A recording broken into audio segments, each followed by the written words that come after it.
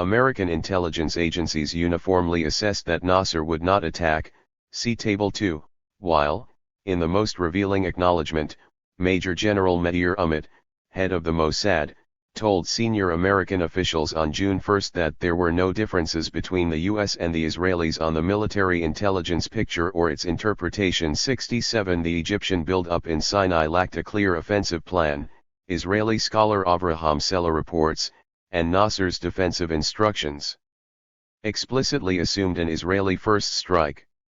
68. Oren does not adduce a scrap of evidence refuting the broad scholarly consensus that Nasser did not intend to attack. Even Menachem Begin, a member of the Israeli cabinet in June 1967, later publicly admitted, the Egyptian army concentrations in the Sinai approaches do not prove that Nasser was really about to attack us. We must be honest with ourselves. We decided to attack him. Oren prudently omits mention of Begin's remarkable testimony. 69. Table 2 U.S. appraisals of Nasser's intentions on eve of 1967 war. May 25. CIA appraisal. In our view, UAR Egyptian military dispositions in Sinai are defensive in character. The steps taken thus far by other Arab armies do not prove that the Arabs intend an all-out attack on Israel. In sum, we believe these are merely gestures which all Arab states feel compelled to make in the interests of the fiction of Arab unity, but have little military utility in a conflict with Israel. May 26. General Earl Wheeler, Chairman, Joint Chiefs of Staff. The UAR's dispositions are defensive and do not look as if they are preparatory to an invasion of Israel. Here was no indication that the Egyptians would attack. If the UAR moved, it would give up its defensive positions in the Sinai for little advantage. May 26. CIA's Board of National Estimates. Clearly Nasser has won the first round. It is possible that Nasser may seek a military showdown with Israel, designed to settle the whole problem once and for all. This seems to us highly unlikely. The most likely course seems to be for Nasser to hold to his present winnings as long as he can, and in as full measure as he can. 70. Oren suggests, citing mostly public statements and tendentious memoirs, that Israel's security was rapidly deteriorating and that, on the eve of its first strike, Arab armies posed an existential threat, his phrase. Thus we read, it is now a question of our national survival, of to be or not to be, and the noose is closing around our necks. Rabin, Eshkol now understood that time was not on Israel's side. The news in the interim was frightful. Egypt's 4th Division had completed its deployment in Sinai. The General Staff determined that every day is a gamble with Israel's survival. Should Egypt attack first, Israel has had it. Avraham Harman, Israel's ambassador to the United States, Israel's one chance for winning this war is in taking the initiative and fighting according to our own designs. God help us though if they hit us first. Dayan, this is Egypt's greatest hour. The combined Arab armies could push Israel back to the UN partition lines, or further, Yaaf, and so forth. 71. Yet, these avowals are flatly contradicted by what intelligence agencies and officials privately conveyed. To judge by these analyses, Israel's security was not at risk, and possibly even improving over time, and it was bound to win a quick and easy victory regardless of which side initiated hostilities. Strangely, Oren cites portions of this confident internal record in the very same sections where he uncritically quotes the panicky pretenses. He notes that U.S. intelligence predicted the IDF would win a war in 2 weeks even if attacked on 3 fronts simultaneously, 1 week if Israel shot first, and that Israeli intelligence agreed entirely with these American forecasts. Echoing the findings of multiple American intelligence agencies, President Lyndon B. Johnson told Israeli representatives at the end of May that our best judgment is that no military attack on Israel is imminent, and if, against all odds, the Arabs do attack, you will whip the hell out of them. See Table 3. Foreign Minister Abba Eban informed U.S. officials just before the attack that Israel believed its forces would win and that the balance of power had not been shifted by deployment of the last few days. The U.S. ambassador to Israel reported back to Washington that the Israelis feel they can finish Nasser off. Labor Minister Yugal Alon expressed to the cabinet total faith in the IDF's ability to beat the Egyptians. Chief of the Central Front Uzi Narkis dismissed the Arab forces as a soap bubble, one pin will burst them, and Divisional Commander Ariel Sharon declared, "The army is ready as never before to repel an Egyptian attack. To wipe out the Egyptian army." Mossad Chief Amit assured Eshkol that if Nasser strikes first, he's finished, and he told U.S. Defense Secretary Robert McNamara that the war would be over in 2 days.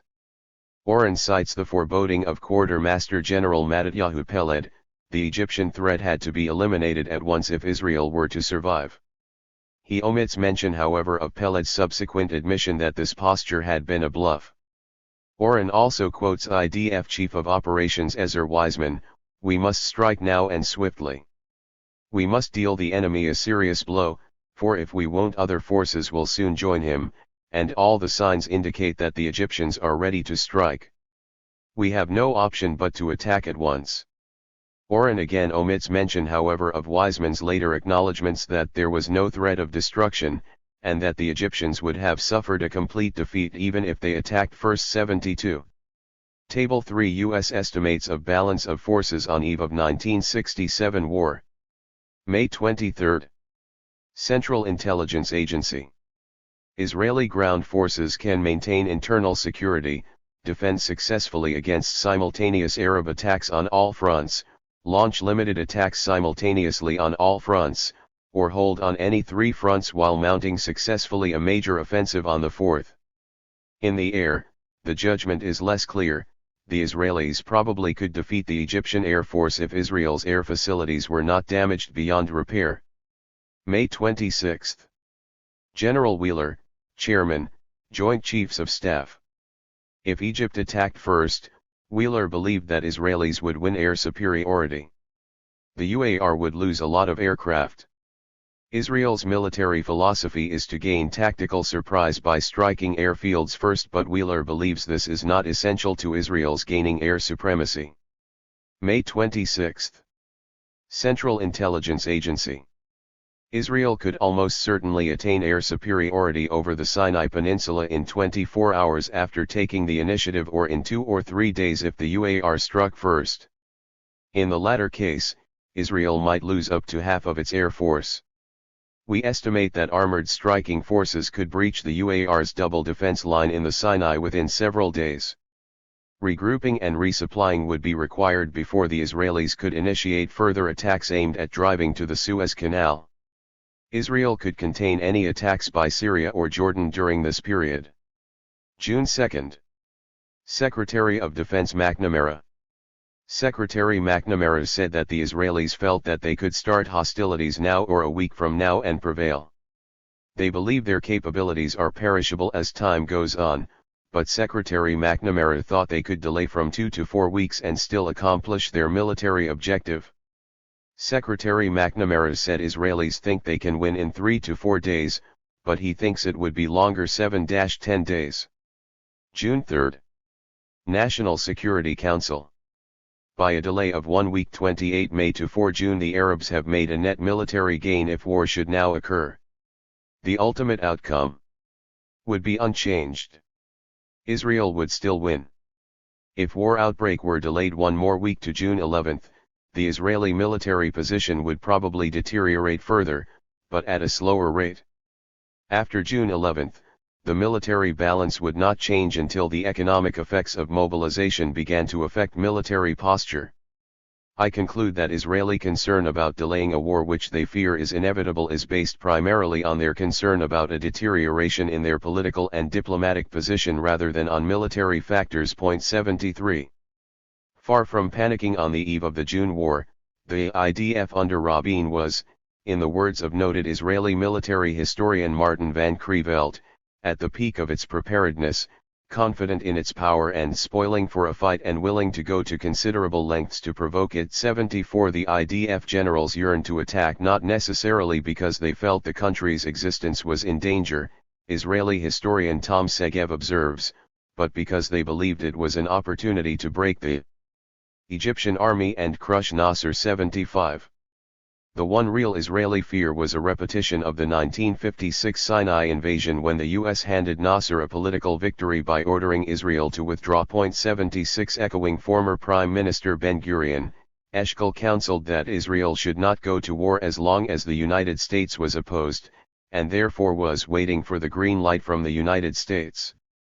Eshkol also believed Israel needed more time to convince the world that Nasser was acting like Hitler. 77 Once U.S. officials de facto gave their blessing to an Israeli first strike at the end of May and early June, and Israel brimming with confidence unleashed its war machine. 78. It is doubtful whether Eshkol believed that Israel's existence was truly in danger and equally doubtful that he was convinced Egypt would attack, Segev concludes. He knew what the army knew, that even if Egypt had attacked, Israel would win. 79. The preponderance of evidence points to the conclusion that Israel did not fear an imminent Arab attack when it launched a first strike. It is accordingly inaccurate to denote Israel's 1967 Blitzkrieg preemptive 80. Even if international law does make provision for preemption, this war was nevertheless illegal. The best case that can be made for Israel is that it launched the first strike on June 5 because it feared that eventually the balance of forces would tip against it or that the casualties it sustained would over time drastically increase. 81 It must be said however that American intelligence estimates which Israel seconded did not anticipate a dramatic deterioration in Israel's military position in the short term, while international law clearly, and with good reason, prohibits preventive war based on unknowable future contingencies. In fact, the primary impetus behind Israel's first strike was to preserve the credibility of its deterrence. 82 The practical import of this seemingly technical notion, which repeatedly cropped up in internal Israeli debates during the build-up to the war 83 was fleshed out by Sharon. He admonished those hesitant to attack that Israel was losing its deterrence capability. Our main weapon the fear of us. 84. The challenge confronting Tel Aviv was that Nasser had dared to defy its prerogative to dictate the rules of the game. Israel rejected any diplomatic settlement short of Nasser's complete capitulation because the Arabs needed a timely reminder that what Israel says goes. Otherwise, the Arab world might no longer automatically acquiesce in Israeli diktat. To respond diplomatically to the crisis, Moz explains, would kill Israel's deterrence, even if diplomacy succeeded in defusing the crisis and returning the status quo ante. 85 But if Israel were to inflict a resounding blow on Nasser, Chief of Staff Rabin predicted, it would transform the entire Middle East, Israel's deterrence capability would be restored, and Arabs would again snap to attention when it issued a command. 86. Oren contends that the sole objective of Tel Aviv in the June war was eliminating the Egyptian threat and destroying Nasser's army. Israeli leaders had not planned or even contemplated, according to him, the conquests of the Sinai Peninsula, Gaza Strip, West Bank, and Golan Heights. In formulations strikingly reminiscent of Benny Morris's account of the origins of the Palestinian refugee problem, born of war, not by design, Oren avows that the Israeli offensives had been determined less by design than by expediency, and by the vagaries and momentum of war, far more than by rational decision-making. In fact, just as Morris's formulations apologetically distorted the dynamics of the 1948 expulsions, so Oren's formulations apologetically distort the dynamics of the 1967 conquests. 87. Many contingencies shaped the particular course of Israel's offensives: Arab resistance, or the lack thereof, international public opinion, UN diplomacy, Soviet threats, and American responses, and so on. There also was neither tactical nor strategic consensus among Israelis on exactly how to proceed with the offensives. For example, despite internal pressures, Dayan temporized on conquering the West Bank and Golan Heights apparently because, attaching top priority to the Egyptian Sinai, he dreaded a multi-front war. 88. In addition, Tel Aviv preferred pretexts, however flimsy and, if need be, fabricated before going on the offensive. On the Egyptian front, it alleged that Nasser's bellicosity justified a first strike. 89 While on the Jordanian and Syrian fronts it pointed to armed hostilities.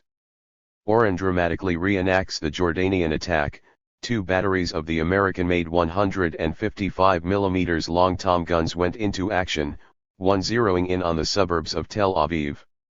The Jordanians gradually escalated the fighting, introducing 3-inch mortars and 106 mm recoilless rifles. Arab Legion howitzers launched the first of 6,000 shells on Jewish Jerusalem. 90 But according to the balance sheet of a respected Israeli military historian, King Hussein of Jordan responded to Israel's first strike against Egypt with 2 symbolic thrusts, and a few artillery shells and air attacks, against Israeli airfields, because he had no choice but to do something, all the while hoping to avoid serious retaliation. And, for all his purple prose depicting a massive Syrian artillery barrage here and a Syrian thrust there, Oren himself seems to concede that Israel desperately sought the right pretext to attack Syria, and that Syrian hostilities were largely symbolic, to ward off the accusation that Syria was willing to fight to the last Egyptian. 91. In fact, Israel intended to launch assaults against Jordan and Syria even if a casus belli were wanting. Let's be honest with ourselves, Rabin declared after Nasser's announcement of a blockade. First we will attack Egypt, then we will also attack Syria and Jordan.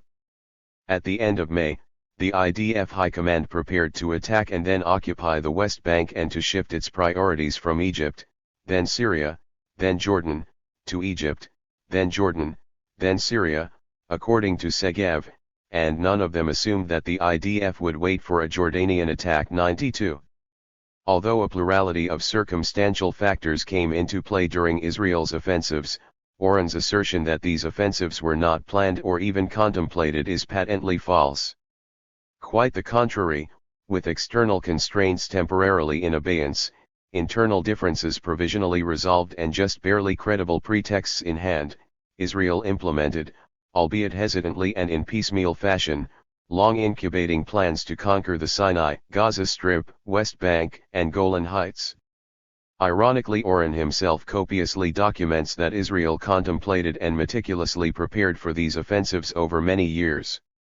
He reports that on the southern front contingency plans had been developed after conquering the Sinai in 1956 for moving tanks over desert wastes that were widely believed insurmountable, that on the eastern front the dream of completing the War of Independence and freeing the land of Israel had guided the military planning of all Israeli commanders, and a drawer full of plans had been developed to knock out Jordanian artillery concentrations on the West Bank and lay siege to East Jerusalem, and that on the northern front an array of contingency plans for dealing with Syria had been developed from a limited assault on the Golan Ridge 2.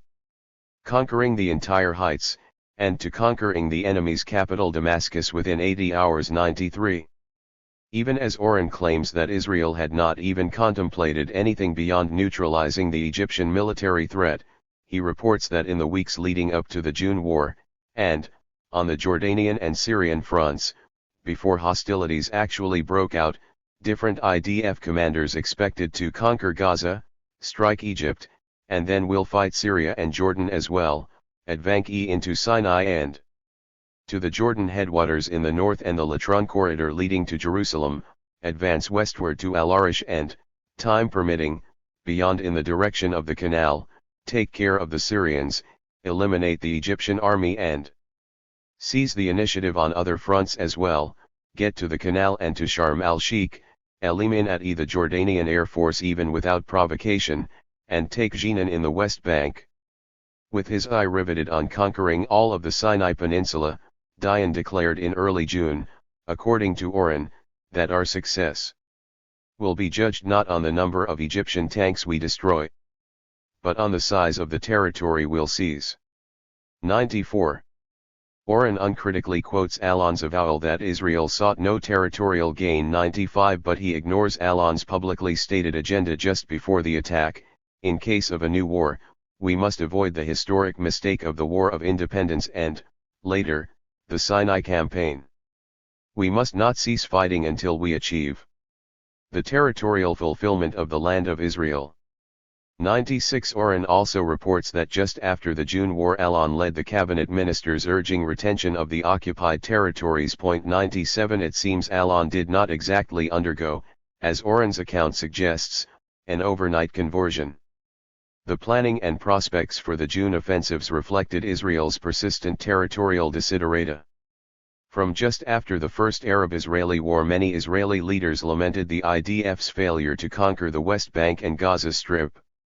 During the 1956 Sinai invasion, they envisaged annexing these territories as well as the Egyptian Sinai. 98 June 1967 was a replay of October 1956, except this time with Washington on board. 99. Oren himself reports that Wiseman was said to have proclaimed Israel's right to Hebron and Nablus and all of Jerusalem, that Narkis regretted Israel's inability to seize the West Bank and Jerusalem in 1948 and conceived the June War as an opportunity to rectify Israel's failure in 1948, a miraculous second chance, declaring at a post-war briefing that Central Command fulfilled its natural aspirations and established Israel's borders on the Jordan, that shortly before the outbreak of hostilities Rabin exhorted troops on the Jordanian front to complete what we were unable to finish in 1948, and many officers shared that sentiment, and that already on the third day of the war Israel envisaged retaining the West Bank, Gaza, and the Sinai. 100. Oren uncritically quotes Eshkol's assertion, "Of course, we don't want a centimeter of Syrian territory." But he himself repeatedly acknowledges that Eshkol went a little crazy coveting the headwaters of the Jordan River in the Golan 101, while Moshe Dayan, in a post-war interview not quoted by Oren, stated with absolute certainty that the primary motive behind Israel's seizure of the Golan was not Syrian shelling but good land for agriculture. Lust for that ground. 102. Segev confirms that Israel's conquests hardly came as an unanticipated surprise. He reports that well before the June 1967 war Eshkol contemplated a possible expansion of Israel's borders, that Rabin, then IDF Deputy Chief of Staff, recommended to Eshkol that if the opportunity arose the ideal boundaries of Israel would follow the Jordan River, the Suez Canal, and the Litani River in the north, that a few of the generals who believed that Israel should expand its borders discussed taking over the West Bank, and the idea that the IDF might actively seek to expand Israel's borders came up repeatedly, and that much admired labor movement leader Yitzhak Tabenkin avowed, "Anywhere war will allow, we shall go to restore the whole of the country's integrity," which was also the approximate position of Menachem Begin, leader of Herut. The compromise position of the IDF a few months before the June War, according to Segev, was that it accepts the current situation, but would welcome an opportunity to change the status quo to create a new and more comfortable one, while by early May the IDF General Staff had resolved, and planned accordingly, that the impending war would be unlike the first, with all its flaws, including the failure to occupy the West Bank and the Old City. 103. According to Oren, Israel's territorial conquests during the June War came about largely through chance, they just happened. 104. To judge by the historical record, however, they were just waiting to happen. In his introduction to 6 Days of War, Oren states that the objective of his book was to reconstruct the June 1967 war so that it would never be seen the same way again. In fact, he merely repeats the same old, tired Israeli apologetics. To be sure, because he pretends to be a serious historian, Oren could not entirely omit what the available documentary record and academic research now show. His book consequently often reads as if Oren wrote it in a schizophrenic state, denying in the second breath what he reluctantly conceded in the first. It would appear that the real purpose of Oren's book is to reclaim the world of Israeli heroism and innocence that inspired American Jewry after the June War. The imagery of an embattled Israel launching a preemptive strike when the only options were, in Abba Eban's emotive phrase at the United Nations, to live or perish, has also served as the bedrock historical rationale for its occupation of Palestinian land and diplomatic intransigence. Famed moral philosopher Michael Walzer listed Israel's preemptive strike as one of a handful of unambiguous cases of self-defense in the 20th century, one about which we can, I think, have no doubts, while Harvard law professor Alan Dershowitz cast the June 1967 war as the paradigm of legitimate preemption. 105. But the Manichean world to which Israel's apologists beckon is now lost and gone forever. The new generations of American Jews might not be familiar with every arcane historical detail on, say, the June 1967 war, but in college, at public forums, on the internet and in learned periodicals many have discovered that not only might shades of gray predominate over black and white, but that often what their parents' generation believed was black and white turns out to be white and black. Those of us who grew up cheering the cowboys and jeering the Indians in the movies also experienced such an epiphany in the 1960s when a new generation of historians turned our world upside down, or right side up. 8. A conspiracy so immense. A central premise of this book is that current academic scholarship on the Israel-Palestine conflict has achieved impressive levels of objectivity, that this historical record is better known, and that consequently more and more people are able to see through the propaganda from which Israel has benefited for so long. The battle, however, is far from over. Full-fledged pro-Israel frauds masquerading as scholarship still get published by distinguished university presses and still gain praise in the academy. But these hoaxes also provide backhanded validation of the argument in this book. The foundations of the official Zionist narrative have been so completely shattered that attempts to restore Israel's pristine image must rely on preposterous inferences and speculations. A prime example is the recent book Foxbats over Dimona, The Soviets' Nuclear Gamble in the Six-Day War by Isabella Ginner and Gideon Reme. 1 Although both authors hail from Israel, the book was largely an American phenomenon. Yale University Press published it, and the praise it garnered came largely from American experts. It bespeaks the persistent aberrations of American intellectual culture when it comes to the Israel-Palestine conflict. Ginner and Reme conjure a highly provocative theory. The June 1967 war marked, according to them, the climax of a manifold Soviet conspiracy to destroy Israel's nuclear weapons program. 2 Additionally, they allege that not only the Soviets but also the Arabs, Americans, and Israelis have participated in a cover-up of this conspiracy for the past 40 years, until their own laborious sleuthing unearthed nuggets of information and connected the dots. The core argument of Foxbats is fairly straightforward. Beginning in the early 1960s, the Soviet Union began to panic that Israel was on the verge of producing nuclear weapons at its Dimona reactor.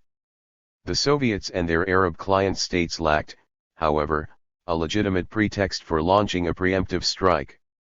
In search of a credible alibi, the Soviets plotted with Arab leaders to lure Israel into attacking first and then planned to destroy the Dimona reactor in a counterattack, which the US would acquiesce in because Israel was the aggressor. This minutely orchestrated conspiracy worked perfectly until the climactic moment of June 5, 1967, when the unanticipated destructiveness of Israel's first strike eliminated the possibility of an effective reprisal. It was, in the author's phrase, an inept conspiracy for. It would be hard to exaggerate the magnitude of their alleged revelations. It is not just that no evidence of such a conspiracy has surfaced in the vast documentary record on the June 1967 war and that it has eluded the attention of scores of trained scholars who have pored over this record. What is yet more remarkable, not one of the co-conspirators in this multitudinously ramified Soviet plot has yet stepped forward to bear witness to it. After the June War, the Egyptian leadership fell out in mutual recriminations over culpability for the military debacle, but no one pinned blame on a Soviet plot.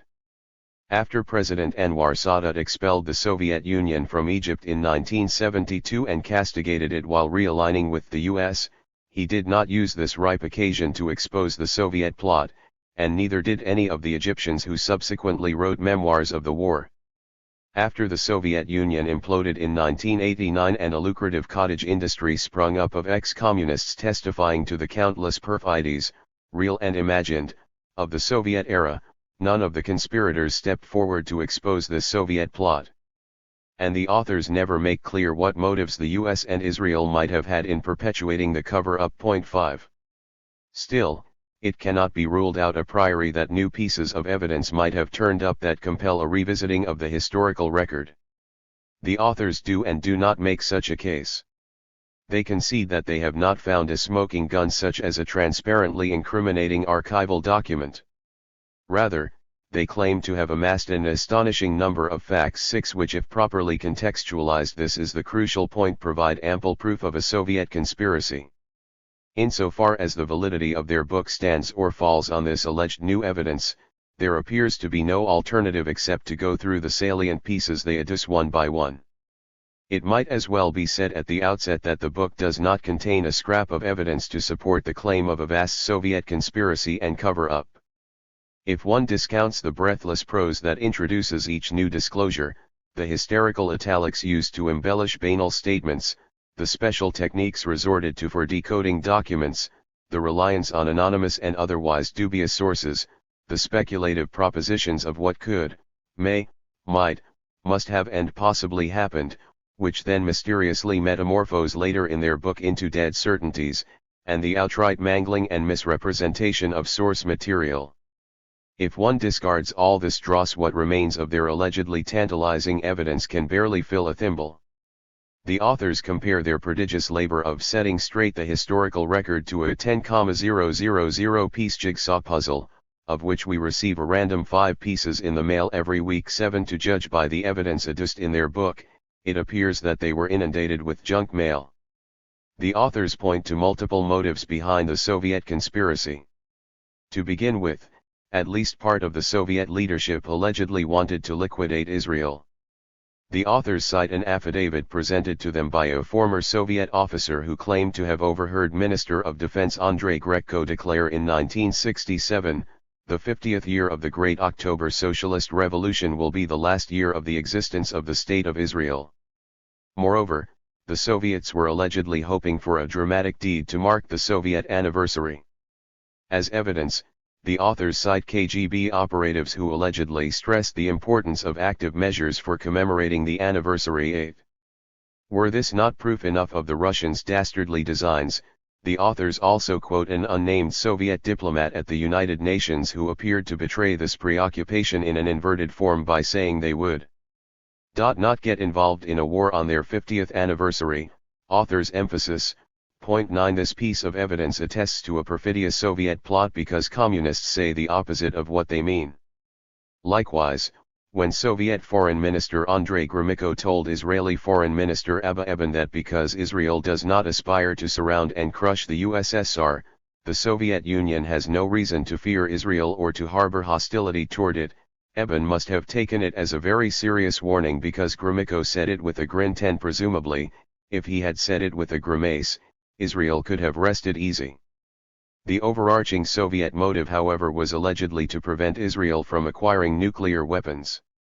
It is not a matter of dispute that from the early 1960s Israel's nuclear program had alarmed the Kremlin, as well as Arab capitals and even Washington. The only pertinent evidence would have to show that this dread impelled the Soviets to plot an attack on Israel. The authors do indeed purport to have discovered a sensational document that utterly surprised them in a recently published official collection of Soviet diplomatic papers. 11 They quote this incriminating portion of it. Memorandum of the Department for Middle Eastern Countries of the Ministry of Foreign Affairs of the USSR on Israel's intent to possess atomic weapons. February 23, 1966. Top secret. On December 13, 1965, one of the leaders of the Israel Communist Party, Comrade Sna, informed the Soviet ambassador in Tel Aviv about his conversation, December 9, 1965, with the advisor to the Prime Minister of Israel, Gary Al, in which the latter declared Israel's intention to produce its own atomic bomb. 12. The authors surmise, on scant evidence, but it hardly matters, that Gary Al must have been head of Israeli intelligence Isser Harel, and they then proceed to assert that the magnitude, motives, and consequences of Harel's disclosures appear to be of historic proportions. It is hard, however, to make out why. It is purported that because Gary Al said that Israel was developing an atomic bomb and intended to arm itself with such a weapon, the main news for Moscow must have been not the Israeli intent but the fact that it had not yet been realized, and that a window of opportunity still existed to prevent its fruition. Authors' emphases. But it would only have been news for Moscow if Israel's intention had in fact been realized and the window had been closed. The intention itself was already common knowledge. Moscow seems hardly to have imputed enormous significance, as the authors claim, to the news, for their official reaction quoted later in the book was Soviet-era boilerplate. Tell Comradesna that in Moscow there is full confidence that Israel's communists and other progressive forces, who correctly assess the gravity of certain Israeli circles' extremist policy, will in case of need be capable of recruiting broad masses in the country against such a policy. 13. The authors repeatedly stress that Soviet spies had infiltrated Israel's nuclear program and that, between them and Soviet spy satellites, the Kremlin was privy to the actual nature of Israel's textile plant at Dimona and had excellent intelligence on Israel's nuclear progress. 14. What then could be the historic import of Gariel's declaration? Sna was a high-profile Israeli communist and, according to the authors, at the time was suspected by Israelis of being a Soviet spy. Why then would the Soviets attach any special significance to what Israel's chief spy would openly declare to a suspected Soviet spy? The authors indirectly answer this question by speculating that Harel might also have been a Soviet spy. 15. They do not speculate on whether Harel might have assassinated JFK. Seemingly aware that their sensational document reporting the disclosures of Gariel and the Soviet reaction to it barely rise to the banal, the authors try a different tack. The fact that it says nothing is immaterial, they explain, because it could not have been otherwise. It would be precisely the most important, forceful, and potentially fateful operational decisions that would not be recorded in a Soviet document. So, whether and how the USSR's leadership decided to respond, politically or militarily, to Harel's disclosure cannot be expected to appear in any document, certainly none that is likely to be released anytime soon. Author's emphasis, point 16 on this premise. The wonder is why the authors did not just cite blank sheets of paper. A turning point in the Soviet plot allegedly took place in December 1966 at a Central Committee plenary meeting, although remarkably the published version of this conclave's resolutions made no explicit reference at all to the Middle East. The absence of any evidence poses no evidentiary challenge for the authors because it was an omission that more probably reflects secret decisions than an actual disregard of this high-priority issue in the deliberations. 17. Mercifully they do not put secret decisions in italics. The plenum's allegedly covered resolutions were then allegedly confirmed a few months later when Soviet party boss Leonid Brezhnev notified Polish party boss Władysław Gomulka that a decisive blow was about to be dealt to U.S. interests in the Middle East, even at the cost of sacrificing Egyptian President Gamal Abdel Nasser. At any rate, this is what Gomulka's interpreter claimed he recalled hearing after his defection to the West several years later. When he also understood in retrospect that in June 1967 Nasser was tempted by the Soviets. Although the authors do not mention it, according to this interpreter's memoir, Brezhnev shouted his revelations about Nasser during a break at the opera and obviously had difficulty finishing his sentence in a logical manner. Even though he was already slightly drunk, he downed several more cognacs. It would appear that many of the disclosures in Foxbats come from Russians in a hyper-inebriated state. 18. It is alleged that the Kremlin orchestrated each step in the build-up to the June 1967 war. In February 1966 a radical faction seized power in Syria. Although there is as yet no direct evidence of a connection between this coup and the Soviet conspiracy, the authors surmise that the parallel timing indicates that they were at least simultaneously undertaken as facets of the USSR's same overall strategy.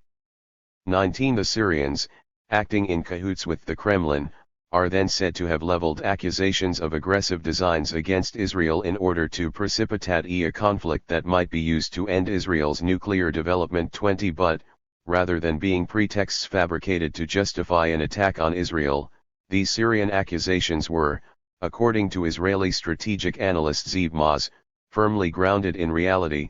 Israel's policy had an important impact on the process that led to the Six-Day War. Israeli misconduct during border conflict with Syria was to a large extent responsible for the process of escalation that evolved into the May-June 1967 crisis. 21. In November 1966 Egypt and Syria signed a defense pact allegedly at the Soviets' behest. 22. Then, Jordan fell into line after Israel was apparently duped. Exactly how it is not made clear, into launching a bloody retaliatory raid against a Jordanian village, and, as a result, King Hussein was constrained to go along with the Egyptian-Syrian Line 23. In April 1967, a border incident between Syrians and Israelis escalated into a major aerial battle during which 6 Syrian MiGs were downed and Israeli planes circled over Damascus. The authors credit the theory that it was initiated by the Soviets 24, but, according to Moshe Dayan, this sort of border incident that climaxed in the dogfight was routinely instigated by Israel. 25. After a succession of ominous developments, it was widely anticipated in May 1967 that Israel was going to attack Syria. The Kremlin then privately relayed to high-level Egyptian officials information it had obtained auguring an imminent attack.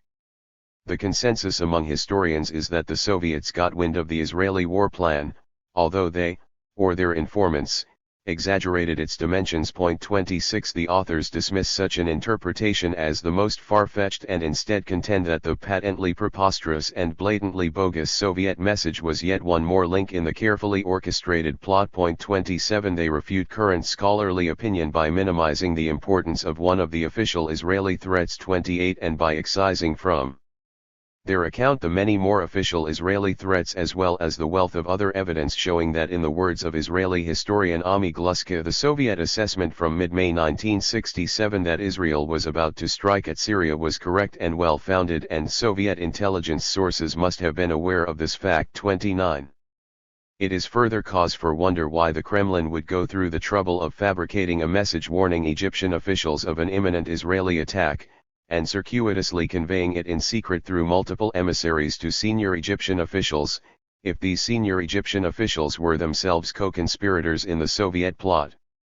The authors speculate that the actual target of the disinformation campaign was lower echelons in both Moscow and Cairo, who had not been privy to the plan, as well as for external propaganda purposes. 30. But if factotums and outsiders were wholly insulated from the complex and convoluted conveyance of privileged information, it is unclear how they could have been duped by it. The authors also purport to have unearthed new evidence that the Soviet message to Egypt triggered the plot's implementation. 31. It is a post-war speech by Brezhnev to the Soviet Central Committee, copies of which were found in the East German and Polish party archives. The crucial passage quoted by the authors reads in full. In mid-May, and to this I want to draw your attention, reports reached us that Israel was intending to land a military blow on Syria and other Arab states. The Politburo resolved to bring this information to the attention of the governments of the UAR and Syria. Author's emphasis. Homing in on the italicized words, the authors declare, seldom does such significance hinge on a single phrase in any document.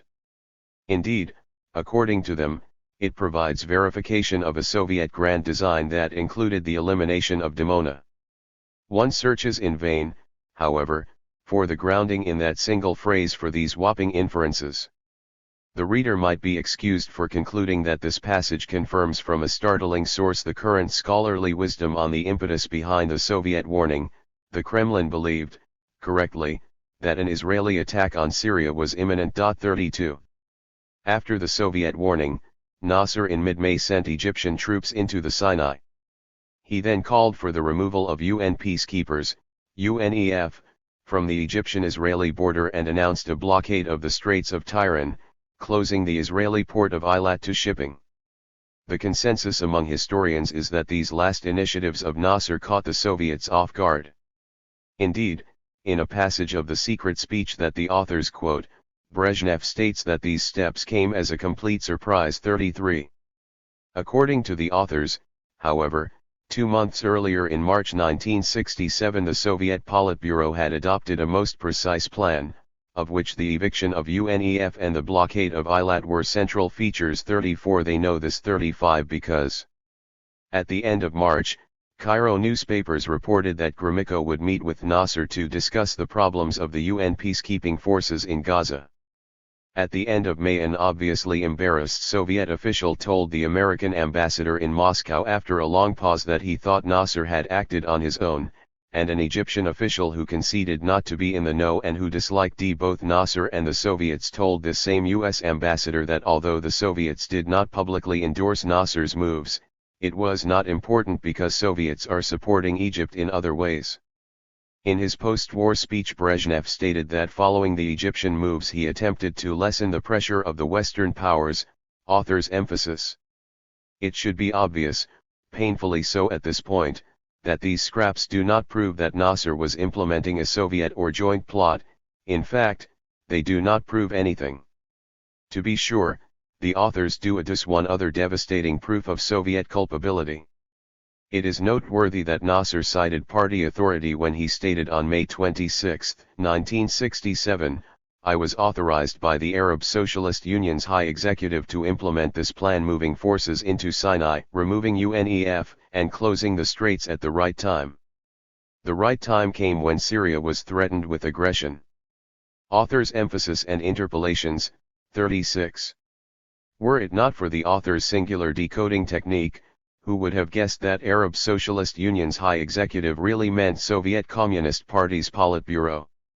The conventional narrative, according to the authors, is that at the end of May the USSR's policy was aimed at de-escalating the crisis. 37 But this mistake also springs from the inability of the untutored eye to read Soviet documents.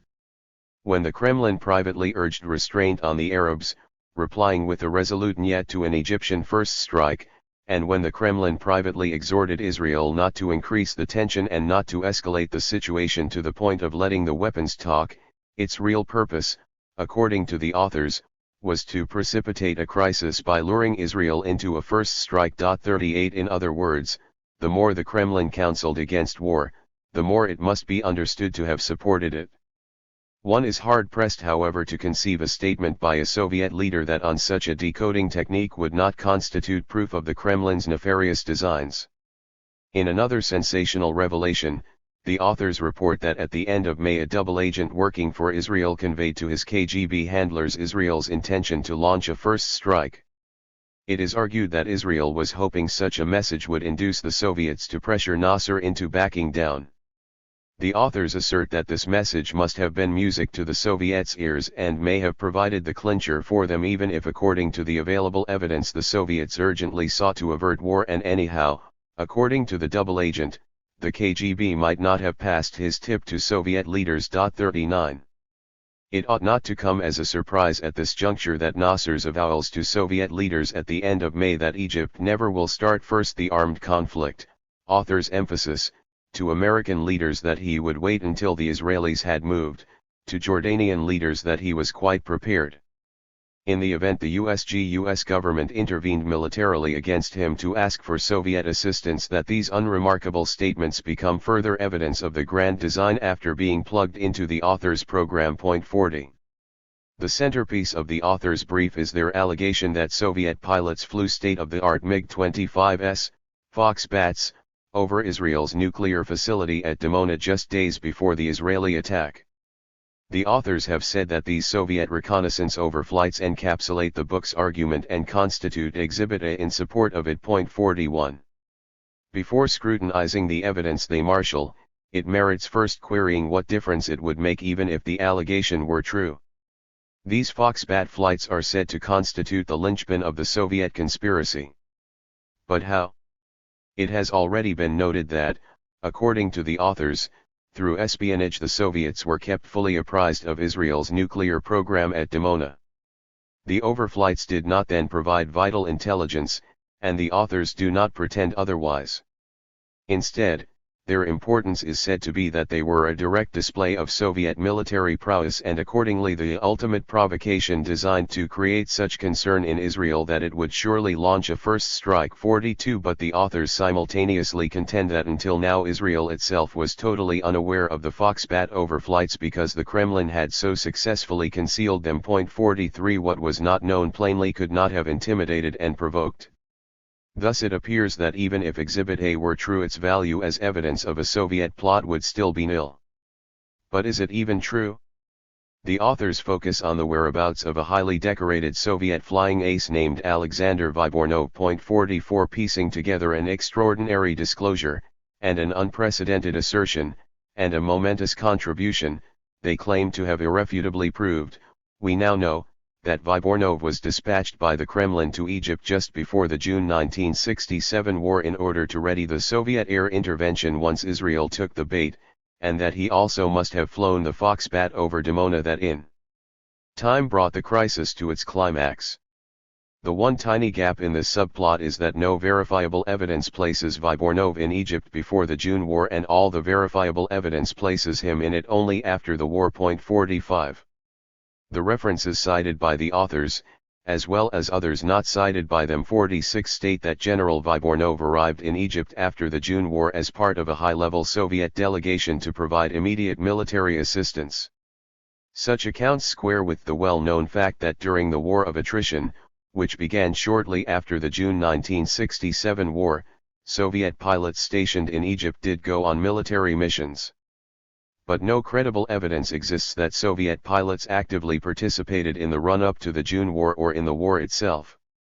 The authors speculate on this point with many ifs and may-haves, but provide no evidence except rumors, and this fascinating bit of hearsay: an American seaman told the authors that he was told by his Russian co-worker that he, the co-worker, was told by one of his Russian military buddies that after many glasses of refreshment his, the military buddy's, Air Force friend admitted flying Egyptian planes during the Six-Day War.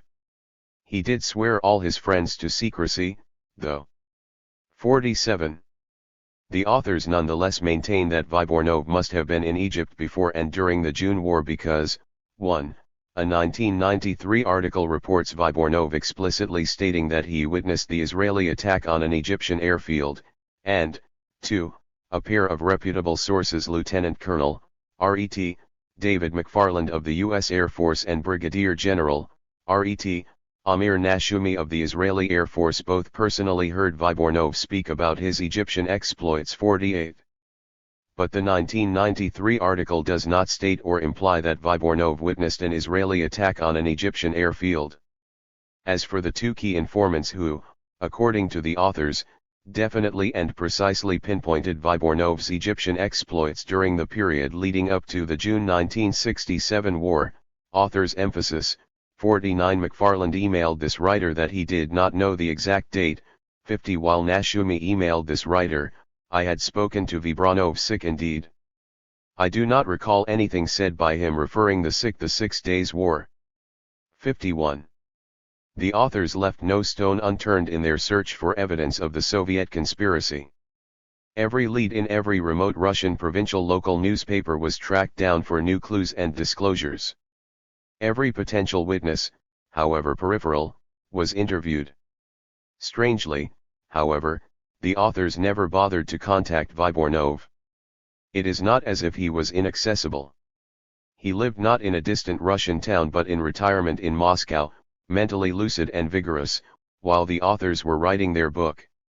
On March 7, 2008, at this writer's request, a Russian translator put several questions to Vybornov, which he answered after first consulting his notes from the period in question. Here's what Exhibit A of Exhibit A had to say. Did Soviet leaders send you on a mission to Egypt before the June 1967 war? No.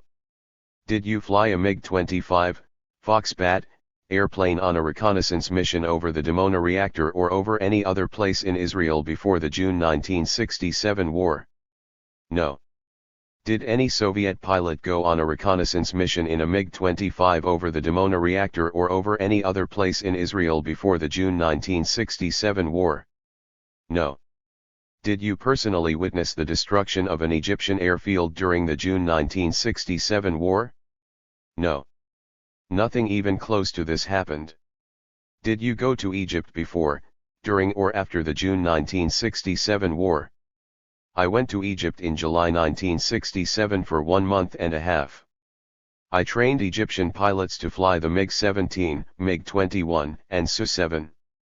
The authors state that because the Middle Eastern mission was not his main claim to fame, Vybornov would have little motive to fabricate its incidental mention in his resume 52. Their contentions that before the June 1967 war Vybornov went to Egypt in order to prepare an air assault on Israel and that he flew a Foxbat over Dimona must in light of his categorical denials and their own reasoning be false. 53.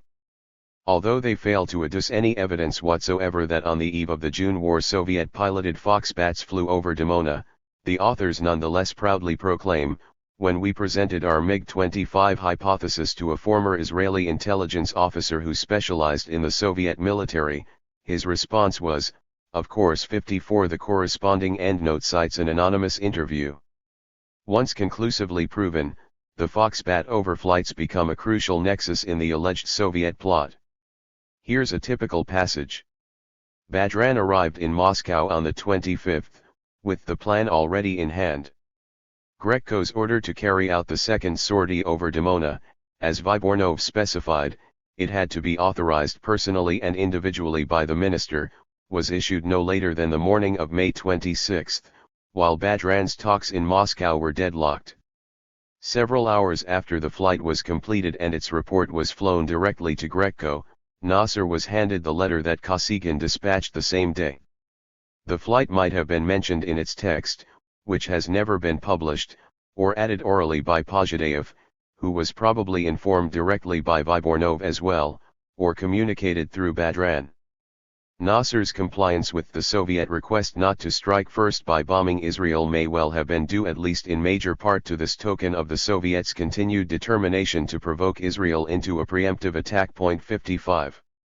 The cast of characters and particulars of place and time are of less account than the wondrous new speculations, might have, probably, may well have, that are conjured up on the basis of the flight itself, a speculation lacking a particle of proof yet confidently asserted with the definite article.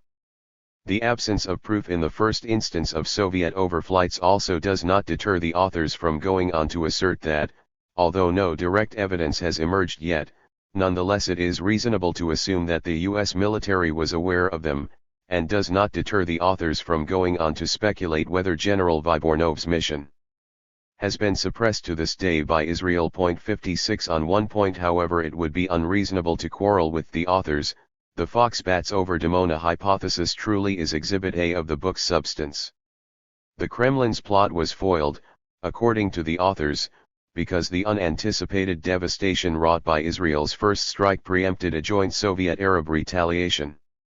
In yet another bombshell, it is alleged that a Soviet mole in Israel with access to information at cabinet level had obtained the precise date of Israel's attack. 57. It might be wondered why the Kremlin did not alert its Arab co-conspirators that Israel was poised to deliver a crippling blow and achieve a swift victory, thereby foiling their plot. The authors just barely take notice of this elementary question, while their response once again strains gullibility. At the very last moment the Kremlin botched its finely calibrated plot, failing to take the obvious step of warning Nasser, because of bureaucratic syndromes that have bedeviled not only the Soviet system. 58. The authors also allege that the Kremlin's planning for the retaliatory strike included a massive naval invasion of Haifa, 59 strategic bomber attacks and even a nuclear blast. 60. Although and alas whether Soviet leaders set the goal of eradicating Israel remains unanswerable probably forever. 61.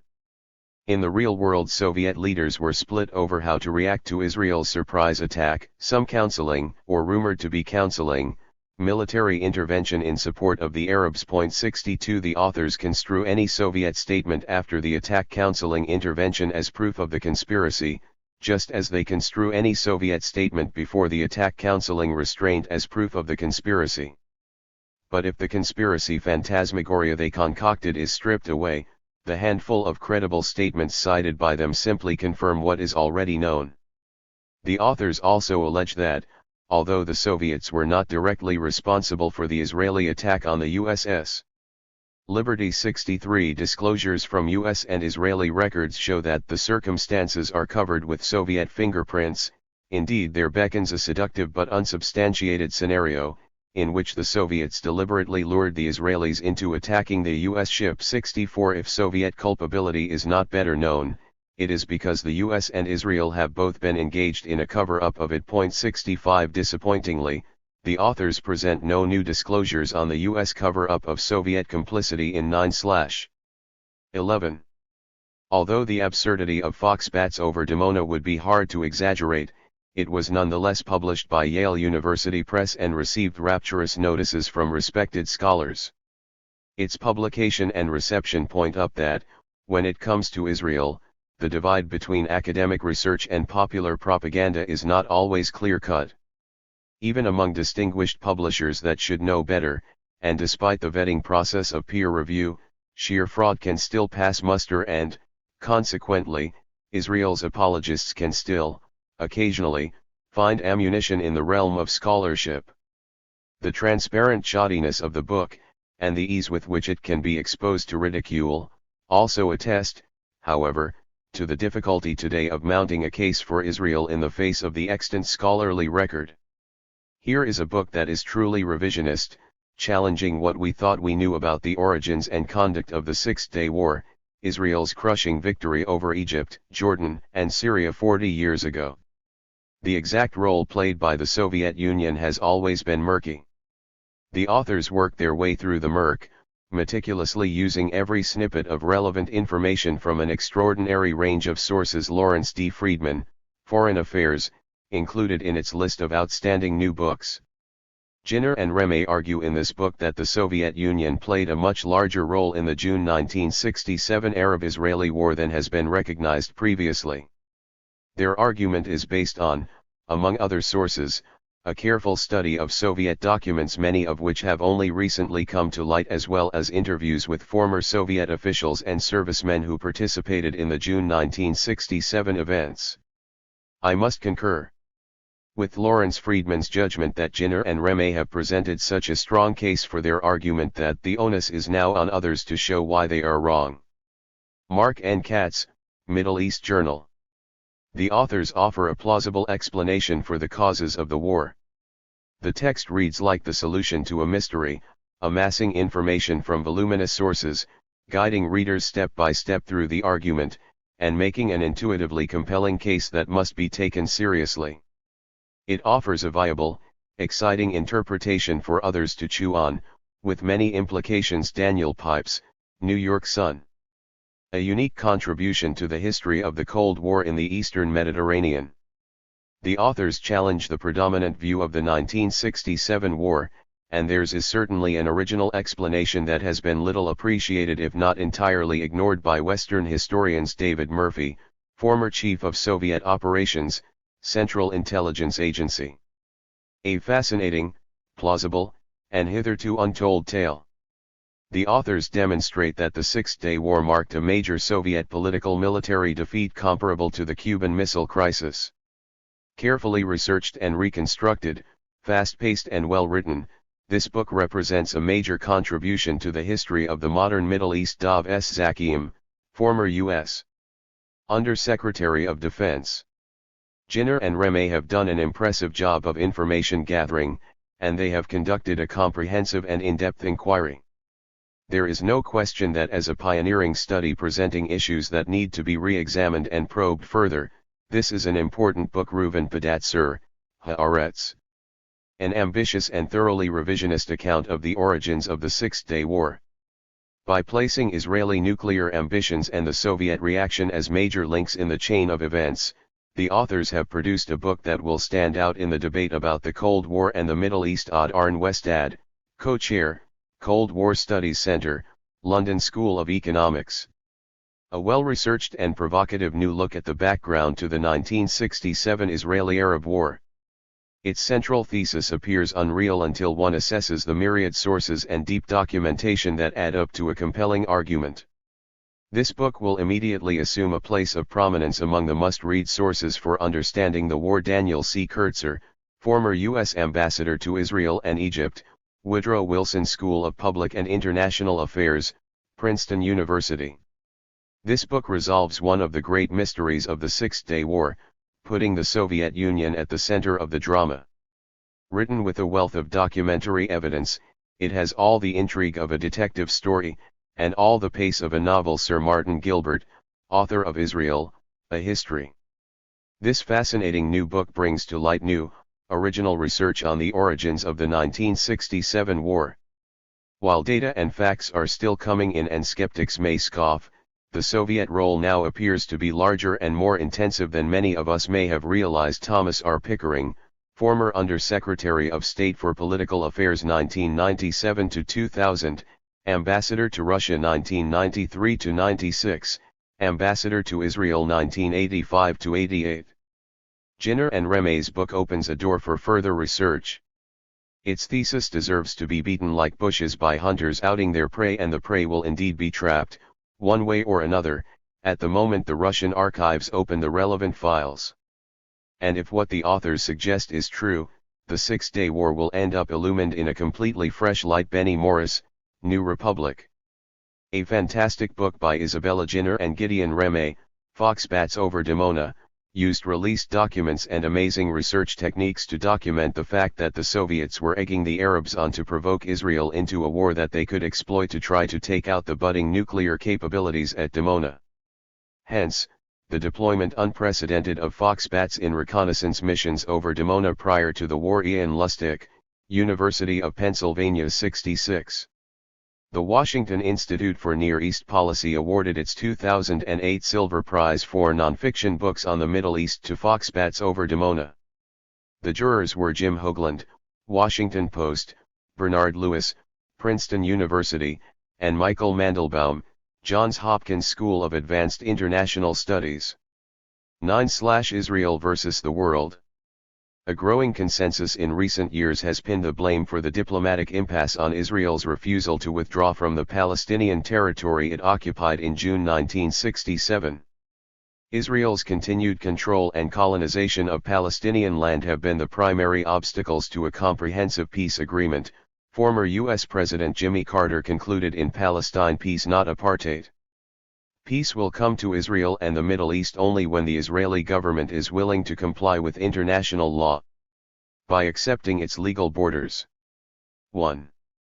Yet, not too long ago, statements such as Carter's, putting the onus for the conflict's persistence on Israel because of its defiance of international law, would have evoked bewilderment and indignation.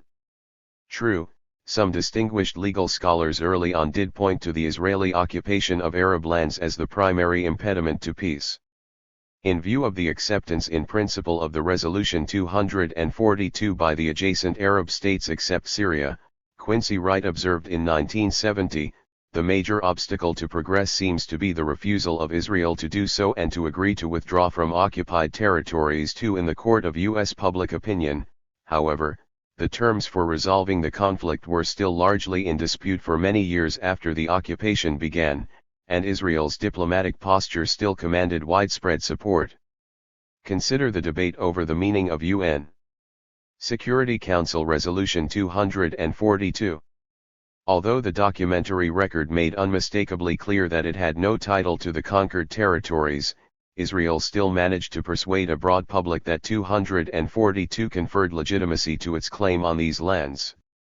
Thus, in his widely cited publications defending the Israeli occupation, influential legal authority Julius Stone argued that the preambular paragraph of 242 emphasizing the inadmissibility of the acquisition of territory by war had been distorted by Israel's enemies, for it did not require a full Israeli withdrawal, according to him, because the West Bank and Gaza had been acquired in a defensive war.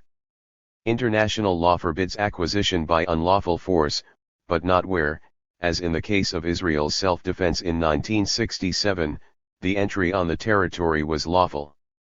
It does not forbid, in particular, when the force is used to stop an aggressor, for the effect of such prohibition would be to guarantee to all potential aggressors that, even if their aggression failed, all territory lost in the attempt would be automatically returned to them.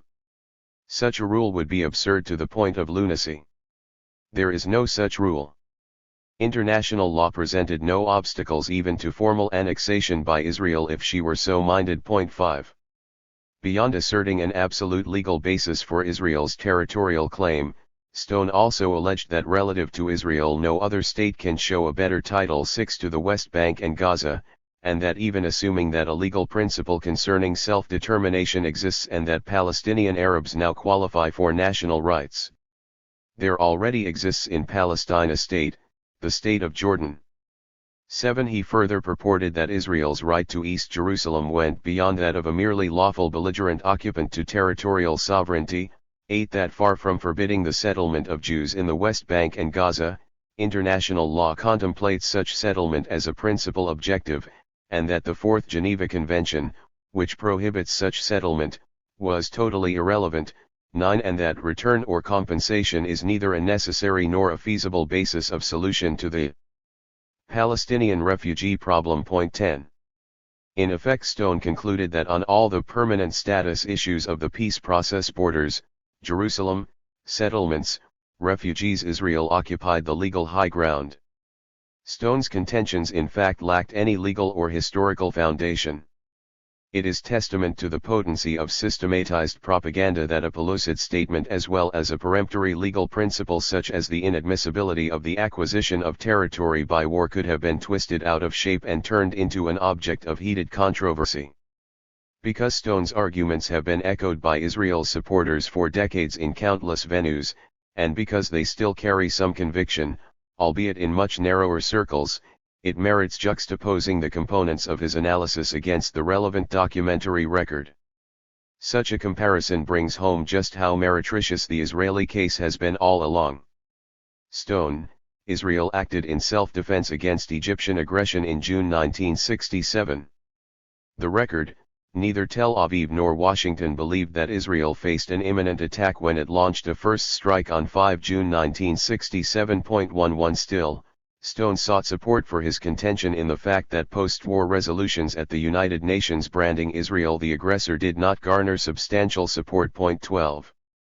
It is true that at the UN General Assembly Fifth Emergency Special Session after the June War 13, the operative paragraph of a Soviet-sponsored resolution that vigorously condemns Israel's aggressive activities and the continuing occupation by Israel of part of the territory of the United Arab Republic, Syria, and Jordan, which constitutes an act of recognized aggression, garnered only 36 votes in favor and fully 57 votes against, with 23 abstentions. 14. However, it would appear to be at least as telling that the General Assembly never even contemplated, let alone put to a vote, a resolution branding Egypt, or the Arab states, the aggressor in the June War.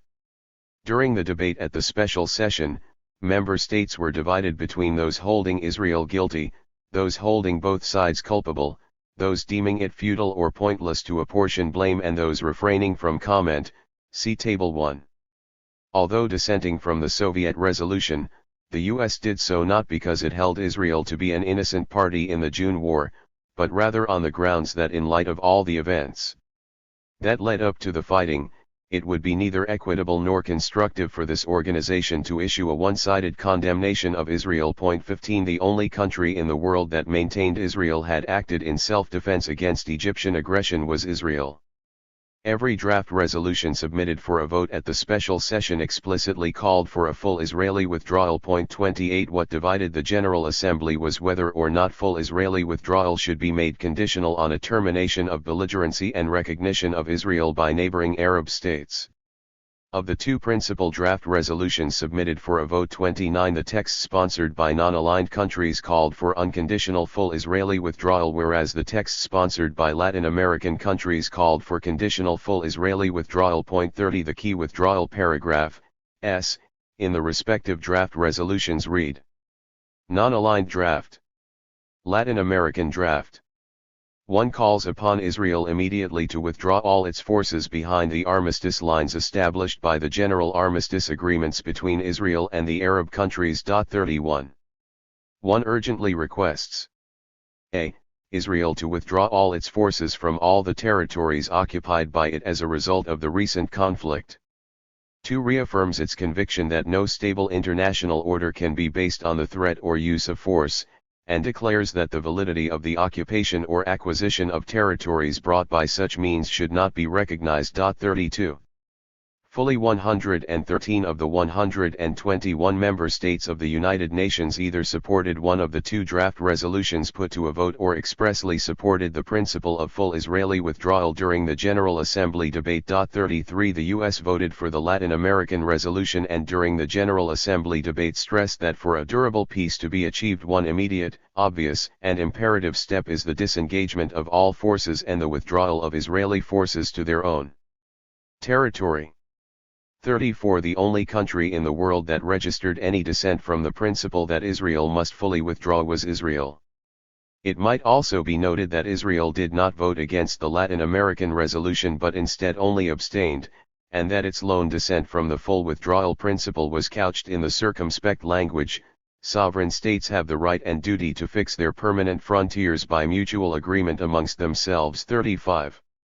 In his statement to the Security Council in late November 1967, Britain's UN ambassador Lord Carrington clarified the import of his draft resolution, which was subsequently adopted unanimously as Security Council Resolution 242.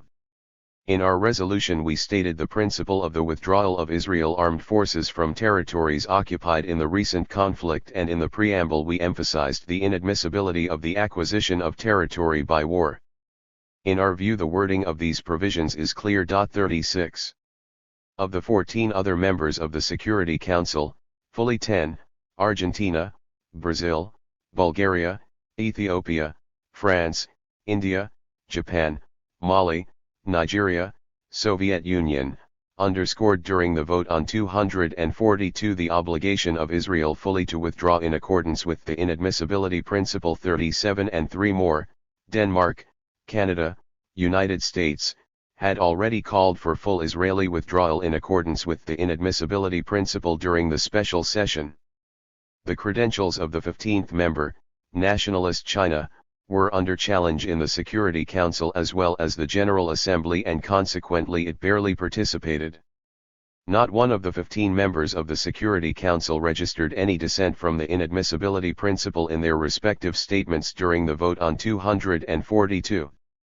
Were it not for the inadmissibility clause, Lord Carrington would later recall, there could have been no unanimous vote for 242 in the Security Council. 38.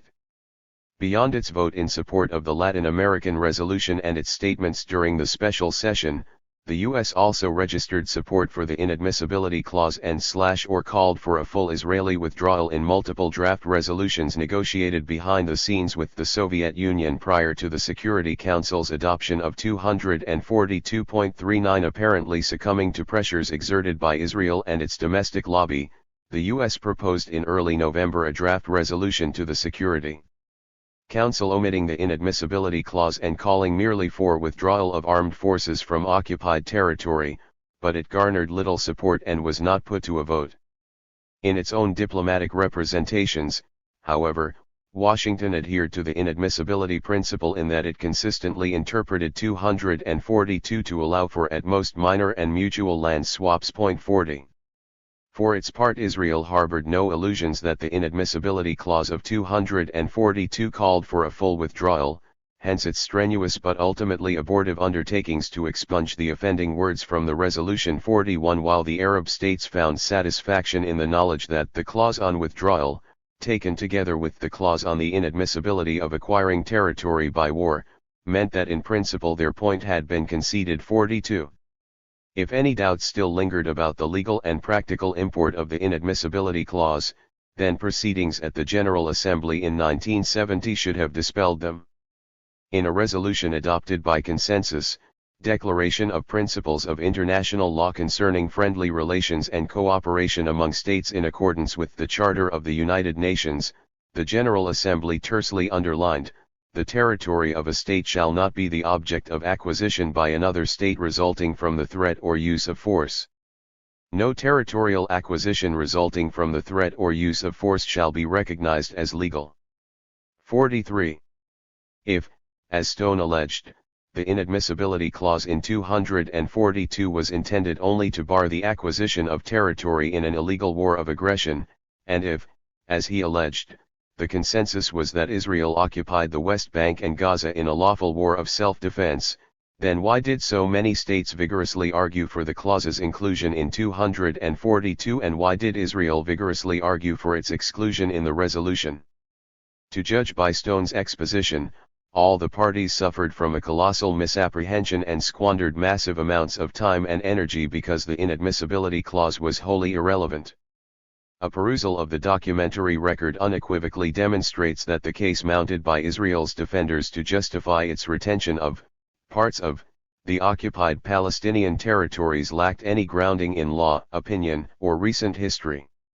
When Jimmy Carter put the onus on Israel for the diplomatic impasse because of its defiance of international law, he could easily have cited a wealth of evidence to support him. Still, the sorts of arguments made by Stone used to carry a lot of weight among the broad American public and particularly in liberal circles. But in recent years the fundamental legal political questions bearing on the Israel-Palestine conflict have been definitively settled, and on each of them the position upheld by Israel has been resoundingly repudiated. Whereas Israel's arguments once persuaded, they now fall flat because the consensus has hardened and concomitantly Israel's defiance of it has grown starker. Although popular propagandistic literature maintains the pretense that the fundamental permanent status issues are controversial, the scholarly and documentary sources make plain that they are anything but. The UN General Assembly votes every year on the resolution peaceful settlement of the question of Palestine. The resolution uniformly includes these tenets: affirming the principle of the inadmissibility of the acquisition of territory by war, affirming also the illegality of the Israeli settlements in the territory occupied since 1967 and of Israeli actions aimed at changing the status of Jerusalem, stresses the need for a. the realization of the inalienable rights of the Palestinian people, primarily the right to self-determination, b. the withdrawal of Israel from the Palestinian territory occupied since 196,744. Also stresses the need for resolving the problem of the Palestine refugees in conformity with its Resolution 194, 3, of 11 December 1948.45. The vote on this resolution during the past 14 years is recorded in Table 3. The weight of this broad General Assembly Consensus 46 repudiating Israel's diplomatic posture was enhanced by the landmark 2004 International Court of Justice, ICJ, advisory opinion on the legality of the wall Israel has been constructing in the West Bank. 47 in its statement of the rules and principles of international law which are relevant in assessing the legality of the measures taken by Israel, the ICJ inventoried these. No territorial acquisition resulting from the threat or use of force shall be recognized as legal. 48. The policy and practices of Israel in establishing settlements in the Palestinian and other Arab territories occupied since 1967 have no legal validity. 49. In its complementary deliberations on whether the construction of the wall has violated those rules and principles, the ICJ found that both the General Assembly and the Security Council have referred, with regard to Palestine, to the customary rule of the inadmissibility of the acquisition of territory by war. It is on this same basis that the Council has several times condemned the measures taken by Israel to change the status of Jerusalem. As regards the principle of the right of peoples to self-determination, the existence of a Palestinian people is no longer in issue. Its rights include the right to self-determination. Israel has conducted a policy and developed practices involving the establishment of settlements in the occupied Palestinian territory. The court concludes that the Israeli settlements in the occupied Palestinian territory, including East Jerusalem, have been established in breach of international law. 50. It warrants noting that not one of the 15 judges sitting on the ICJ registered dissent from these basic principles and findings.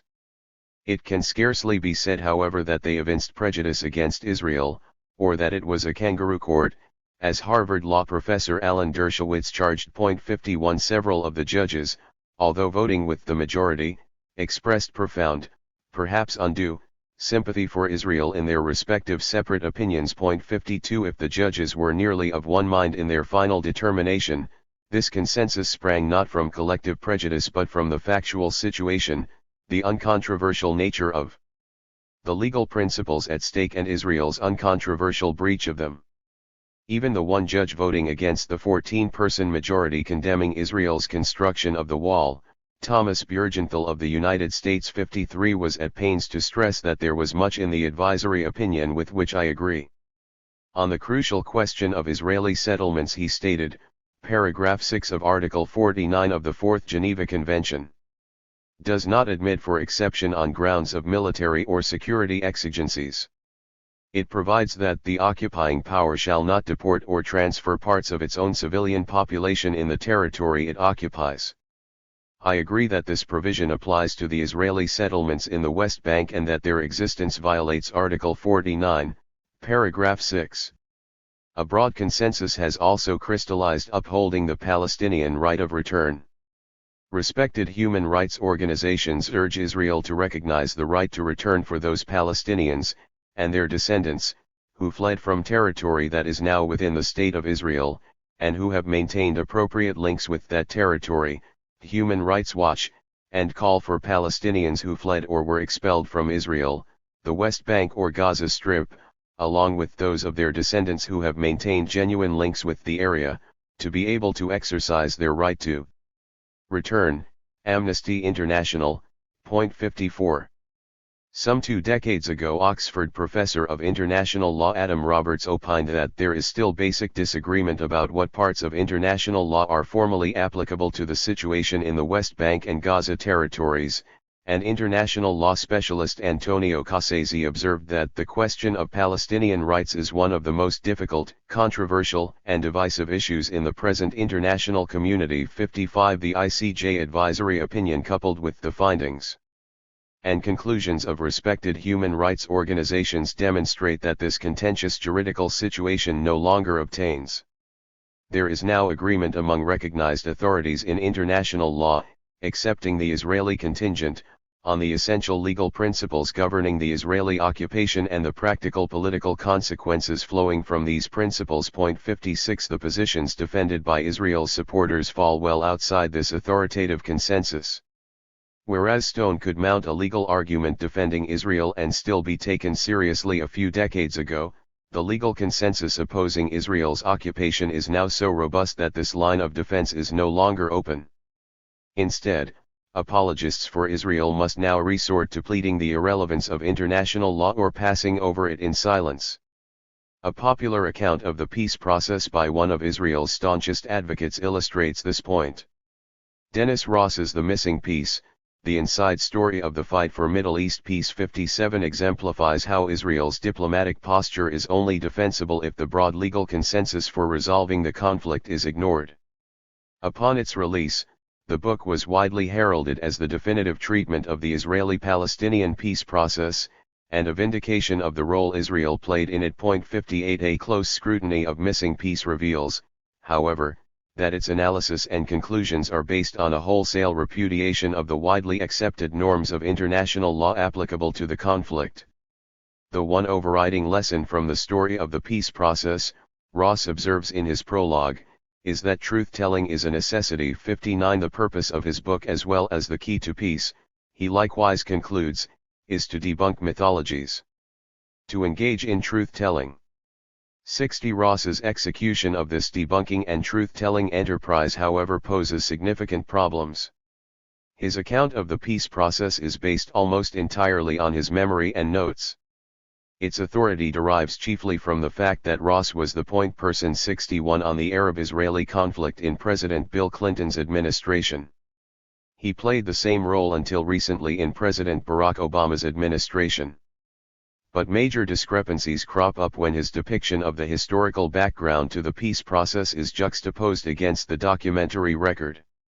If Ross's history turns out to be a pro-Israel apologia where it can be cross-checked, one cannot help but wonder whether his eyewitness account of the negotiations is not also skewed.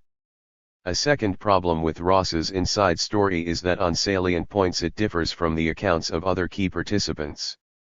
Rather than retread the ground covered by that testimony 62, the focus here will be on the premises grounding Ross's description of what happened and why, and the distortions that spring from them. Those premises show that Ross subordinates the normative framework of rights, i.e., what each side is entitled to under international law to the arbitrary and capricious framework of needs.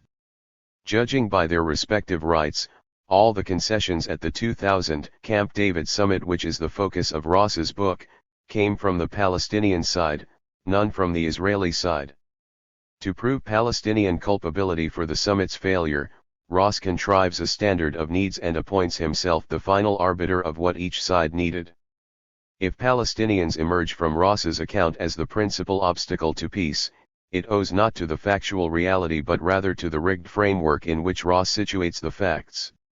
It should of course be borne in mind throughout that Ross merely articulates the consistent positions and biases of successive U.S. administrations. The problems with his book are institutional, not personal.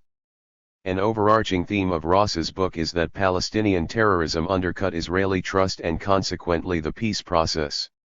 One of the lessons of the past, Ross somberly observes, is that Palestinians needed to understand that the consequence of violence and terror would not be Israeli concessions but increasing Israeli demands. 63 His text is dotted with emotive snapshots of this Palestinian scourge, such as a shooting attack in the heart of Jerusalem that left 4 Israelis dead, the kidnapping, heart-wrenching videos, and subsequent death of a dual U.S. Israeli citizen, Corporal Nachshon Waxman, and a bus bombing in the center of Tel Aviv that killed 22 people and wounded 56. 64 When set against this sanguinary background, who can fault Israel's obsession with security and its frustration with Palestinian leader Yasser Arafat? Benjamin Netanyahu's obduracy at one point in the negotiations, Ross interpolates, was fully justified. Bibi was clear and on strong footing, he would not make concessions in the face of terror. Indeed, even if he wanted to, it was politically impossible. 65. To be sure, Ross also intermittently alludes to Jewish settler violence. 66 And on one occasion refers to an Israeli soldier firing on a crowd of Palestinians as an act of Israeli terrorism. 67 In addition, he obliquely gestures to official Israeli abuses, but in a context that almost always extenuates them.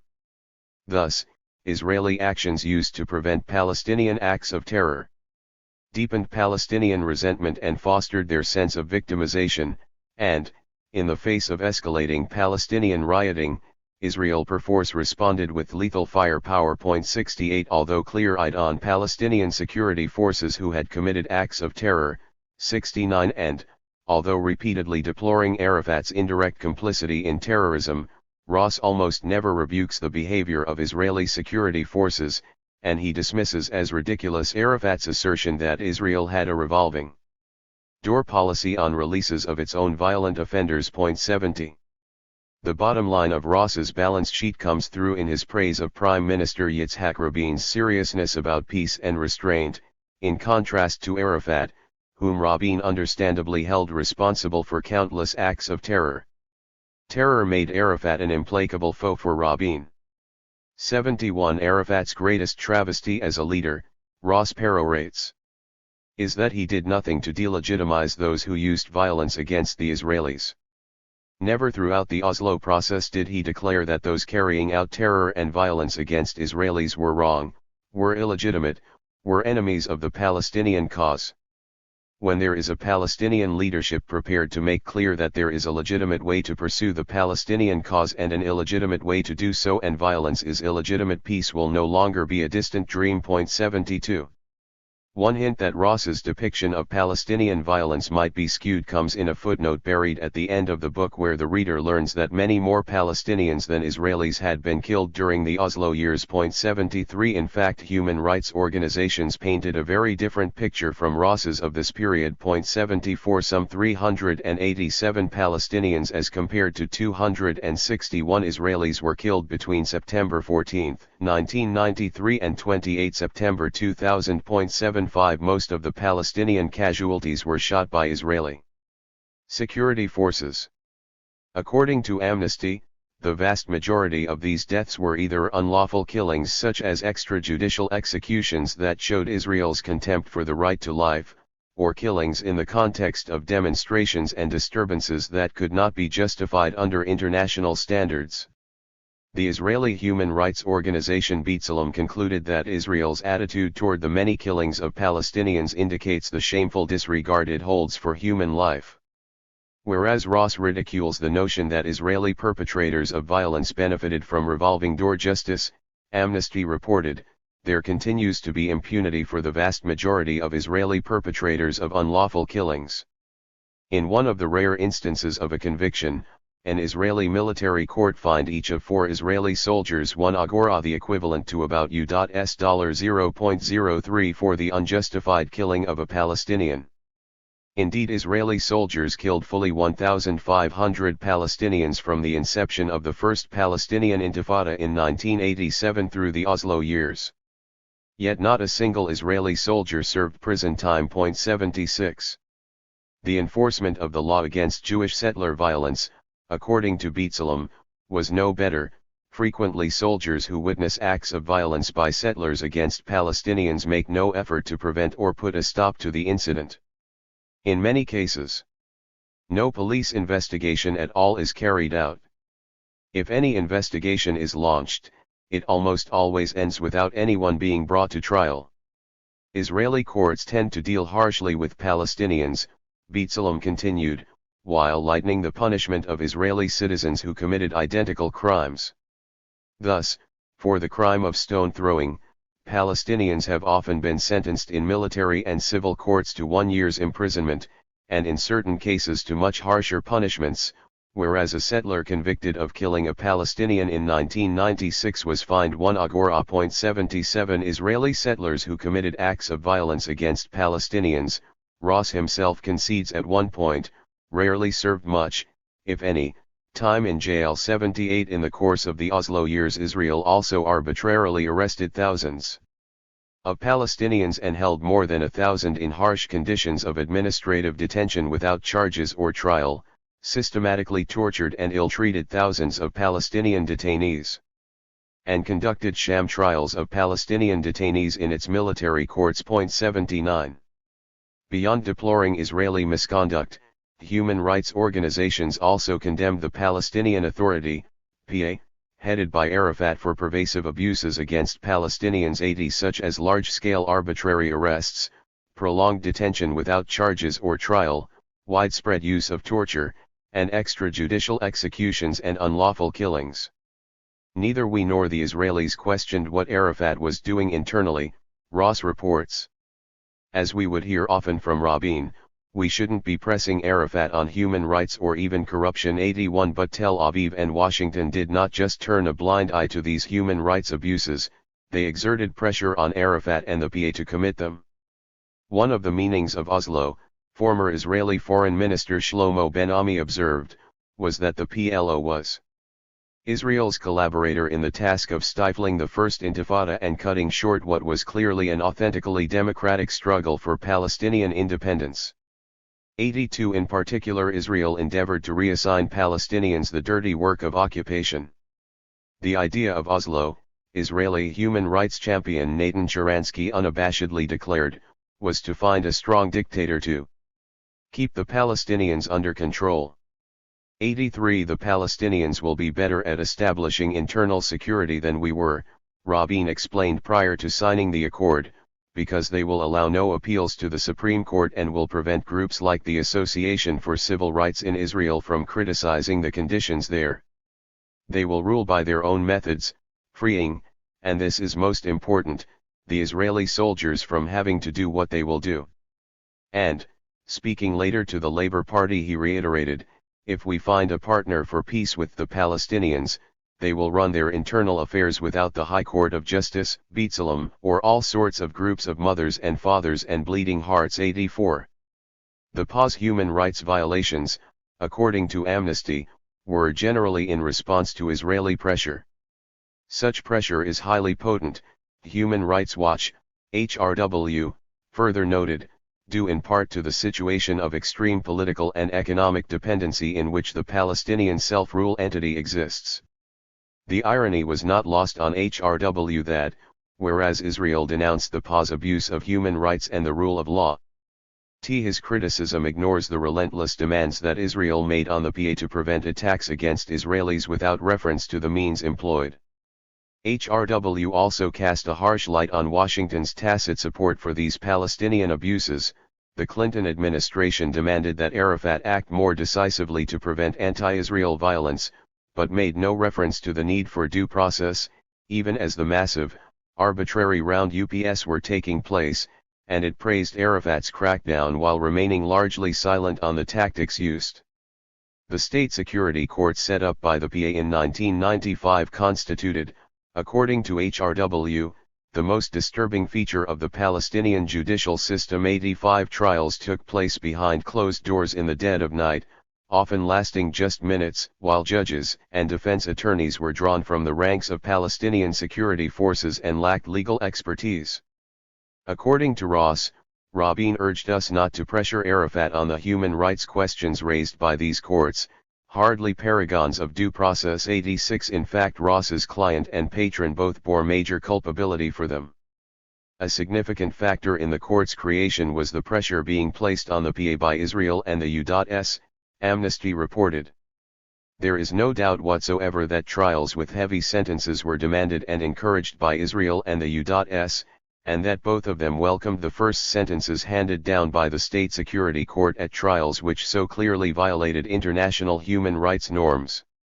I know that there has been some controversy over the security courts, U.S. Vice President Al Gore declared on one of many such occasions. I personally believe that the accusations are misplaced and that they, the PA, are doing the right thing. Besides whiting out Israel's own human rights violations, Ross's one-sided emphasis on Palestinian terrorism distorts the historical record in other ways. Because he ignores the brutality of Israel's occupation, Ross makes Palestinian resort to violence appear wholly irrational. He glosses over not only Israel's indiscriminate arrest, detention, torture and killing of Palestinians during the Oslo years, but also its illegal demolition of more than 1,000 Palestinian dwellings, which left thousands of Palestinians homeless, and its crippling closure policy, which caused soaring levels of unemployment and poverty. Furthermore, Ross makes only fleeting reference to Israel's massive settlement expansion in the occupied Palestinian territory. The settler population increased from 250,000 to 380,000 during the Oslo years, while Israel confiscated, all told, nearly half the land surface of the West Bank. 87 Although the index of Ross's book contains copious page references under the heading Terrorism, there is not even a listing for settlements. Ross's cursory treatment of Israeli settlement policy all the more perplexes because, on the one hand, he lectures, negotiations, not unilateral acts, must remain the hallmark of peacemaking. 88 Yet, on the other, Israel's settlement expansion during the Oslo years patently constituted a massive accumulation of such unilateral acts. 89 Ross emphasizes that his hero Rabin made clear that he was determined to shift priorities away from building settlements in the territories. 90 He neglects to mention, however, that settlements expanded more rapidly under Rabin than even under his liquid predecessors. 91 There is no moral equivalency between suicide bombers and bulldozers, Ross approvingly quotes Secretary of State Madeleine Albright, between killing innocent people and building houses. 92 Setting aside that many more Palestinian than Israeli innocents lost their lives, and even granting that there is no moral equivalency between suicide bombers and bulldozers, if you arbitrarily humiliate, arrest, detain and torture a man or members of his family, and if you steal his family's land, and if you drive his family into abject poverty, and if you demolish his family's home, if, after suffering a relentless escalation of abuses and crimes, he strikes out blindly in revenge, is it really cause for shock? While Ross pontificates from on high against moral equivalency, Ben-Ami homed in on the fatal symmetry between settlements and terrorism that became the hallmark of the Oslo years. A tragic and fatal vicious cycle, he further observed, was created that neither the Israelis nor the Palestinians were able to halt. The disenchantment mounted among the Palestinian masses. They were hit by Israeli closures, collective punishment, unemployment, economic decline, a humiliating dependence on Israel and the expansion of existing settlements. Rather than behaving as a modern state bound by, and respectful of, international law, Israel in the territories seemed possessed by an irresistible agrarian hunger that trampled underfoot the natural rights of the occupied population. 93. One searches Ross's authoritative inside story in vain for a remotely comparable acknowledgement. It is a point d'honneur for Ross that he personally lobbied for the Oslo Accord to contain a clear renunciation of terror and violence from Arafat, that he personally urged Albright to come down hard on Palestinian terror, and that he personally confronted Arafat to take action against terrorism. 94 His passionate sympathy for Israeli victims of criminal violence apparently did not extend to Palestinian victims, however. Judging by his own account, Ross never once entreated Israeli leaders to curb their far greater brutality. The inception of the Middle East peace process is generally dated from shortly after the June 1967 war, when the UN Security Council ratified Resolution 242. The phase of the process culminating in the 2000 Camp David negotiations opened in September 1993 when the Oslo Accord was signed. Ross devotes the preponderance of his narrative to the Oslo years, 1993 to 2000. 95 Although Arafat emerges from missing peace as the arch-villain, Ross grounds the Palestinian leaders' culpability in a deeper social pathology. Palestinians, according to Ross, are enthralled to a victim syndrome. While acknowledging in the book's final pages that they surely have suffered, 96 Ross nonetheless diagnoses that the Palestinian sense of being victims has fostered a sense of entitlement. 97 He peppers the text with many illustrations of this delusional aggrandizing malady. Palestinians clung to the belief that they were entitled to the land. It was theirs, and it had been taken. In Palestinian eyes they were not responsible for what was done to the Jews in Europe, and consequently in their eyes accepting Israel's presence was a major concession. Palestinians chafed at Israel deciding the pace and parameters of withdrawal because they believed they were getting what was rightfully theirs, and that the land is theirs. Palestinians reacted with outrage at settlement expansion because Israel was absorbing land that they considered to be theirs, they perceived to be theirs, and they believed was theirs or should be theirs. 98 It so happens, however, that this Palestinian sense of entitlement to the West Bank and Gaza coincided with the letter of the law. The land was theirs, and not just in their eyes but in those of any sane person, whatever sins Palestinians might be chastised for. Perpetrating the Nazi Holocaust is not among them. 99 His Arab interlocutors also failed, according to Ross, to grasp the subtleties of international diplomacy and law. Palestinians and many in the Arab world continued to see an American double standard, he ruse. They asked why was Israel permitted to effectively ignore Security Council resolutions while Saddam was forced to comply. They did not see the difference between the Security Council resolutions. Those against Iraq came as a response to Saddam's eradication of a member state of the UN. The resolutions required his compliance, not his acceptance. Non-compliance carried sanctions, and led to the use of force against his absorption of Kuwait. The resolutions that Palestinians and Arabs more generally focused on with regard to Israel were resolutions 242 and 338. They were adopted after the 1967 and 1973 wars. They provided the guidelines or principles that should shape negotiations to resolve the conflict between Arabs and Israelis. The terms of a final peace settlement were not established in these resolutions, and they could not be mandatory on either side. But drawing distinctions between Security Council resolutions involving the Iraqis and the Israelis was not satisfying. The Arab world generally rejected the idea that Iraq faced pressure to implement Security Council resolutions while Israel did not. They wanted equal treatment. They wanted to portray all Security Council resolutions as having the force of international law. For the Arab world generally, the resolutions were their face-savers. They would resolve the conflict with Israel, but only on the basis of international law, international legitimacy, as they called it. Here was their explanation, their justification for ending the conflict. If Iraq had to follow international legitimacy, so too, must Israel. 100. The essence of Ross's exegesis, placed here in italics, poses multiple problems however. 1. In its resolutions on Iraq, the Security Council focused on breaches of international law requiring compliance and carrying sanctions, whereas in its resolutions on Israel the Security Council focused on principles for a settlement requiring acceptance and envisaging negotiations. In fact, the international community long ago reached broad consensus on the principles for resolving the Israel-Palestine conflict. They are embodied in Resolution 242 and subsequent UN resolutions which inter alia call for a two-state settlement along the June 4, 1967 border and mutual recognition. 101 It is unclear why principles that find overwhelming support in the UN require compliance and carry sanctions in the Iraqi but not the Israeli case. The persistent refusal of Israel to resolve the conflict in accordance with universally validated norms puts its occupation of Palestinian land on an identical juridical footing as Iraq's occupation of Kuwait.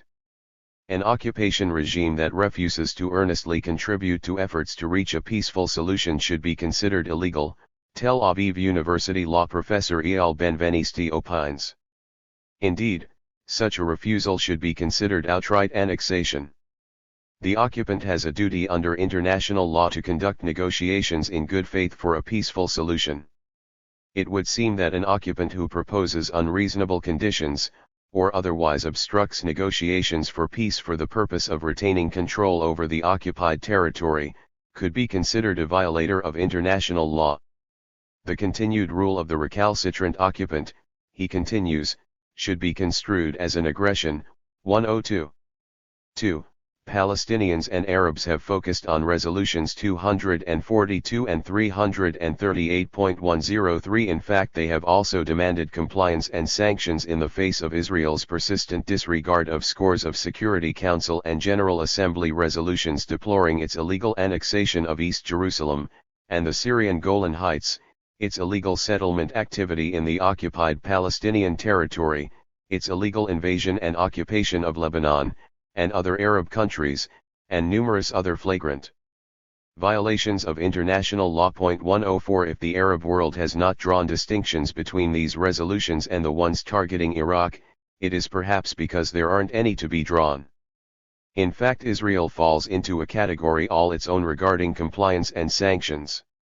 Because of the US veto which Ross prudently passes over in silence, and which lies behind the hypocritical distinctions in UN proceedings, Israel has been shielded from any sanctions, whereas in recent times the Security Council has repeatedly imposed them on member states, often for breaches of international law identical to Israel's. 105 Again, if the Arab world continued to see an American double standard, this is perhaps because it sees clearly, and if the Arab world demanded equal treatment for Palestinians on the basis of international law, it is not self-evident why this should be objectionable.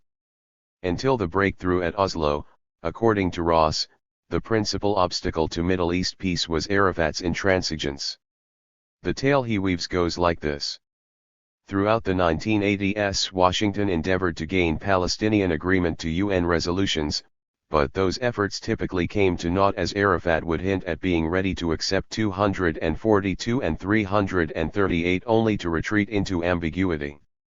The Palestinian leader instead allegedly maneuvered to mobilize the international community to get for him what he could not get for himself, which would permit the Palestinians to avoid any painful compromises. Arafat finally crossed the threshold of recognizing Israel's right to exist in September 1993, signaling a complete redefinition of the PLO and an acknowledgement of Israel's needs, and in a reciprocal gesture Israel accepted the PLO agenda, including statehood. But despite the bountiful goodwill of Israelis, according to Ross, neither the Palestinian people nor their leader underwent an authentic change of heart. Palestinians failed not just to transform their day-to-day behavior.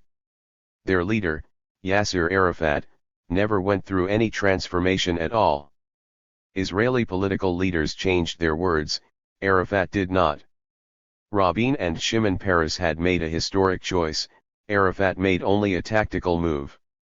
He might say Oslo represented a strategic choice, in reality, for him it represented a strategic necessity.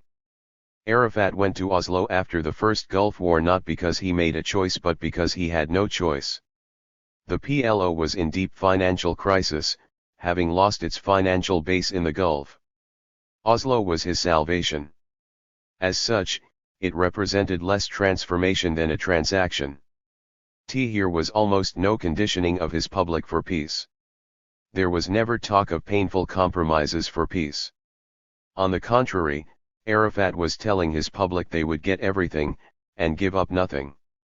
Nonetheless, Ross finds grounds for optimism in the fact that the 2000 Camp David negotiations, although failing to yield the fruit of peace due to Arafat's recalcitrance, did at long last produce a core consensus for resolving the conflict. Mutual recognition of Arabs and Israelis proved to be irreversible, he cheerfully reports. There has been no return to the mutual rejection and denial of the past. Moreover, a new consensus emerged among Israelis and Palestinians and internationally as well on the essential requirement for peace, two states, Israel and Palestine, coexisting and living in secure and recognized borders. 106.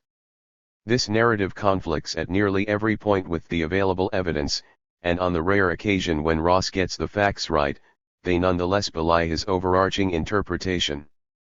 An international consensus started crystallizing in the mid-1970s to settle the Israel-Palestine conflict. It called for two states along the June 4, 1967 border and mutual recognition.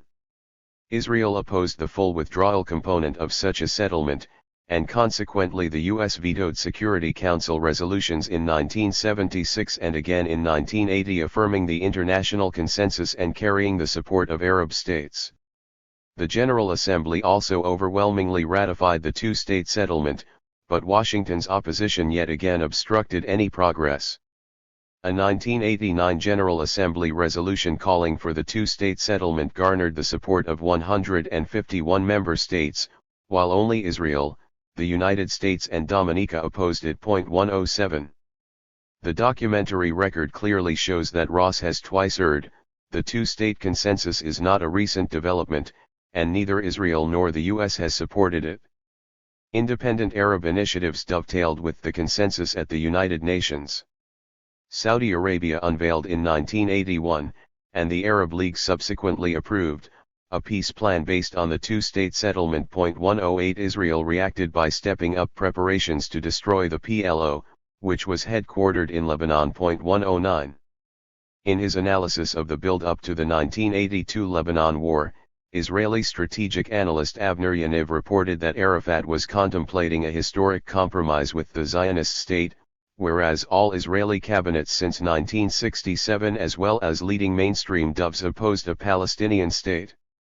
Fearing diplomatic pressures, Israel maneuvered to sabotage the two-state settlement. It conducted punitive military raids deliberately out of proportion against Palestinian and Lebanese civilians in order to weaken PLO moderates, strengthen the hand of Arafat's radical rivals, and thereby guarantee the PLO's inflexibility. However, the PLO refused to react, and thus Israel eventually had to choose between a pair of stark options: a political move leading to a historic compromise with the PLO, or preemptive military action against it. To fend off Arafat's peace offensive, Yaniv's telling phrase, Israel embarked on military action in June 1982. The raison d'etre of the entire operation, Yaniv concluded, was destroying the PLO as a political force capable of claiming a Palestinian state on the West Bank. 110. In 1988 the Palestine National Council convened in Algiers to formally ratify the two-state settlement. Although asserting that Arafat crossed the threshold of recognizing Israel's right to exist in 1993, Ross contradictorily concedes that already 5 years earlier at this conclave Arafat engineered the PLO's adoption of the Algiers Declaration, which called for a two-state solution to the conflict with Israel. Palestinians were now ready to accept a Jewish state alongside an Arab state. 111 Meanwhile, the Labor-Likud National Unity Government unveiled a peace plan of its own in 1989. The basic guidelines of this Israeli consensus document explicitly barred a Palestinian state in the West Bank and Gaza, Israel opposes the establishment of an additional Palestinian state in the Gaza district and in the area between Israel and Jordan. 112. The qualifier additional refers to the Zionist tenet that a Palestinian state already existed in Jordan. The juxtaposition of Arab Palestinian and Israeli demarques points up that the chief obstacle to a diplomatic settlement was not Palestinian but Israeli resistance to painful compromises for peace. Struggling for political survival, the exiled PLO leadership capitulated after the 1991 Gulf War to Israeli diktat. We have already seen that following the First Intifada, Israel resolved to subcontract the policing of the occupation to Palestinian collaborators. It homed in on Arafat's men in Oslo who, according to Ben Ami, were far more accommodating than the Palestinians from the territories. Because of the disarray of the PLO and its financial crisis, and the prospect of its declining into oblivion, exiled Palestinian leaders were more amenable to an agreement that did not secure vital Palestinian aspirations such as the right of self-determination, an end of Israel's policy of settlements, and an acceptable solution to the issues of Jerusalem and refugees. Meanwhile, Israeli leaders were encouraged to move to a settlement with the PLO, Ben Ami further notes, by their perception that the peace process would eventually secure them strategic portions of, and key settlement areas in, the West Bank. 113. Put otherwise, the virtue of Arafat was that he possessed the nationalist credentials of a Nelson Mandela, but unlike grassroots Palestinian leaders he appeared desperate enough to play the part of the Bantustan chief Mengistu Buthelezi. For Rabin, the measure of leadership was a readiness to make difficult decisions, Ross intones. It was also the measure of seriousness about peace. 114. Israeli leaders allegedly evinced such a readiness at Oslo, where Rabin and Paris had made a historic choice offering Arafat acceptance of the PLO agenda, including statehood, while the Palestinian leader supposedly made only a tactical move under duress. It is true that Arafat executed only a tactical adjustment at Oslo, but this adjustment was not in his recognition of Israel, which was unwavering.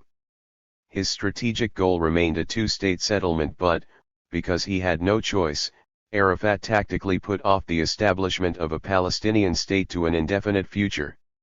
Whereas the difficult decisions of Arafat included recognition of the Israeli state, the difficult decisions of Israeli leaders excluded a Palestinian state. Again, the testimony of Israel's former foreign minister sheds a bright light on their seriousness about peace. Rabin was less of a peace architect than some commentators believed him to be. As a matter of fact, neither Rabin nor, especially, Paris wanted the autonomy to usher in a Palestinian state. As late as 1997, that is, 4 years into the Oslo process, when, as the chairman of the Labour Party's Foreign Affairs Committee, I proposed for the first time that the party endorse the idea of a Palestinian state, it was Shimon Peres who most vehemently opposed the idea. A Palestinian state was clearly not within Rabin's priorities either. After ratifying the Oslo II Accord in September 1995 and just before his assassination in November of that year, Rabin told the Knesset that Israel's desired permanent solution would be a Palestinian entity, which is less than a state. 115. Rabin would have by no means agreed, Ben Ami observes, to the kind of compromises that the Ehud Barak government was ready to make on Jerusalem and on the other core issues of the conflict. 116. Even if Israeli political leaders sometimes appear to have changed their policies or appear to have veered to positions diametrically opposite to those previously maintained, a former head of the Israeli Mossad recently observed, in the final analysis, these often turn out to be tactical moves dictated by short-term considerations rather than genuine changes of heart. 117. A merely tactical move on mutual recognition was indeed made at Oslo, but it was Rabin and Peres, not Arafat, who executed it. Once more Ross has turned the historical record upside down.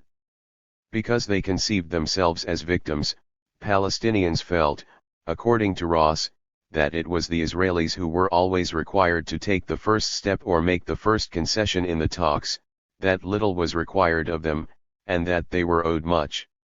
And, because they allegedly played the role of victim in the peace process, Ross goes on to conclude that responsibility was not part of the Palestinian political culture. 118. Yet, Palestinians had already taken the first step of registering support for a two-state settlement in the mid-1970s and formally recognized Israel at Algiers in 1988 and yet again at Oslo in 1993, although as late as 1997 Israel's leaders recoiled at the prospect of any kind of Palestinian state.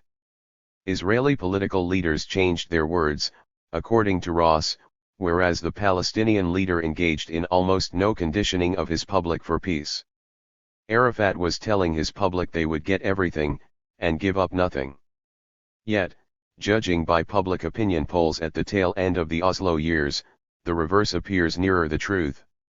In 1999 a mere 11.3% of Israeli Jews fully supported and another 12% gave qualified support to a two-state settlement along the June 4, 1967 borders, whereas 52.7% of Palestinians fully supported and another 22.3% gave qualified support to it. 119. The tale Ross weaves of the Palestinians' persistent refusal to accept a two-state settlement and the Israelis' forthcoming embrace of it comprises, from beginning to end and in sum, a perfect inversion of the truth. Ross's analysis of why Camp David 120 failed rapidly gained wide currency. The essence of his explanation is that, whereas Barak made huge concessions, Arafat reciprocated with his tendency to pocket and made none. This antagonistic juxtaposition sustains the dramatic tension and forms the connective tissue of Ross's narrative. The summit was about to collapse. The President Clinton had made his best effort, and now so had Barak. Arafat had said no to everything. I had had it with Arafat. At Camp David he had not presented a single idea or single serious comment in 2 weeks. Arafat could not compromise or concede in order to end the conflict. Palestinians must give up the illusion that Arafat fostered, that they did not have to compromise on land or on refugees or on Jerusalem, and maybe most important, that they did not have to be responsible. The Arafat legacy is rejecting compromise on the permanent status issues of Jerusalem, refugees, and borders. 121. Both the analysis Ross presents and his allocation of culpability for the political impasse are grounded in a package of basic trade-offs that, according to him, each side had to accept if the conflict was to be resolved. These consisted of, on the western border, the Palestinians get the 1967 lines, but with modifications to take account of the Israeli settlements. On the eastern border, its sovereignty for the Palestinians, with Israel's security needs met. On refugees, it's the general principle for the Palestinians in terms of reference to UN General Assembly Resolution 194, not the right of return, and its practical limitation for the Israelis. 122. Discarding one bottom line after another, Israelis inched toward these necessary compromises at Camp David, whereas Palestinians acted the spoiler by rejecting them out of hand. Or, so Ross would want readers to believe. If measured against the consensus of legal opinion, however, each of the basic trade-offs Ross delineates required major concessions from Palestinians and none at all from Israel. Palestinians must relinquish title to parts of the territory Israel conquered in 1967, although all these territories, including East Jerusalem, remain occupied territories, ICJ, to which Israel had no valid title. 123. Palestinians must accept the permanence of Jewish settlements, although Israeli settlements in the occupied Palestinian territory, including East Jerusalem, have been established in breach of international law, ICJ. 124. Palestinians must concede restrictions on the right of refugees to return to their homes, although respected human rights organizations call for Palestinians who fled or were expelled from Israel, the West Bank or Gaza Strip, along with those of their descendants who have maintained genuine links with the area, to be able to exercise their right of return. Amnesty, HRW. 125. The framework of necessary trade-offs and compromises contrived by Ross consists of gains for Israel and losses for Palestinians. After reaching his designated midpoint, Israel nets a surplus and Palestinians net a deficit of rights. Beyond this, Ross himself concedes that Palestinians did make meaningful concessions on 3 settlement blocks in the West Bank, accepting that the Jewish neighborhoods of East Jerusalem would be Israeli, and agreeing to Israeli early warning sites in the West Bank, as well as acquiescing in swaps of Israeli territory for Palestinian territory coveted by Israel, and capping the number of Palestinian refugees allowed back. It is not clear how the Palestinians could have both rejected compromise and offered these meaningful concessions. 126. If, according to Ross, the peace process nonetheless collapsed because of Palestinian inflexibility, it is ostensibly because he credits Israel as more forthcoming in negotiations. In his representation of the talks on Day 6 of the Camp David summit, Ross typically reports that Israel had made big moves, granting Palestinian sovereignty over 3 outlying Arab neighborhoods in Jerusalem and 90% of the West Bank. But Palestinian negotiators intransigently insisted that Israel first accept the principle of land swaps. Once the principle of swaps was accepted, then we could work out the modifications on the border.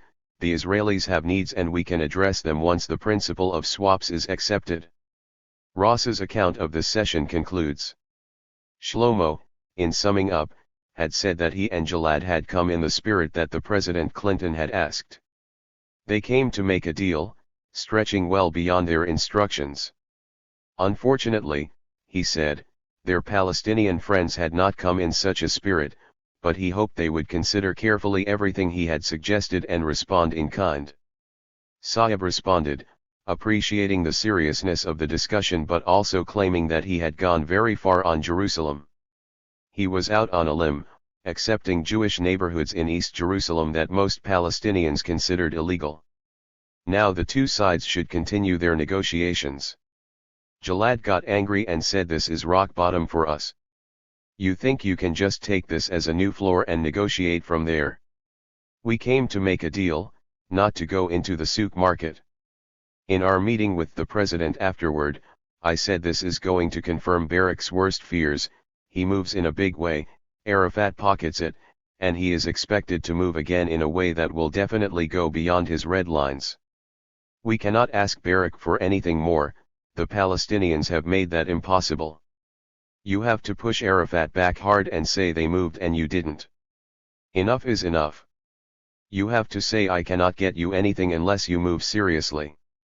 Like the Israelis, Ross testily observes, we too had had enough of the Palestinian unwillingness to negotiate. 127. Even accepting for argument's sake his account of the Israeli offer, what Ross deems Israel's big moves nonetheless fell far short of what Palestinians had a rightful claim on.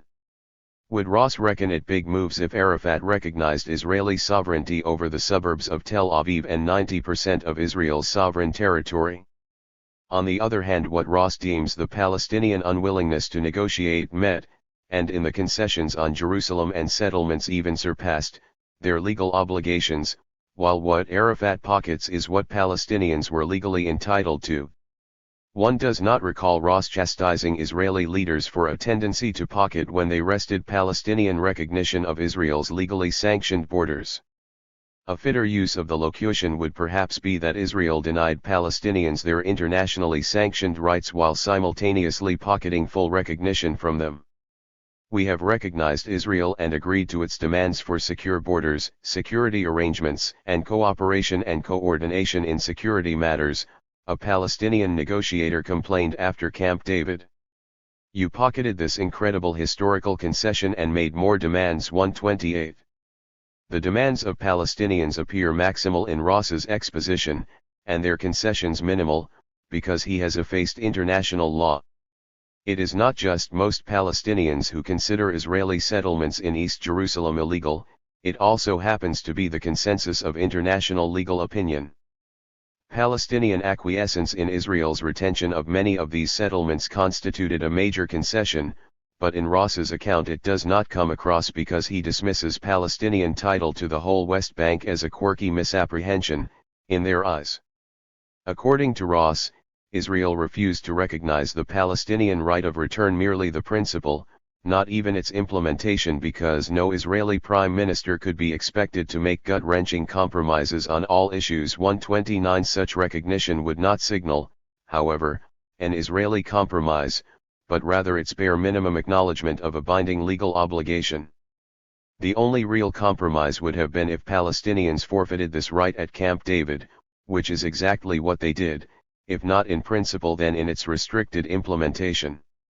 Not one of Israel's gut-wrenching compromises, whether at Oslo or at Camp David, contained real substance.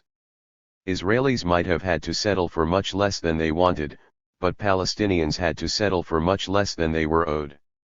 Curbing one's desires is a different genre of sacrifice from surrendering one's rights. In disregarding international law, Ross obfuscates this crucial distinction and concomitantly the crucial fact that throughout the peace process all the genuine concessions came from the Palestinian side. 130. Ross does not, however, just ignore international law, he also explicitly repudiates it. Undoubtedly aware that the rights standard is an encumbrance on his tail, Ross substitutes for it the burden-shifting standard of needs. Once having appointed himself the supreme arbiter of each side's needs, it is child's play for Ross to demonstrate Palestinian culpability, whereas Israeli demands mirrored their needs, Palestinian demands exceeded theirs, ergo, Palestinians bore sole culpability for Camp David's failure. The case Ross mounts cannot be refuted. But it is irrefutable because it is rigged.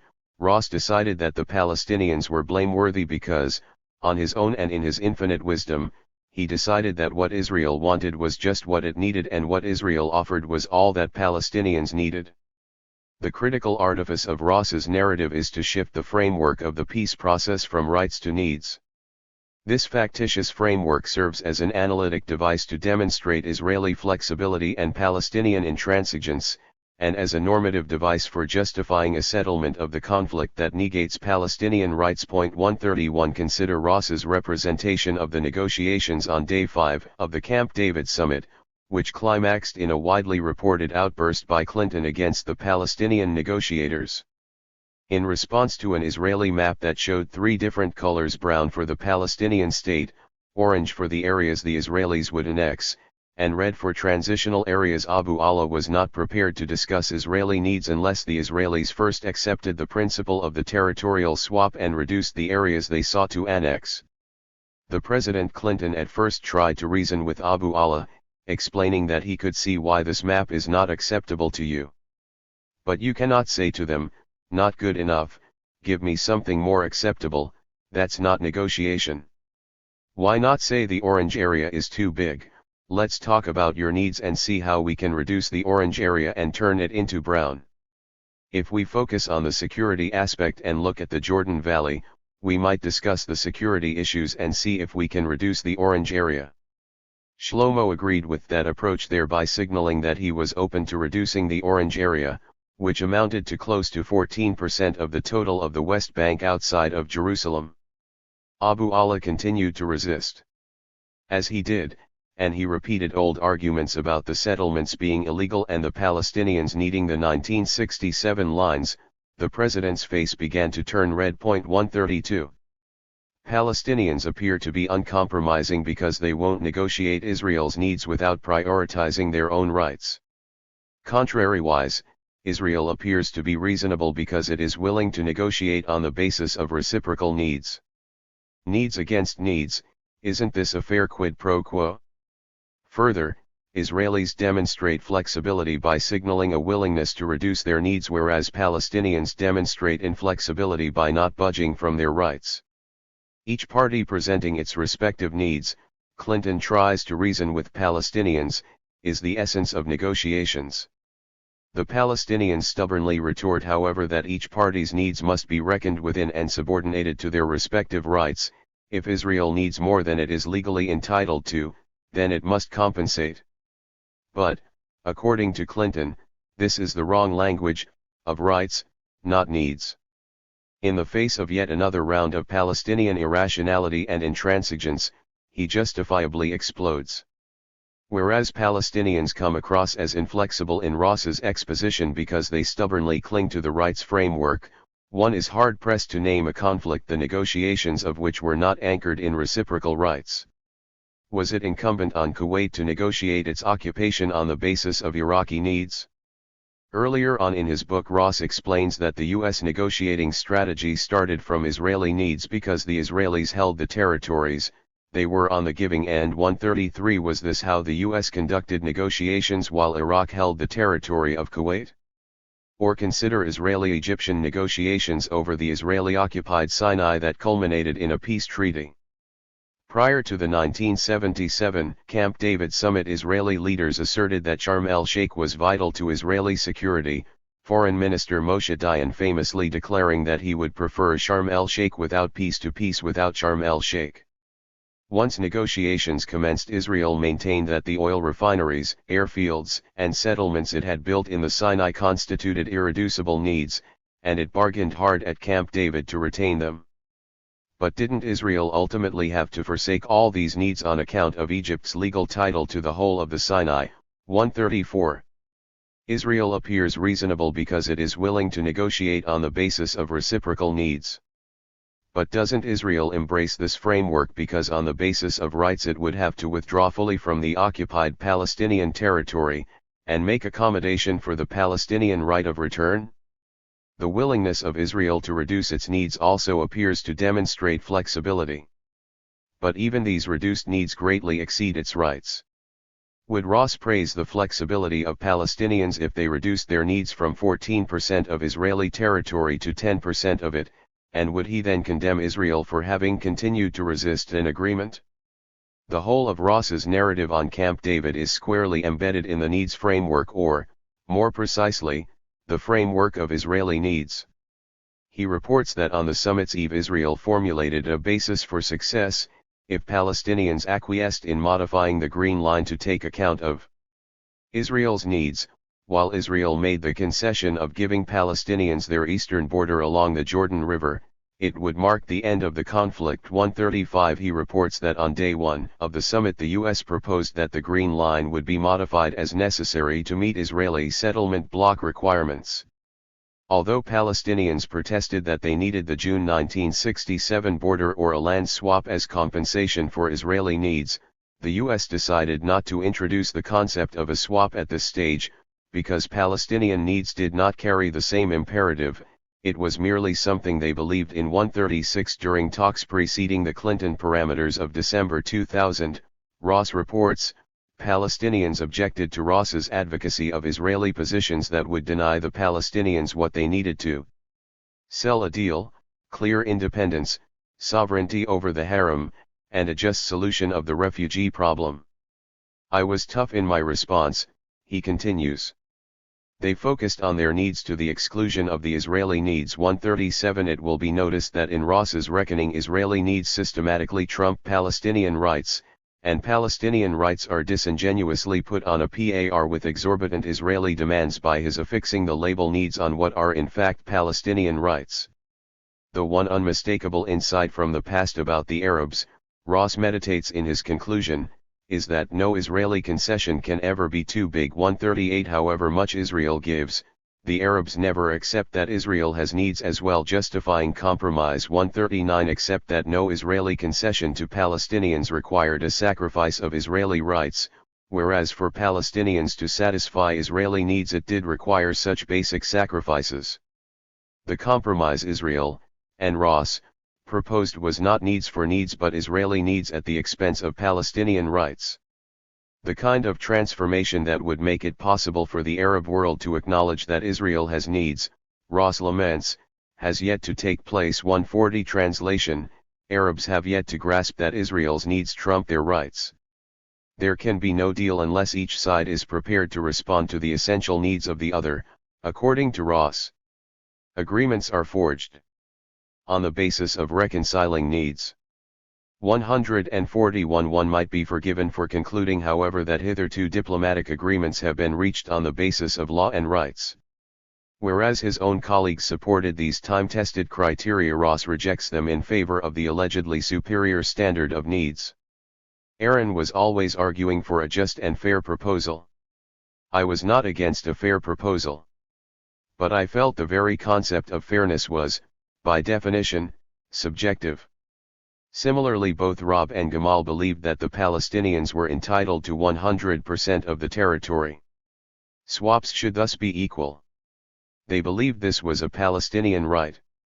Aaron tended to agree with them not on the basis of right, but on the basis that every other Arab negotiating partner had gotten 100%.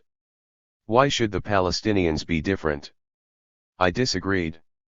I was focused not on reconciling rights but on addressing needs. In negotiations, one side's principle or right is usually the other side's impossibility. Of course, there are irreducible rights. I wanted to address what each side needed, not what they wanted and not what they felt they were entitled to. Point 142. It is not immediately obvious why a rights standard reached by broad international consensus and codified in international law is more subjective than a needs standard on which there is neither consensus nor codification. The rights standard was notably uncontroversial on the permanent status issues in contention at Camp David. Ross asserts as a flaw of the rights standard that the parties to negotiations typically interpret it differently. But such a difficulty did not arise at Camp David. At one point in the negotiations, Clinton erupted at a Palestinian negotiator who invoked international law. This isn't the Security Council here. This isn't the UN General Assembly. I'm the President of the United States. 143. If Clinton did not want to hear from UN resolutions and international law, it cannot be because they lacked clarity. On the contrary, it is likely he fumed at any mention of rights because he knew exactly where such talk would lead. It is surely peculiar that Ross would believe reference to a consensual body of rights is more capricious than his personal arbitration of needs. Leaving aside his tacit premise that the received opinion of many should count for less than the transitory whim of one, it is unclear what qualifies Ross of all people for this role of philosopher king. Rather, his lengthy affiliation with the Washington Institute for Near East Policy, a think tank created by the Israel lobby group AIPAC, would seem to cast doubt on his pretenses of objectivity. After leaving the Clinton administration, Ross reaffiliated with the Washington Institute, and became the first chairman of a New Jerusalem-based think tank, the Jewish People Policy Planning Institute, founded and funded by the Jewish Agency. In light of how Ross assesses the needs of Palestinians, it does not surprise that he holds them culpable for Camp David's failure. On the eve of the summit, he proposed that Israel symbolically swap land as a way to provide the Palestinians with an explanation for the modification of borders. 144. On day one of the summit, he determined that Palestinians had merely symbolic needs on the eastern border of their future state, whereas Israel had very real and legitimate concerns about security. 145. On day 6, he reasoned that to recoup their losses, Palestinians needed only a token regarding Jerusalem, such as an American embassy in a village abutting the city, that would be a big symbol for Arafat. I said in addition the president could lead an international delegation that Arafat could host and take to the Haram, again symbolizing for the world, especially the Arab world, Palestinian control. 146. Ross additionally reckoned that Palestinians did not require equal compensation for the territory Israel coveted. Inasmuch as Gaza is one of the most densely populated places on earth, and inasmuch as one aspect of the solution to the refugee problem was that Palestinians would return to the Palestinian state, but not Israel, one might suppose that Palestinians needed at bare minimum full territorial compensation. But Ross decided otherwise when formulating the Clinton parameters. I felt strongly about 6 to 7% annexation by Israel, he recalls, and I was not prepared to lower the ceiling. Nor was I prepared to introduce the idea of an equivalent swap.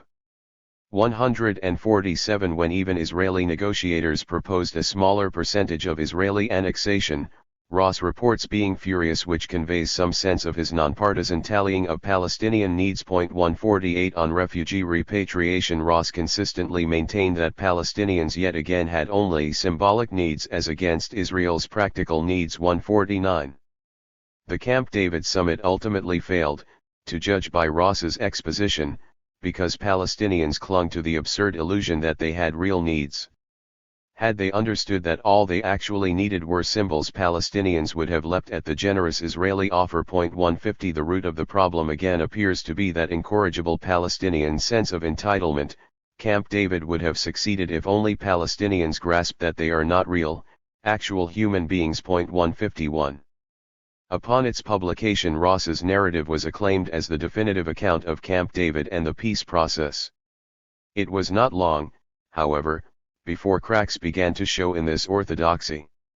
The era when pro-Israeli apologias would completely monopolize the mainstream has passed. A raft of compelling eyewitness and scholarly accounts, many of which have been quoted in this chapter, sharply contested Ross's distribution of culpability for the summit's collapse and the impasse in the peace process. "If I were a Palestinian," Shlomo Ben-Ami, one of Israel's chief negotiators at Camp David, observed, "I would have rejected Camp David as well," while former director of the Jaffe Center for Strategic Studies Zeev Maz concluded that the substantial concessions Israel demanded of Palestinians at Camp David were not acceptable and could not be acceptable. 152. The excision of international law from Ross's account points up the shoddy foundations on which it rests. When juxtaposed against the consensus in representative judicial bodies, human rights organizations and political councils, the partisanship of Ross's narrative stands exposed. The enlightened consensus also constitutes a touchstone for liberal Jewish opinion, which has historically championed the rule of law and revered its institutional infrastructure. In the face of this consensus and Israel's flagrant defiance of it, more and more Jews have lapsed into an embarrassed silence, or entered into open revolt against a state that speaks neither to nor for them. Part 4. Mirror Image. The overarching theme of this book is that American Jews are significantly liberal and, because many myths surrounding Israel have been punctured in recent years, Jews can no longer reconcile their liberal convictions with blind support for it. Many American Jews have consequently begun to distance themselves from Israel. A reverse dynamic has been at play in Israel itself. Whereas American Jewish society remains significantly liberal, Israeli Jewish society has become significantly conservative. It has already been shown that, politically, Israeli Jews are a mirror image of American Jews. 11 Upshot is that liberal Israeli intellectuals seeking to keep pace with Israel's rightward lurch have been forced to abandon their liberal values and, in order to defend policies that are indefensible on the factual record, to reject their own past scholarship. The most, famous case is Benny Morris, who is probably the best-known historian on the Israel-Palestine conflict and whose work has most contributed to revealing the underside of Israel's history. In recent years, Morris has repudiated his own original research in order to shore up Israel's image. Morris's odyssey from liberal to court historian illustrates from another angle the thesis of this book. Whereas American Jews have clung to liberal values and forsaken Israel, Morris has forsaken these values as he clings to Israel. In both cases, however, the operative factor has been self-interest. American Jews have benefited enormously from liberal ideology and a liberal state. Morris has sought to curry favor with and join the ranks of a state that has become resolutely unliberal. Morris most resembles the Jewish neoconservatives who discarded their former liberalism when American society drifted rightward and put their talents at the disposal of the new conservative political establishment. 10/History by subtraction. A large part of this book documents that in recent times a new scholarly consensus has crystallized on the Israel-Palestine conflict that casts Israel in a much harsher light than hitherto. A striking anomaly appears to be the corpus of Israeli historian Benny Morris. Widely acclaimed as one of the leading new historians, Morris played a critical role in molding the current scholarly consensus. Morris himself took issue with the designation new historians on the ground that the original, Exodus-like accounts of Israel's past did not constitute genuine history. Israel's old historians, by and large, were not really historians and did not produce real history. In reality, they were chroniclers, and often apologetic, interested chroniclers at that. 1. During the past decade, however, Morris has been given to lashing out at, and defending the old orthodoxy against, critics of Israel. It is accordingly a quandary whether to characterize him now as a new or old historian, and more to the point whether to treat Morris's output as genuine scholarship or, in his preferred terminology, as belonging to the category of apologetic, interested chroniclers. 1. As it were, compromise position has been to acknowledge the stridency and darkness of some of his public pronouncements while also asserting that Morris's scholarship makes every attempt at depth and balance to such a bifurcation is theoretically tenable. For instance, Shlomo Ben-Ami is both a trained historian and a diplomat. In the first half of his book, Scars of War, Wounds of Peace 3, Ben-Ami renders a scrupulous account of Israel's past, but in the second half he replaces his historian's hat with his diplomat's chapeau and produces a largely apologetic account of the 2001 peace negotiations where he served as Israel's chief representative. In the case of Benny Morris, however, the two compartments, professional and political, have never been watertight, the seepage making Morris the historian virtually inseparable from Morris the ideologue. It is nonetheless undeniable that on balance the old Morris was a new historian producing serious scholarship, for it is equally undeniable that the new Morris has become an old historian churning out apologetic, interested tracts. An unorthodox new historian not too long ago, Morris has in effect reinvented himself in recent times as an orthodox old historian. The process has been incremental, the quantitative degeneration becoming at a certain point qualitative. 5 Although disfigured in ways small and large by ideological bias, Morris's earlier works such as The Birth of the Palestinian Refugee Problem, 1947-1949, 6 Israel's Border Wars, 1949-1956, Arab Infiltration, Israeli Retaliation, and The Countdown to the Suez War, 7 Righteous Victims, A History of the Zionist-Arab Conflict, 1881-1999, 8 and The Road to Jerusalem, Glub Pasha, Palestine, and the Jews, 9 brought to light a wealth of novel information. The body of his subsequent major work, 1948, The First Arab-Israeli War, 10 preserves a standard of scholarly rigor, but his conclusion crosses the threshold to crude distortion. His most recent volume, One State, Two States, Resolving the Israel-Palestine Conflict, 11 published incidentally by Yale University Press, which also released the Fox Bats over Dimona hoax, 12 lacks any redeeming value and reeks of rancid propaganda. Whereas he did not break new conceptual ground, the old Morris did roam the archives and cull revealing documents on the Israel-Palestine conflict that he then collated into a fresh, compelling narrative of the past. Once an industrious clerk, the new Morris has metamorphosed into a raging kook.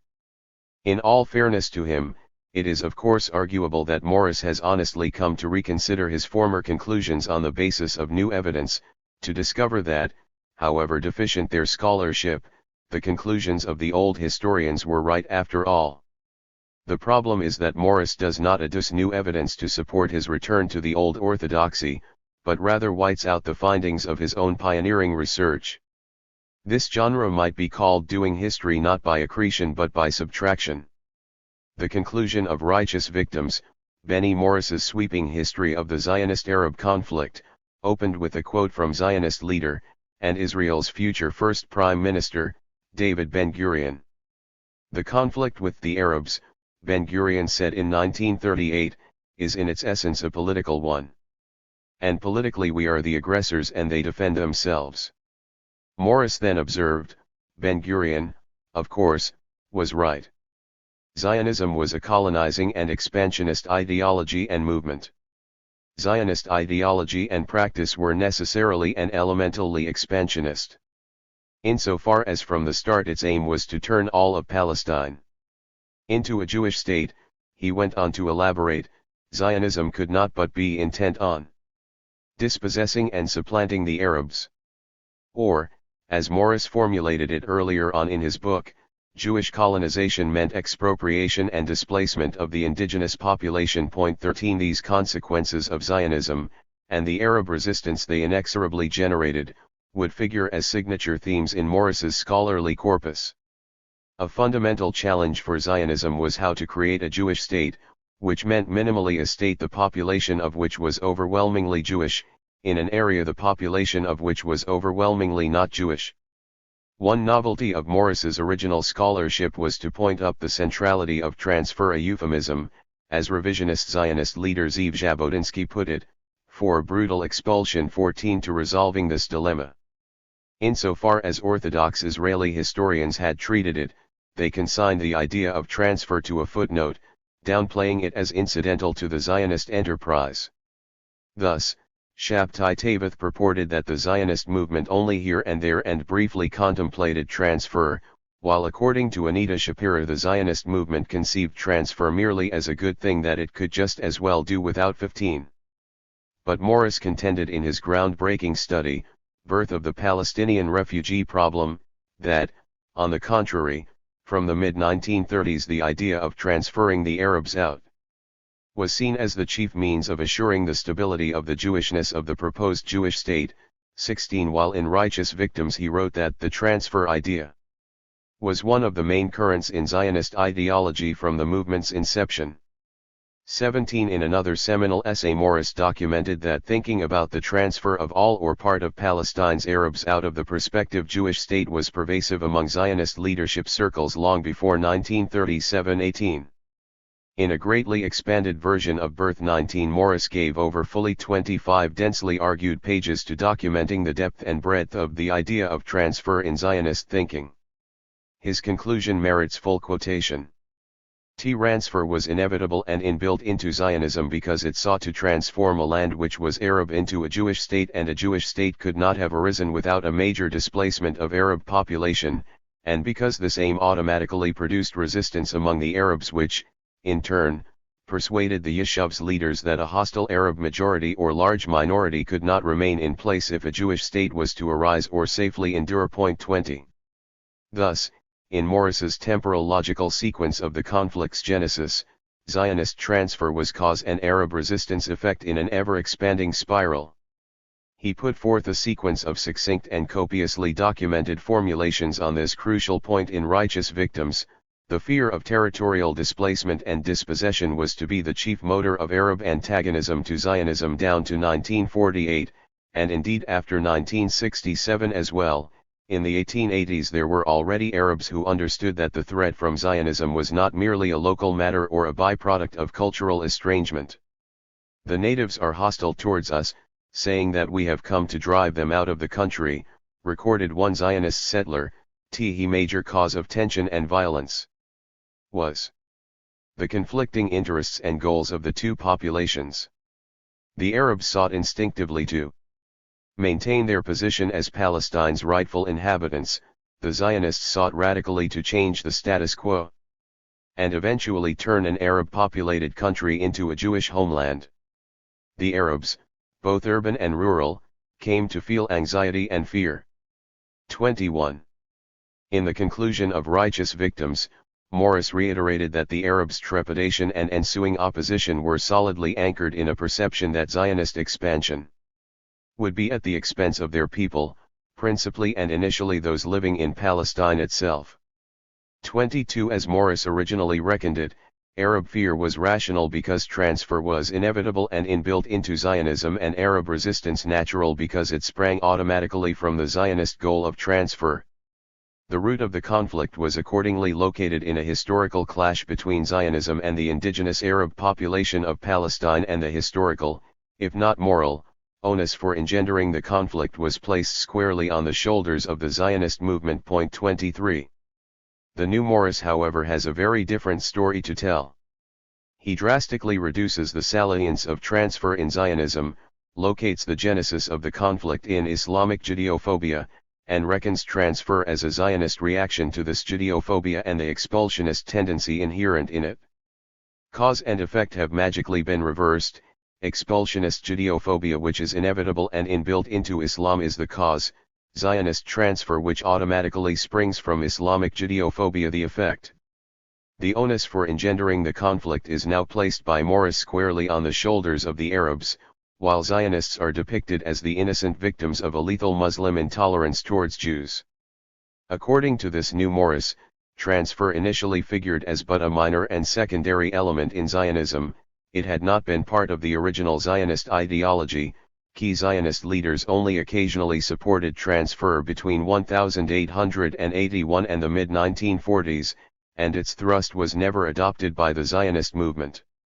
as ideology or policy until the late 1940s. 24 Whereas the old Morris asserted that the logic of a transfer solution to the Arab problem remained ineluctable for the Zionist movement, and without some sort of massive displacement of Arabs from the area of the Jewish state to be, there could be no viable Jewish state. 25 The new Morris alleges that the Zionist leaders generally said, and believed, that a Jewish majority would be achieved in Palestine, or in whatever part of it became a Jewish state, by means of massive Jewish immigration, and that this immigration would also materially benefit the Arab population. 26. If Zionists eventually came to embrace transfer, according to the new Morris, it was only in reaction to expulsionist or terroristic violence by the Arabs. 27 Expulsionist Arab thinking and murderous Arab behavior. 28 Which were indirectly contributing to the murder of the Zionists' European kinfolk by helping to deny them a safe haven in Palestine and by threatening the lives of the Jews who already lived in the country. 29 Transfer has inexplicably metamorphosed from an inevitable and inbuilt component of Zionism into a response triggered 30 by expulsionist Arab threats and assaults, not to mention Arab complicity in the Nazi Holocaust. Indeed, in the narrative frame crafted by the new Morris, the indigenous population of a country has metamorphosed into expulsionists. Many cruel and unforgivable things have been said by American historians about our native population, but it took a peculiarly fecund Israeli mind to pin the label starkly expulsionist 31 on an indigenous population resisting expulsion. To document this expulsionist mindset, 32 Morris cites the testimony of a Palestinian delegation before a foreign commission of inquiry: "We will push the Zionists into the sea or they will send us back into the desert." 33 Insofar as the Zionists were intent on transferring the Arabs out, it is unclear how this statement manifests malevolence. Doesn't an indigenous population have the right to resist expulsion? The new Morris alleges that Arab expressions in the early years of the 20th century of fear of eventual displacement and expulsion by the Zionists were largely propagandistic. 34 He seems to have forgotten that he himself pointed up this fear as the chief motor of Arab antagonism to Zionism and that he rationally grounded this fear in Zionist transfer policy. Morris now purports that the Arabs' resistance to Zionism sprang from their thraldom to the notion of sacred Islamic soil, was anchored in centuries of Islamic Judeophobia, and reached into every fiber of their Islamic, exclusivist being. 35 After Israel's establishment, Ben-Gurion conceded, "If I was sick an Arab leader I would never make peace terms with Israel. That is natural, we have taken their country." Morris alleges, however, that because of his ignorance of the Arab world, Ben-Gurion failed to grasp that this rejection of Israel was not natural but rather rooted in Islamic abhorrence of Jews. 36 Insofar as Morris is not known for his expertise on Islam, and insofar as he used to be known for not speculating a hair's breadth beyond what his sources showed, it might be expected that he would copiously substantiate such gross generalizations. But Morris's elucidation of 14 centuries of an allegedly hate-filled Muslim Arab mindset and Muslim Arab mentality consists of all of one half paragraph of boilerplate. 37. Coming to the modern period, Morris alleges that since the fin de siècle, Palestine Arabs had been murdering Jews on a regular basis for ethnic or quasi-nationalist reasons. Arab mobs had assaulted Jewish settlements and neighborhoods in a succession of ever larger pogroms. 38 But the old Morris found that it was the very real prospect of Zionist transfer that automatically produced resistance among the Arabs. Morris appears also to have forgotten what he earlier wrote about Zionist resort to self-serving epithets. Anti-Zionist outbreaks were designated pogroms, a term that belittled the phenomenon, demonized the Arabs, and, in a peculiar way, comforted the Jews. It obviated the need to admit that what they faced was a rival national movement, rather than Arabic-speaking Cossacks and street ruffians. 39 Is this perhaps why Morris now designates Arab resistance pogroms? The new Morris laments that historians have tended to ignore or dismiss, as so much hot air, the jihadi rhetoric of the Arabs, and he counters that the evidence is abundant and clear that the struggle against Zionism was conceived by Arabs essentially as a holy war. 40 But the old Morris himself barely mentioned the jihadi factor, and it was Morris himself who declared that the chief motor of Arab opposition to Zionism was not jihad but the fear of territorial displacement and Dispossession. To prove that Palestinian resistance was driven by a jihadi impulse, 41 The New Morris cites these statements: a penitent land seller swore, "I call on Allah, may he be exalted, to bear witness and swear that I will be a loyal soldier in the service of the homeland." The Mufti of Egypt declared that the Jews intended to take over all the lands of Islam. The ulama of Al-Azhar denoted it a sacred religious duty for the Arab kings, presidents of Arab republics, and leaders of public opinion to liberate Palestine from the Zionist bands, and to return the inhabitants driven from their homes. 42 It would not, however, be the first or last time that God and religion were invoked in a patriotic struggle. Stalin rehabilitated the Greek Orthodox Church in the battle against Nazism. Gandhi utilized the Hindu religion at every turn in resistance to British occupation. Bush conscripted a Christian God for homeland security and the war on terror. In fact, although the Old Morris took note that the Arab radicalization often took on a religious aspect, and that increasingly the points of friction with the Zionists were, or became identified with, religious symbols and values, 43 he nonetheless recognized that the chief motor of Arab resistance was fear of displacement and dispossession. The New Morris reports that even Christian Arabs appear to have adopted the jihadi discourse of holy war. 44 But doesn't this contrarily show that, although utilizing the jihadi discourse of holy war, the opposition to Zionism was not anchored in centuries of Islamic Judeophobia? He purports that, in light of their expulsionist and, in great measure, anti-Semitic mindset, it is unsurprising that the Arab mobs that periodically ran amok in Palestine's streets during the Mandate screamed Idba al-Yahud, slaughter the Jews. 45 Yet, as Yehoshua Porath observed in his magisterial study of Palestinian nationalism, although Arabs initially differentiated between Jews and Zionists, it was inevitable that opposition to Zionism would turn into a loathing of all Jews. As immigration increased, so did the Jewish community's identification with the Zionist movement. The non-Zionist and anti-Zionist factors became an insignificant minority, and a large measure of sophistication was required to make the older distinction. It was unreasonable to hope that the wider Arab population, and the riotous mob which was part of it, would maintain this distinction. 46 If the Arabs shouted Idba al-Yahud, it was because nearly every Jew they encountered was a Zionist bent, according to the Old Morris, on expelling them. It is instructive to recall here the Old Morris's treatment of the First Intifada. He reported that in the Gaza Strip, Islamic Jihad and other fundamentalists immediately took a leading role. Hamas was a major component of the rebellion in the Strip and, to a lesser extent, the West Bank, and from the start the Hamas and Islamic Jihad dominated the rebellion in the Gaza Strip. That these Muslim fundamentalist organizations espoused Quran-based hatred and contempt for Jews, intended to wage a holy war against the Zionist enemy, and made the destruction of Israel their official goal, and that the Intifada commenced as thousands poured out of the alleys of Hibalia and other Gaza camps for the funerals, shouting jihad, jihad, and fundamentalists, had been in the forefront of the demonstrations in December 1987. 47.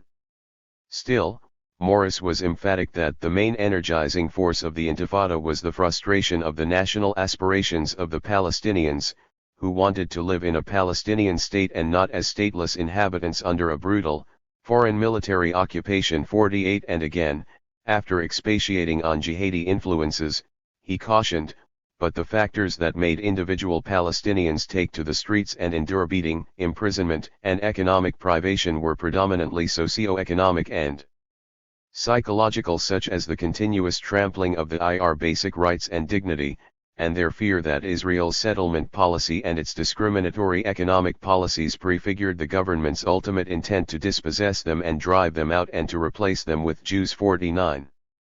The Old Morris, the pre-propagandist Morris, was able to discern that although Islamic zealots figured prominently in the First Intifada and Islamic symbols and texts, even hateful anti-Semitic ones, might have been pervasive, its main energizing force was not hoary Islamic Judeophobia but the mundane denial of basic Palestinian rights.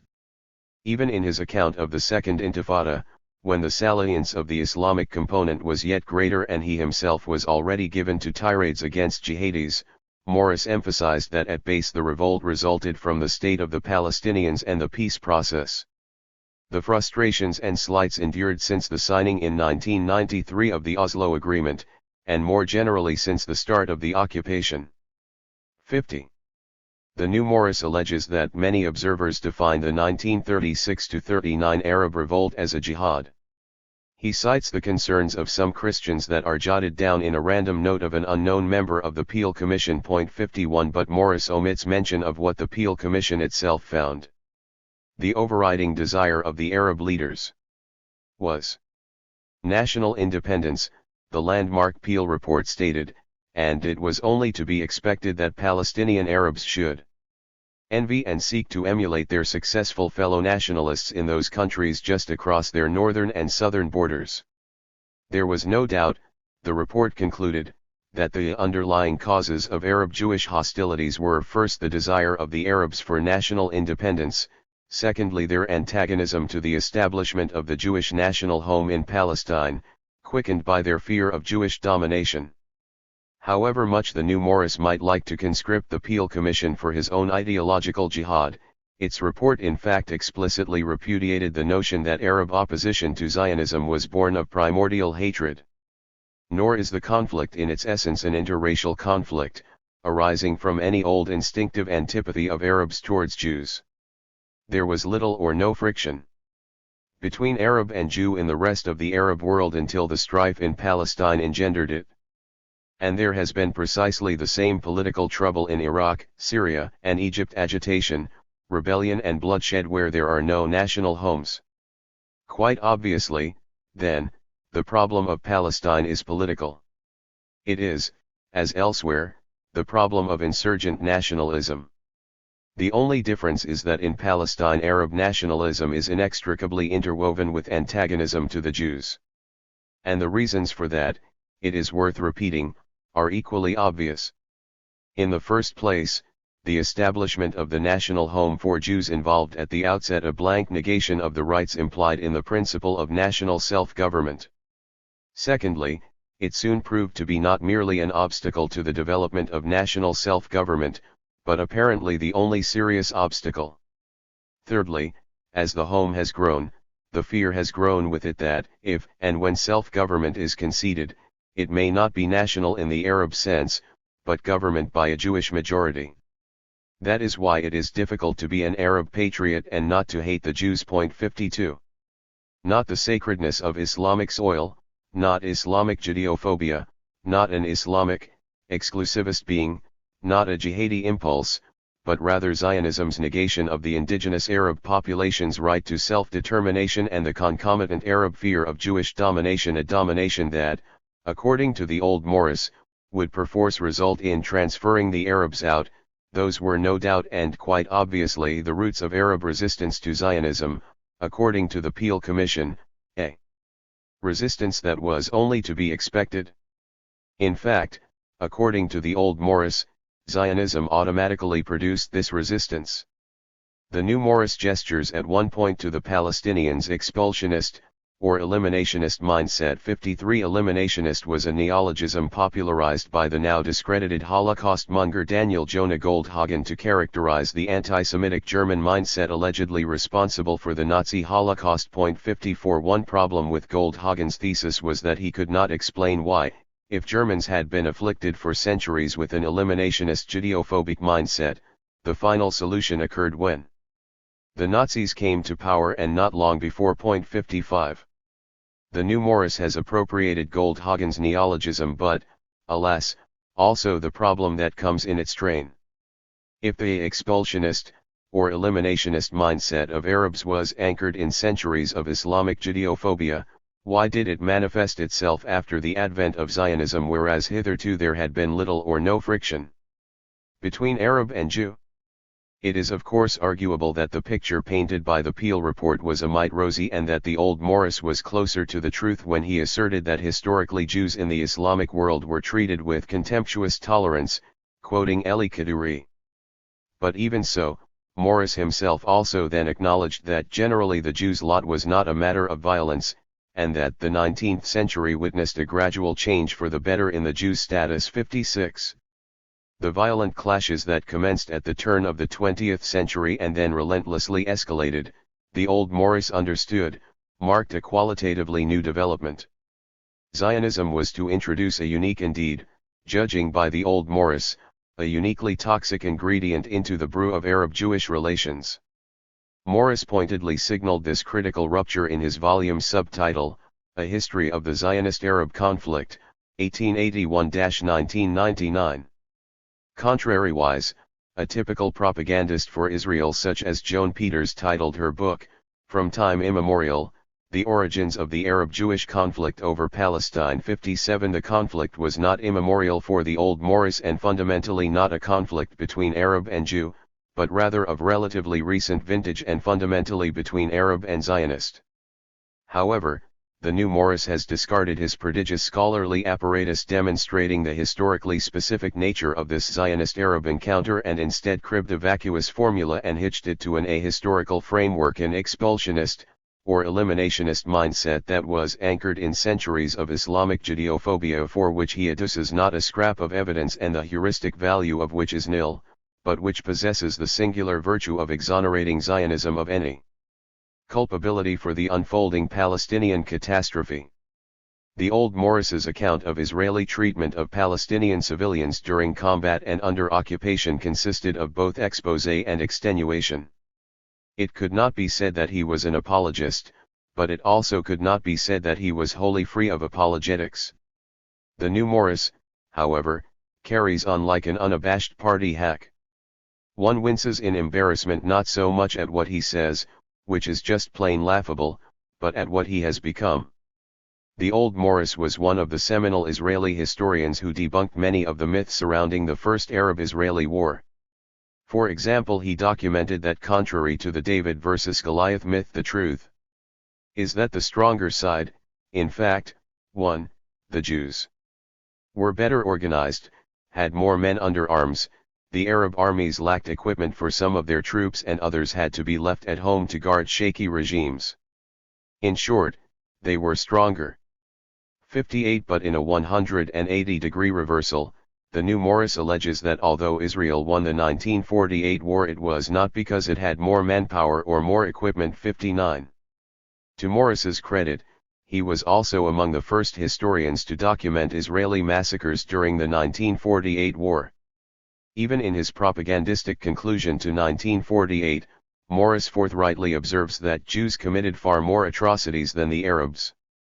Nevertheless, although reporting that Palestinian Arabs barely fought in the 1948 war, and although providing estimates that 6,000 to 12,000 Palestinian Arabs were killed in the course of it, he asserts in 1948 that the victims of Israeli atrocities numbered only some 800, or about 10% of all Palestinian deaths. 60. The figure and percentage also seem improbably low in light of Morris's assertion in another context that the IDF Israel Defense Forces has progressively become a cleaner army, and that its record when it comes to Tohar Hainshek purity of arms was far better in the 1982 Lebanon War than in 1948. 61. To judge by authoritative accounts of Israel's cleaner war in 1982, 62 premeditated and indiscriminate Israeli atrocities accounted for a large proportion of civilian deaths.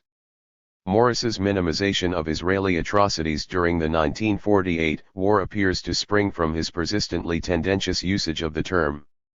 Thus, the old Morris's account of the Zionist army's climactic assault on Haifa in April 1948 depicted completely indiscriminate and revolting machine gun fire and sniping on women and children, and hysterical and terrified Arab women and children and old people on whom the Jews opened up mercilessly with fire. 63. Yet even back then, and despite his own evidence, Morris averred that he found no evidence of any atrocity committed in Arab Haifa during and after its capture. 64.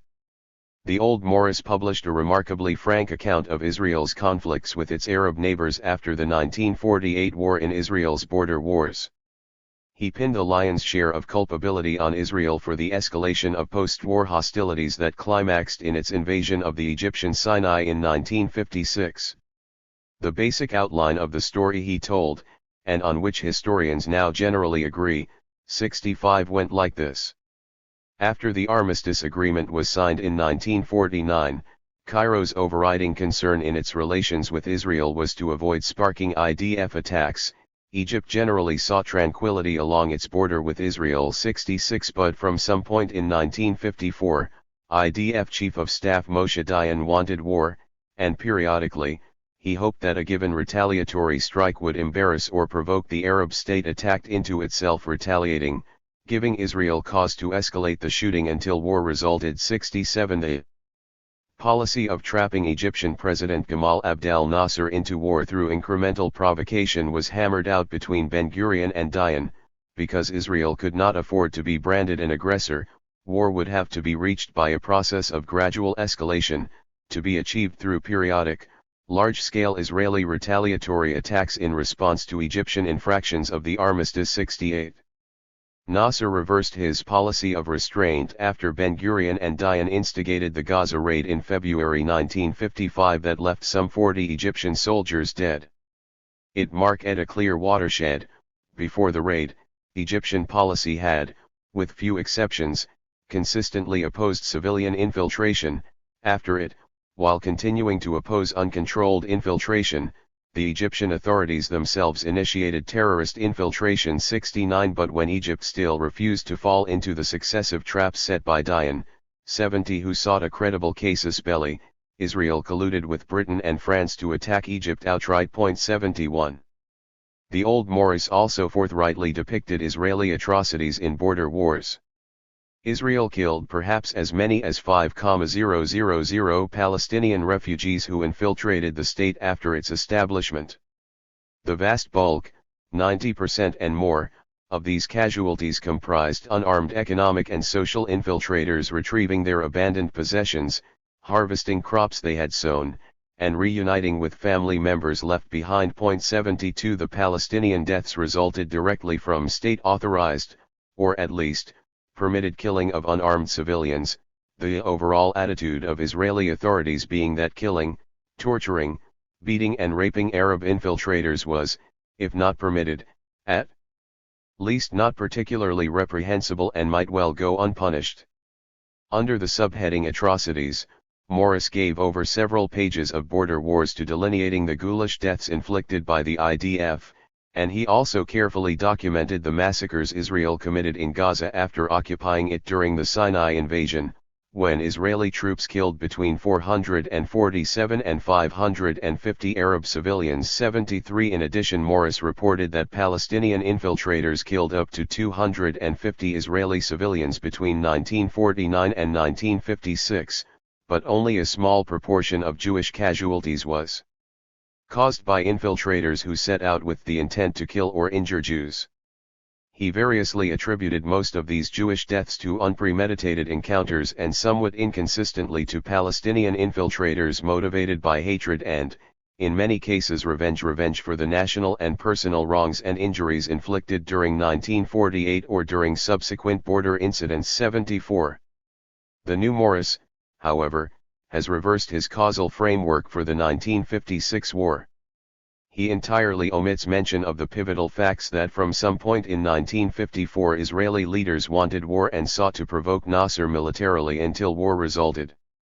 Instead, we are now told that the build-up to the war began with terroristic infiltration, certainly from 1954 on, that was organized by the Egyptian government, that the Israeli raid on Gaza in February 1955 probably had very little to do with the substance of Nasser's policies after the Israeli attack, that Israel responded to Egyptian orchestrated attacks with retaliatory raids, and that these Egyptian orchestrated raids were one of the very basic casus belli presented by Egypt that impelled Israel to invade in 1956.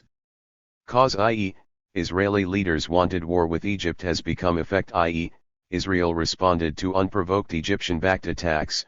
Provocation, i.e., Israel attacked Egypt to elicit a pretext for war, has become self-defense, i.e., Egyptian-backed attacks constituted a very basic casus belli for Israel.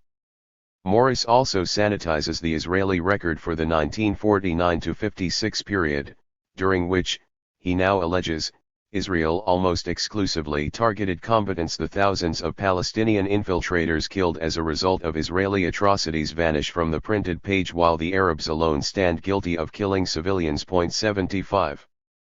In his rendering of Israel's more recent confrontations, the old Morris similarly combined revelatory research with recycled apologetics. Consider his account of the 1982 Lebanon War. He candidly reported that Israel spent the months between August 1981 and June 1982 seeking a pretext to invade Lebanon, that the PLO took great pains not to violate the ceasefire agreement of July 1981, that subsequent Israeli propaganda notwithstanding, the border between July 1981 and June 1982 enjoyed a state of calm unprecedented since 1968, and that Israel's broader objective in the 1982 invasion was the destruction of the PLO and its ejection from Lebanon, which would leave Israel a far freer hand to determine the fate of the West Bank and Gaza Strip, and would compel Palestinians to give up their national political aspirations altogether or look to their fulfillment in Jordan. 76. Still, the old Morris's account of Israeli armed clashes with Lebanon before, during and after the June 1982 invasion lapsed into state propaganda. In his tally of total Arab casualties during Israel's 1978 invasion of Lebanon, Operation Litany, about 300 Palestinian fighters were killed, several hundred wounded, and several dozen captured. 77. Yet Human Rights Watch, HRW, cited the figure for total Arab casualties of about 1,100 dead, the great majority of them civilians. 78. The old Morris also repeatedly alleged that during the 1982 Lebanon War Israel was reluctant to harm civilians, sought to avoid casualties on both sides, and took care not to harm Lebanese and Palestinian civilians. Although he acknowledged the massive use of IDF firepower against civilians during the siege of Beirut, which traumatized Israeli society, luckily Beirutis weren't traumatized. Morris quickly entered the caveat that Israel tried to pinpoint military targets, but inevitably many civilians were hit. 79. It might be noticed that Morris had a personal stake in putting a humane veneer on Israeli conduct. He personally served in the Lebanon War and participated in the siege of Beirut. In any event, the picture painted in authoritative accounts, based on voluminous testimony by unimpeachable sources and witnesses, did not remotely resemble Morris's account of Israeli solicitude for civilians. 80. It is instructive to juxtapose Morris's rendering against the war diary of Dov Yirmiyah, a veteran Israeli soldier. He was a battalion commander in the 1948 war, and the oldest soldier to serve in the 1982 invasion. In his daily record of the Lebanon War, Yirmiyah inter alia jotted down, "The war machine of the IDF is galloping and trampling over the conquered territory, demonstrating a total insensitivity to the fate of the Arabs who are found in its path. A PLO-run hospital suffered a direct hit, thousands of refugees are returning to the city. When they arrive at their homes, many of which have been destroyed or damaged, you hear their cries of pain, and their howls over the deaths of their loved ones. The air is permeated with the smell of corpses. Destruction and death are continuing. I am ashamed to be a son of this nation, this arrogant, condescending, cruel nation." It seems that a solitary Arab sniper fired a round in the direction of our forces. In retaliation, a feast of fire from all our weapons. Never have I seen a war such as this. Is this a war, or a huge IDF practice range? This was a picture that reminded me of the death march of the Jews in Auschwitz. An operations officer tells Yirmiyah after a file of prisoners staggered by. A population overtaken by war could have received urgently needed aid, like powdered milk for babies and children, but we, a merciful people, the sons of merciful fathers, do not allow these vital supplies to be brought to the population. They make a numbers game out of the refugees and homeless. The media speak of 600,000. Here headquarters they throw around numbers like 200,000 and 400,000. They play with numbers as though they were speaking about birds or insects. The district commander announces in his disgusting style, "Another prisoner stopped smoking today. Earlier, I had learned that a prisoner who had been beaten and tortured died." The commanders were only concerned that it be written in the death certificate that the prisoner died of a heart attack. This is what I ran into every step of the way: despicable actions of humiliation, of striking at women and children who wander, confused and miserable, along the sidelines of the war and its aftermath, not knowing their own souls in their fright, hunger, and thirst. Firepower had been directed toward the entire camp, without any connection to the degree of enemy opposition, which was highly ineffective and sparse. The barrages only hurt the non-combatant population. They caused both killings and the destruction of buildings in a most systematic manner, which was not meant to hurt terrorists, but rather, to eliminate the possibility of the existence of refugees in this camp. 81. In extenuation of IDF outrages, Morris alleged that PLO militants in the refugee camps fought grimly, occasionally using civilians as human shields. But Yermia reported that the story that the civilian population had been held hostage by the PLO, and prevented from responding to the IDF's call to leave the camp, was totally unfounded, and that the PLO demonstrated no significant resistance. 82. Whereas Morris alleged that Israel tried to pinpoint military targets during the siege of Beirut, Robert Fisk in his classic eyewitness account Pity the Nation reported, to call the gunfire indiscriminate was an understatement. It would also have been a lie. The Israeli bombardment of August 4 was, we realized, later, discriminate. It targeted every civilian area, every institution in West Beirut: hospitals, schools, apartments, shops, newspaper offices, hotels, the Prime Minister's office and the parks. Incredibly, the Israeli shells even blew part of the roof off the city's synagogue.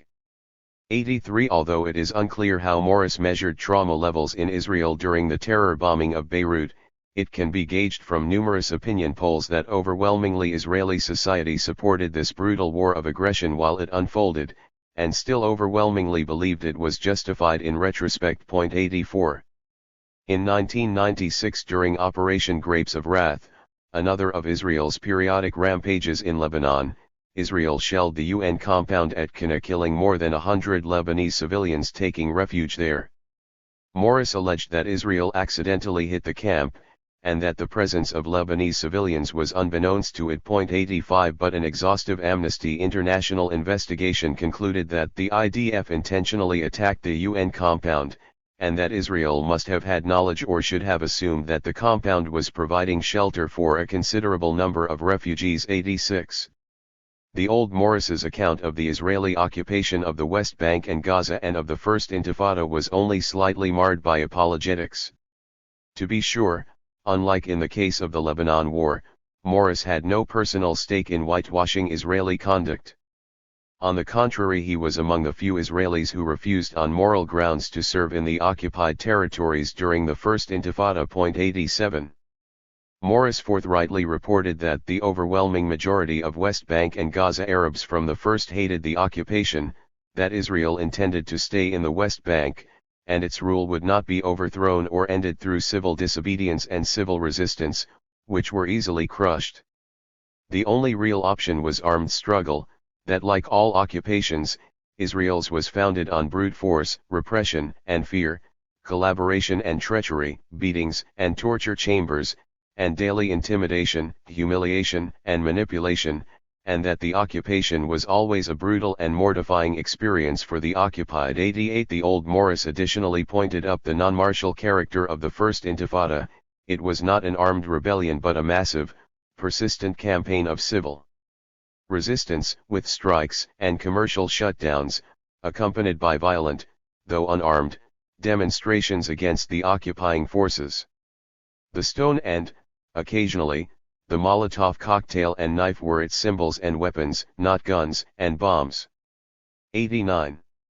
Although occasionally resorting to exculpating caveats such as the IDF tried to restrict the use of firearms to life-threatening situations, 90. The old Morris generally provided a harrowing account of brutal and methodical Israeli repression during the First Intifada. Almost everything was tried: shooting to kill, shooting to injure, beatings, mass arrests, torture, trials, administrative detention, and economic sanctions. A large proportion of the Palestinian dead were not shot in life.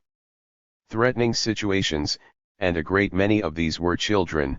Only a small minority of the IDF malefactors were brought to book by the Army's legal machinery and were almost always let off with ludicrously light sentences. 91.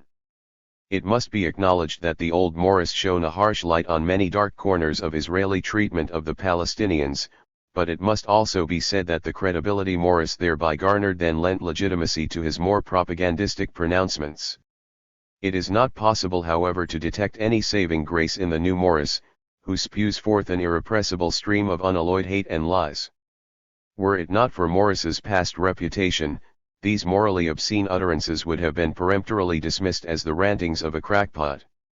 Many of his statements have already been subjected to critical commentary. 92. The ensuing remarks will focus on ground not already covered. Most of the new Morris's relevant remarks bear on the Second Intifada. However, the new Morris's perverse mindset can also be glimpsed in his retrospective commentary. Whereas the old Morris reported that during and right after the June 1967 war hundreds of thousands of Palestinians fled or were driven from the West Bank and the Gaza Strip, 93. The new Morris alleges that they moved elsewhere. 94. Did they use Shalom or Schlepper's van line? Whereas the old Morris depicted the First Intifada as not an armed rebellion but a massive, persistent campaign of civil resistance against the occupying forces, the new Morris alleges that the First Intifada was a semi-armed revolt against Israel. 95. Why then did he refuse to serve during the First Intifada? In his account of the First Intifada, the old Morris made extensive use of the findings of human rights organizations such as the Palestinian Human Rights Organization Al-Haq and particularly the Israeli Human Rights Organization B'Tselem. 96. The new Morris totally disregards the findings of human rights organizations as well as critical reportage, much of it Israeli, and critical statements by Israeli officials. He resorts instead to mind-numbing repetition in a smugly authoritative tone and without adducing a shred of corroborative evidence of official government press releases.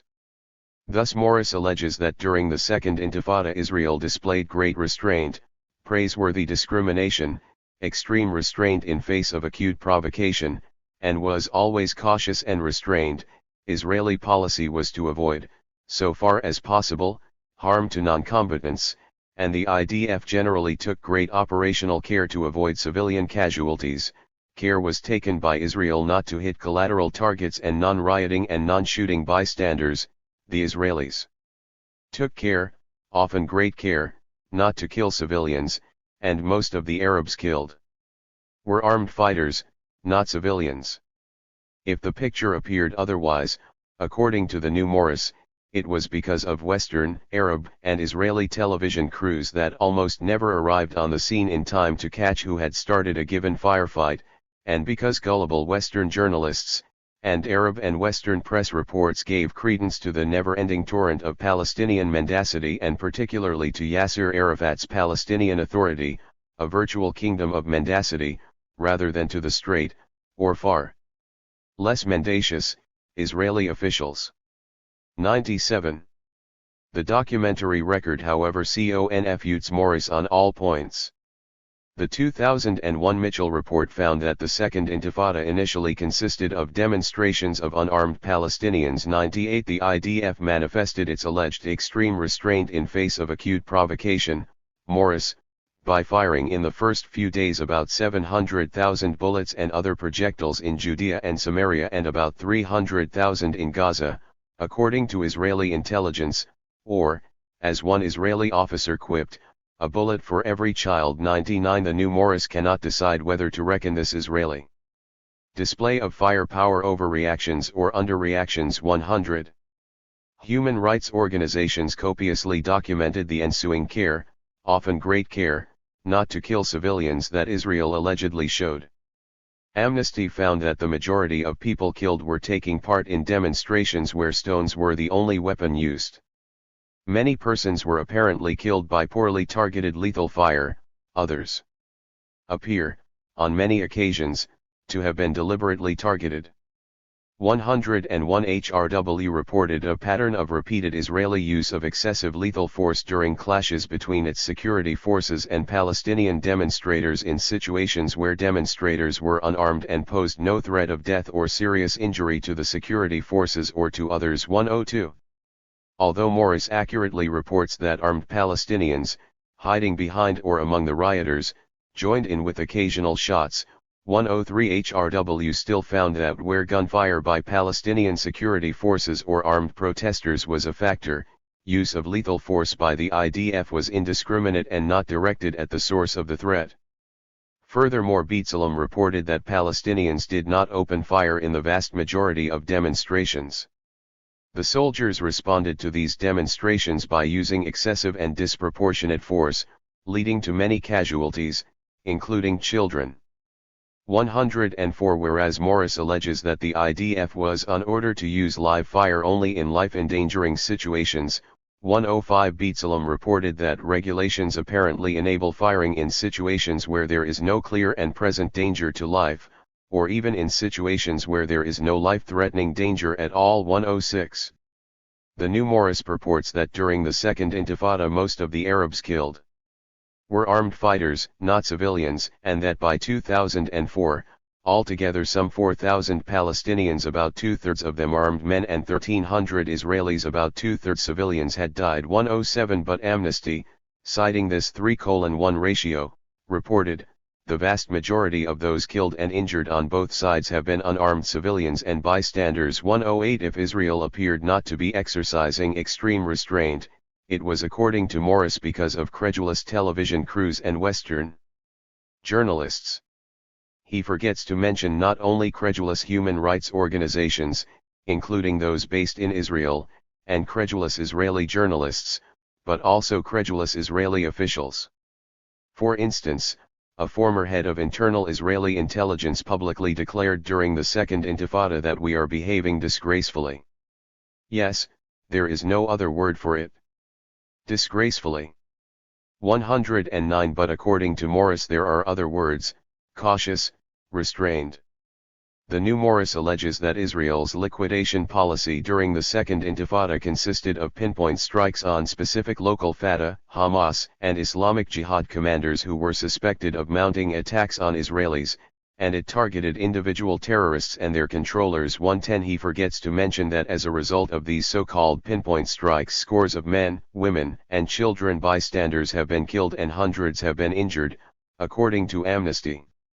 Claims that efforts are made not to harm bystanders are inconsistent with the practice of carrying out attacks on busy roads and densely populated areas. 111. Morris goes on to observe that Israel's liquidation policy was challenged by Ehud Barak's left-wing critics, Arab human rights organizations, and criticized by the United States. 112 He forgets to mention that not just Arab but international human rights organizations such as Amnesty, as well as Israeli human rights organizations such as B'Tselem and the Public Committee Against Torture in Israel, PCATI, deplored the political liquidations that according to them amounted to extrajudicial executions, PCATI calling the policy a heinous crime both legally and morally. 113 Morris also forgets to mention that opposition to the liquidations emanated not just from Israeli left-wing critics, but also from reserve pilots in the Israeli Air Force who declared in a public letter their refusal to participate any longer in such an illegal and immoral policy. 114. The climax of the Second Intifada came in April 2002 when Israel invaded West Bank cities during Operation Defensive Shield. Dismissing criticism of the operation as fantasy or propaganda, Morris, alongside Ehud Barak, alleged that no army has ever been more discriminating and gone to such lengths to avoid inflicting civilian casualties. 115 Indeed, consider Israel's discriminating siege of Jenin refugee camp. Human rights organizations found that Israeli forces committed serious violations of humanitarian law, some amounting prima facie to war crimes, HRW, and the IDF carried out actions which violate humanitarian law. Some of these actions amount to war crimes. Amnesty, point 116. Whereas Morris alleges that only several dozen homes were destroyed in the course of the whole operation, HRW reported that just in Jenin refugee camp at least 140 buildings, most of them multi-family dwellings, were completely destroyed. And severe damage caused to more than 200 others has rendered them uninhabitable or unsafe. An estimated 4,000 people, more than a quarter of the population of the camp, were rendered homeless because of this destruction. HRW further noted that the destruction extended well beyond any conceivable purpose of gaining access to fighters, and was vastly disproportionate to the military objectives pursued, while Amnesty reported that in one appalling and extensive operation, the IDF demolished, destroyed by explosives, or flattened by army bulldozers, a large residential area of Jenin refugee camp, most of it after the fighting had apparently ended. I left them a football stadium in the camp, one of Morris's discriminating IDF soldiers operating a bulldozer in Jenin chortled. I wanted to destroy everything, he told an interviewer. I begged the officers to let me knock it all down, from top to bottom. To level everything. For 3 days I just destroyed and destroyed. I found joy with every house that came down, because I knew that they didn't mind dying, but they cared for their homes. If you knocked down a house, you buried 40 or 50 people for generations. If I am sorry for anything, it's for not tearing the whole camp down. I had plenty of satisfaction. I really enjoyed it. 117. At least 22 civilians were killed in Jenin refugee camp during Operation Defensive Shield, Morris alleges 5 or 6, among them, a 37-year-old paralyzed man was killed when the IDF bulldozed his home on top of him, refusing to allow his relatives the time to remove him from the home, and a 57-year-old wheelchair-bound man was shot and run over by a tank on a major road outside the camp. Even though he had a white flag attached to his wheelchair, HRW. Israel not only committed comparable human rights violations and war crimes in Nablus, according to Amnesty, but it also razed religious and historical sites. In what frequently appeared to be wanton destruction without military necessity. It appears that B'Tselem executive director Jessica Montel also fell victim to fantasy or propaganda when she censured Israel's vengeful assault on all symbols of Palestinian society and Palestinian identity during the operation, and the hooliganism of thousands of teenage boys and young men in uniform allowed to run wild in Palestinian cities with no accountability for their actions. 118. In a rare allusion to the findings of a human rights organization, the New Morris alleged that Human Rights Watch and other nonpartisan bodies subsequently upheld the Israeli version of events at Jenin. Taking strong exception to his assertion, HRW stated in a public rebuke that Morris mischaracterizes the findings of Human Rights Watch. 119. The New Morris chides Western journalists for not crediting the straight, or far less mendacious, Israeli officials, whom he himself faithfully echoes. But, far too many Western journalists did defer to them. It was respected Israeli journalists who ridiculed Morris's primary source during the Second Intifada. The state authorities, including the defense establishment and its branches, Uzi Ben-Zaman observed in Haaretz, have acquired for themselves a shady reputation when it comes to their credibility. The official communiques published by the IDF have progressively liberated themselves from the constraints of truth. B. Michael editorialized in Yediot Aronot, and the heart of the power structure, police, army, intelligence, has been infected by a culture of lying. 120. Beyond bamboozling credulous Westerners during the Second Intifada, Palestinian spokespeople, according to Morris, orchestrated the designation of Israeli policies as apartheid. 121. But the roster of those bracketing Israeli policies with apartheid also happens to include many prominent Israelis. 122. And far from being a recent development, already a quarter century ago knowledgeable Israelis such as Danny Rubenstein had sounded the alarm that Israel was creating a system of apartheid in the West Bank and Gaza Strip. 123. Although Arafat indisputably presided over a kingdom of mendacity, judging by the New Morris's depiction of the Second Intifada, he has managed to fabricate a kingdom of his own that rivals it. It is well established and largely undisputed that Palestinians opposed the partition proposals of the Peel Commission in 1937 and the United Nations General Assembly in 1947. 124 Orthodox Israeli historians such as Shabtai Tavith had already conceded that not only the Palestinians but also the Zionist movement in principle opposed the Peel Commission's partition proposal. For Ben-Gurion it was merely a stage in the longer process toward a Jewish state in all of Palestine. 125 The new historians went a step further as they demonstrated that the Zionist movement also opposed in principle the UN partition resolution assigning the Jewish state 56% of Palestine. The acceptance of partition, in the mid-1930s as in 1947, Morris reported, was tactical, not a change in the Zionist dream. 126 Both prior and subsequent to the passage of the partition resolution in November 1947, Ben-Gurion was emphatic that we want the land of Israel in its entirety, May 1947, and that the boundaries assigned Israel in the partition resolution were not final but subject to revision should the occasion allow, December 1947. 127 When, in 1948, circumstances seemed ripe to achieve these goals, Zionist leaders embarked on a campaign aimed at a new definition of the borders of their state. Shlomo Ben-Ami, 128 And by war's end Israel controlled 78% of Palestine.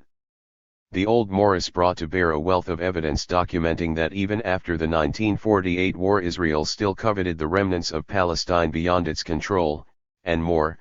A strong expansionist current ran through both Zionist ideology and Israeli society. There was a general feeling, shared by such prominent figures as Dayan and Ben-Gurion, that the territorial gains of the 1948 war had fallen short of the envisioned promised land. Bechia Eliderot literally a cause for lamentation for future generations was how Ben-Gurion described the failure to conquer Arab East Jerusalem. Leading groups in Israeli society regarded the Jordanian-controlled West Bank with the same feeling. Large sections of the Israeli public, including many in its political and military elite, were keen on expansion, optimally down to the Jordan River. Indeed, key Israeli leaders between 1949 and 1956 viewed the Kingdom of Jordan itself as an artificial and unnatural country that could not in the long run survive and would eventually be divided up and absorbed by its more powerful neighbors, with the West Bank going to Israel and the East Bank to Iraq. 129.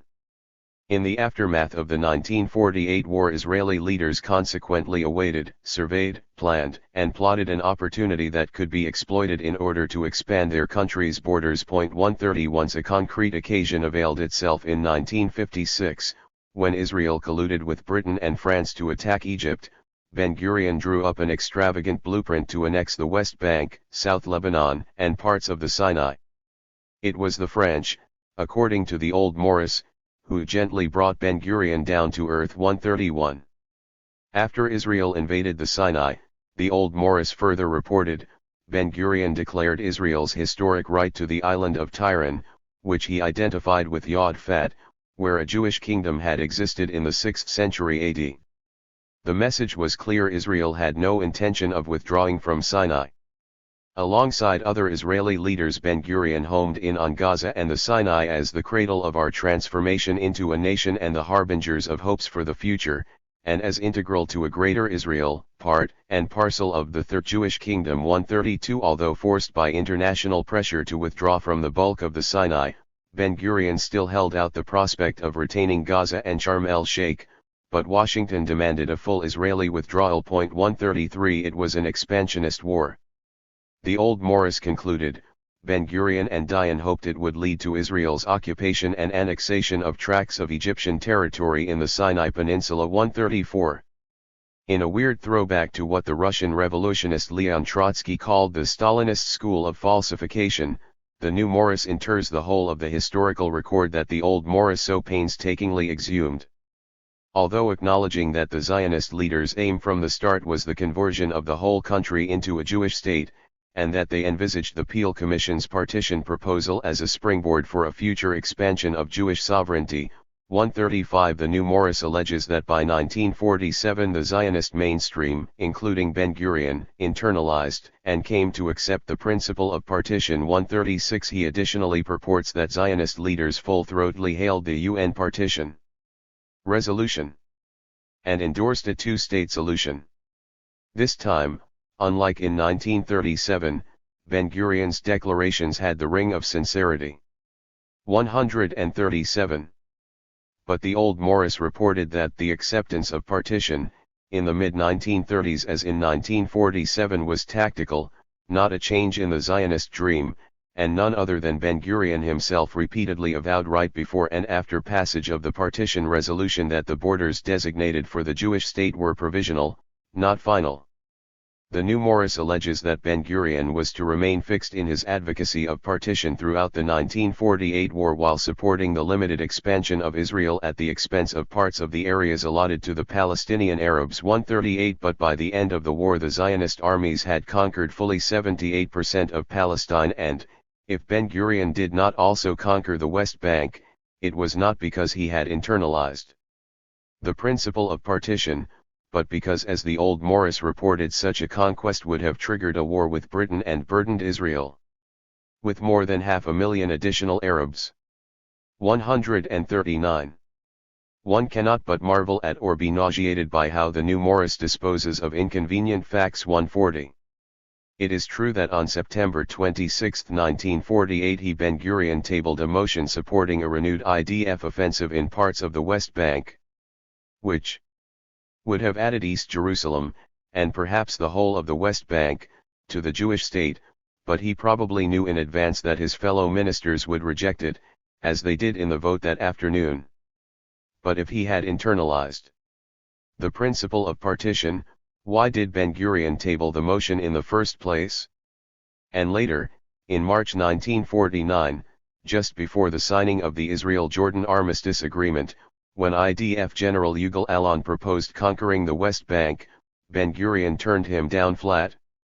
Like most Israelis, Ben-Gurion had given up the dream of the whole land and had internalized the necessity, indeed inevitability, of partition. But why then did Ben-Gurion and other Zionist leaders subsequently regard Israel's failure to conquer East Jerusalem and the West Bank as a cause for lamentation for future generations? And why did Ben-Gurion contemplate annexation of the West Bank during the Sinai invasion? Even Ben-Gurion, who occasionally during the first post-1948 war years toyed with the idea of expansion, in the end always pulled back, his natural caution overcoming his ideological predisposition. But wasn't it the French who brought Ben-Gurion down to earth when he put forth his wildly expansionist agenda, and didn't the Americans later coerce him despite his protestations to withdraw from the Sinai and Gaza? The New Morris seems also to have forgotten that, according to him, Ben-Gurion no longer had an ideological predisposition to expansion but rather had internalized the principle of partition. If Israel's borders did not expand between 1949 and 1967, it was not because, as the New Morris alleges, its leaders preferred the territorial status quo. 141 but because however much they longed, and endeavored to exploit any opportunity, for territorial aggrandizement the status quo proved intractable. That is, until June 1967. The old Morris was less forthright on Israel's territorial ambitions during the June 1967 war.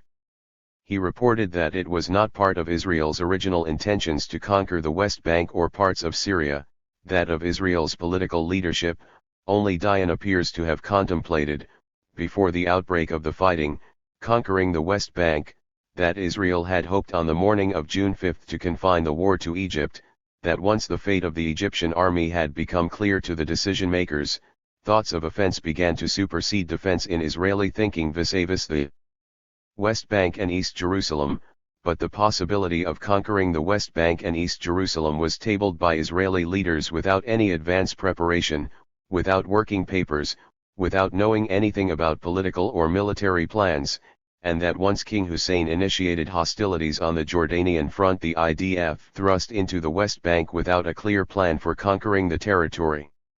The only caveats in fact Contradictory indications Morris entered in this depiction of Israeli innocence were that some Israeli leaders appeared eager to exploit to the full any missteps of Hussein because they lamented Israel's failure in the 1948 war to conquer East Jerusalem and the West Bank, that IDF planning took into account the possible entry of Jordan and Syria into the war, and that from the beginning of the crisis in mid-May, the head of the IDF Northern Command maintained that the war would inevitably spread to the Syrian front and that it would be necessary to capture the Golan Heights. 142. It might be said in extenuation of the old Morris that research on the June 1967 war was still in an inchoate state when he made these assertions, and that he himself was careful to qualify his account as being based on the documentation so far available. 143. Nonetheless, he was able to quote influential Labour Party official Yugal Alon from a few days before the June war stating, "In a new war, we must avoid the historic mistake of the War of Independence, and must not cease fighting until we achieve total victory, the territorial fulfillment of the land of Israel." 144. One would be hard-pressed to reconcile statements such as this, cited by Morris, with his concurrent assertions that it was not part of Israel's original intentions to conquer the West Bank and that of Israel's political leadership, only Dayan appears to have contemplated, before the outbreak of the fighting, conquering the West Bank. In trying to make sense of the old Morris's apologetic depiction, it might be noticed that he has typically deferred to Israeli orthodoxy except when his own personal research proved otherwise, and he has not done original research on the 1967 war. 145. In addition, the old Morris was always more revelatory on historical topics that no longer had a political resonance. He could accordingly be quite candid about what transpired in the course of Zionist settlement through Israel's founding in the 1948 war because Israel's existence has long ceased to be an object of political, or military, contestation. 146. But the Palestinian refugee problem still endures, and its practical resolution is still subject to negotiation, which perhaps accounts for the 10,000 caveats Morris enters on what happened to them in 1948, making it impossible to pin him down. However, his position is characterized by others. Morris invariably protests that he has been misrepresented. As his historical scholarship edged closer to the present, the old Morris became ever more apologetic. His account of the 1967 war barely if at all departed from the orthodox Israeli narrative, virtually none of which holds up in light of current research. The repercussions of the June 1967 war, in particular the occupation of the West Bank and Gaza, are still charged political issues, so Morris, always the most political of historians, has been careful not to let his findings subvert Israel's diplomatic posture. In any event, Morris's depiction of Israeli innocence on the eve of its territorial conquests in June 1967 cannot be sustained. The cumulative scholarly evidence is overwhelming that Israeli leaders desired and planned to conquer the West Bank and Gaza in the event of a new war and waited only for the opportunity to implement these long incubating ideological strategic goals. 147. The new Morris has no problem reconciling this copious documentary record with his allegation that already before 1947 the Zionist leadership had internalized and come to accept the principle of partition because he has comprehensively effaced it. Beyond alleging that Israeli leaders historically supported partition, the new Morris makes the auxiliary assertion that Israeli leaders, at least those affiliated with Labour, have historically supported a two-state solution. 148. Whereas Palestinians have uniformly and right up to the present opposed it. The consensus understanding of the two-state solution, which is anchored in the 1947 partition resolution, denotes an Israeli withdrawal from the West Bank, including East Jerusalem, and Gaza, and the Palestinian exercise of self-determination and statehood in these territories. It has been ratified by multiple authoritative bodies including the United Nations General Assembly and the International Court of Justice. 149. Israeli leaders firmly opposed a Palestinian state from the start of the occupation, according to the old Morris, and right through the First Intifada they appeared determined that there would be no Palestinian state. 150. In light of the record he himself documented, it would be quite the feat if the new Morris could demonstrate that Israel's most influential political figures historically championed a two-state settlement. He meets this daunting challenge by resort to linguistic subterfuge. The two-state settlement is construed by him to denote the partition of Palestine, even if it is at the expense of, indeed negates, Palestinian self-determination and statehood, or, as he euphemistically puts it, with Jordan rather than the Palestinian Arabs as the political beneficiary, and no Palestinian state. Thus, he dubs a two-state solution the Zionist leadership's secret negotiations with King Abdullah in 1946-47 to partition Palestine not with the Palestinians but the Hashemite Kingdom of Jordan. He dubs a two-state solution the partition of Palestine between Israel and Jordan at the end of the 1948 war. And he dubs a two-state solution Israel's Allon plan formulated after the 1967 war to divide the West Bank with Jordan. 151. Although Morris acknowledges that even Rabin had not formally endorsed two states. 152. Neither Yitzhak Rabin nor Shimon Peres conceived a Palestinian state emerging from the 1993 Oslo Agreement. 153. It does not prevent the new Morris from simultaneously alleging that labor leaders supported a two-state solution, because it is of no account to him whether such a solution affirms or aborts Palestinian self-determination. His rechristening a resolution of the Israel-Palestine conflict that negates Palestinian self-determination as a two-state solution enables the new Morris to project as fact a fictitious image of Israeli moderation.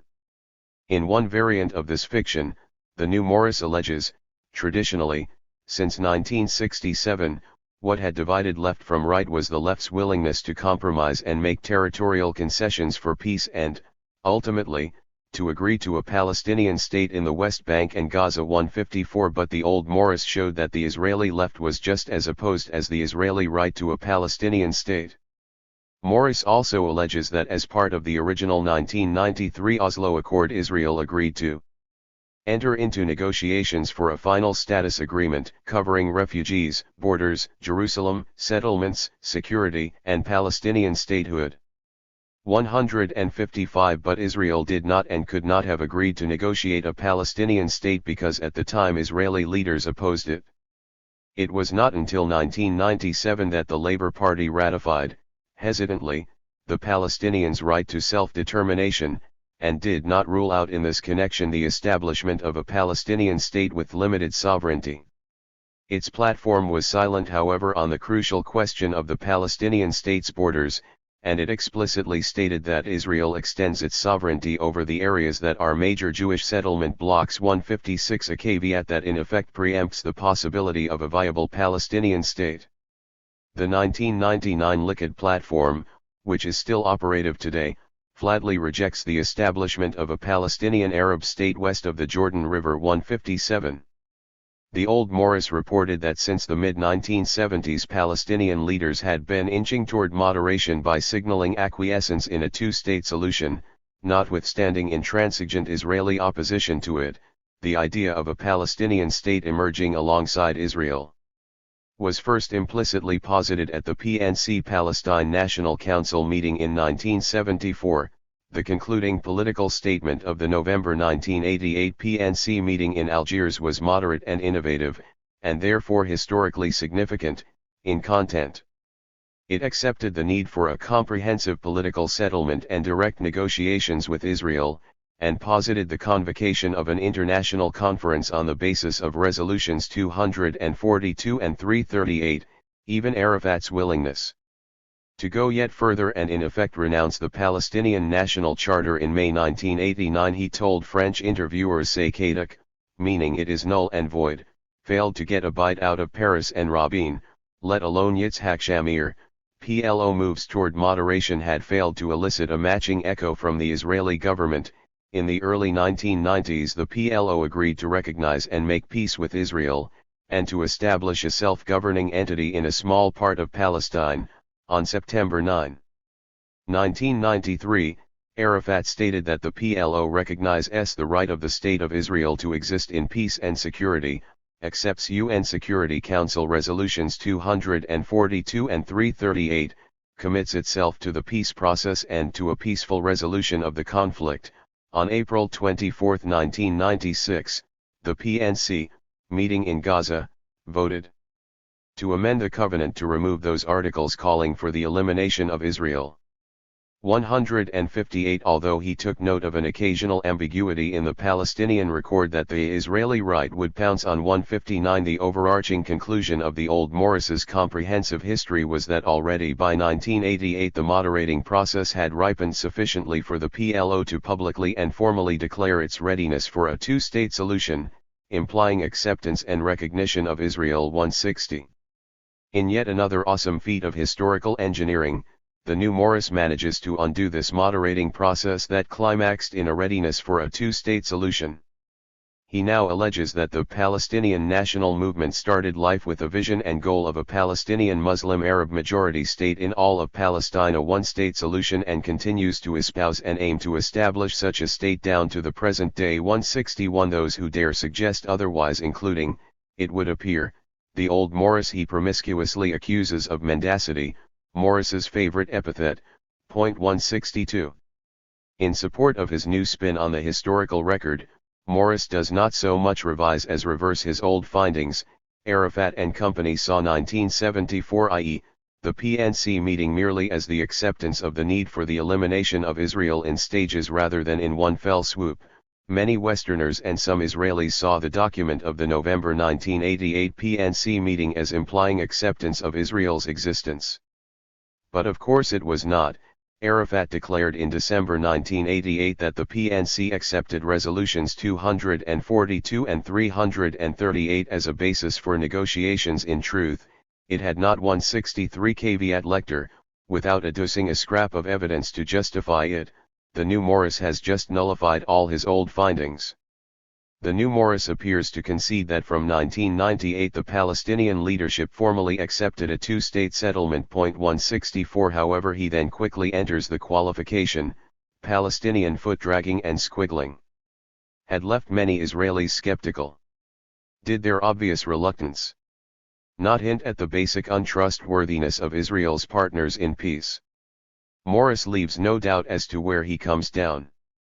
Whatever their formal affirmations, the new Morris avers, Palestinian Arabs, in the deepest fibers of their being, oppose such an outcome, i.e., a two-state settlement, demanding as they did since the dawn of the national movement, all of Palestine as their patrimony. 165. Alas, he never reveals how he divined what lurks in the deepest fibers of their being. But Morris does not stop here. Even if Palestinians formally accept a two-state settlement, and even if in the deepest fibers of their being Palestinians accept a two-state settlement, Morris alleges that they rationally cannot accept a two-state settlement. There are good objective reasons why a two-state solution can have little traction even among Palestinians who, in principle, might agree to such a compromise. The division of historic mandatory Palestine as proposed, 79% for the Jews and 21% for the Palestinian Arabs, cannot fail to leave the Arabs, all Arabs, with a deep sense of injustice, affront, and humiliation, and a legitimate perception that a state consisting of the Gaza Strip and the West Bank, and perhaps large parts of East Jerusalem, altogether some 2,000 square miles, is simply not viable, politically and economically. 166. Let us set to one side that if what Morris says here is true, then Palestinians might have opposed the two-state settlement not because of Islamic Judeophobia and their Islamic, exclusivist being, but because of their legitimate perception that such a settlement was manifestly unjust. The bigger problem, however, is that on Morris's construction Palestinians literally cannot accept a two-state settlement. If they formally accept it, they must viscerally reject it, and if they formally and viscerally accept it, they must rationally reject it. On these terms it is child's play to demonstrate that Palestinians continue to espouse and aim to establish, down to the present day, an exclusivist state in the whole of Palestine. Morris's proof is already contained in his premise: Palestinians oppose a two-state settlement because even if the factual evidence proves otherwise they must oppose such a settlement. The new Morris's account of the 2001 Israeli-Palestinian peace negotiations brokered by the United States 167 hews closely to the largely discredited official narrative propagated by the likes of Dennis Ross. He alleges, for example, that at Camp David in July 2000 Israel made a series of proposals, each better than the last, on territory, Jerusalem, the nature of the Palestinian state. Arafat consistently said no and demanded more. 168 The repeated rejection of a two-state offer by Arafat during the 2001 negotiations, the new Morris concludes, demonstrated that the Palestinians were still wedded to the one-state solution and wanted all of Palestine. 169. The actual facts, however, speak otherwise. The points of contention in these negotiations included borders, East Jerusalem, settlements, and refugees. It is undoubtedly true that Barak expressed astonishment and anger at the Palestinian rejection of the most far-reaching Israeli concessions ever offered.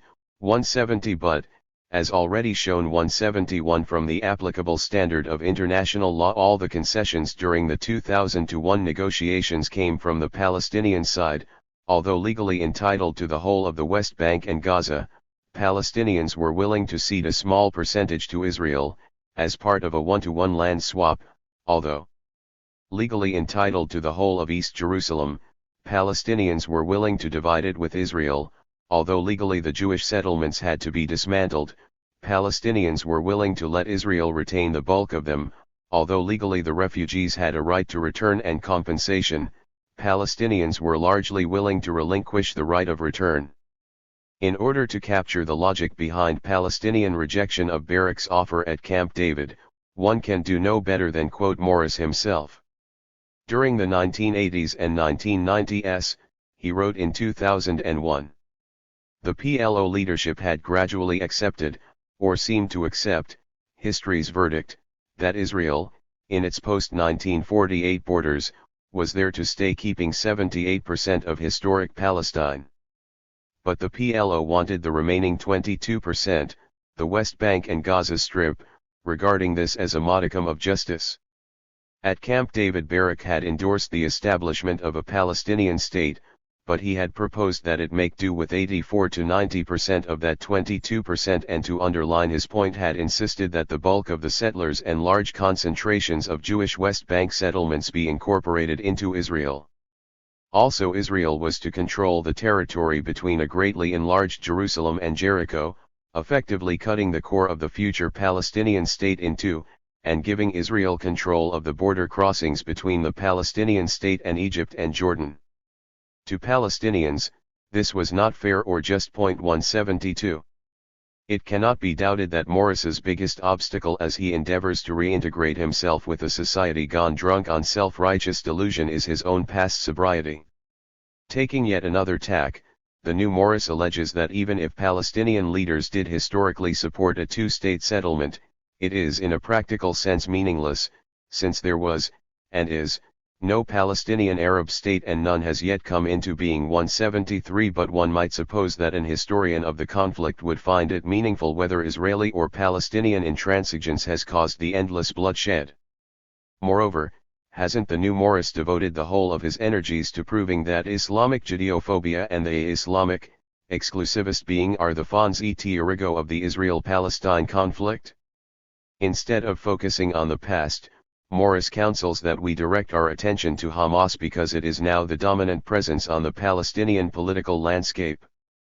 He quotes at extraordinary length from the notorious Hamas Covenant, cautions the naive reader that Hamas's mindset is deadly serious, his proof being, I don't remember a Hamas leader cracking a joke, and submits that Hamas's ideology and leading role preclude an accommodation with Israel based on a two-state settlement. 174 Were any doubts still to linger, Morris gestures to Hamas's consistent statements rejecting a two-state settlement and then reiterates that Hamas has the virtue of speaking clearly and consistently.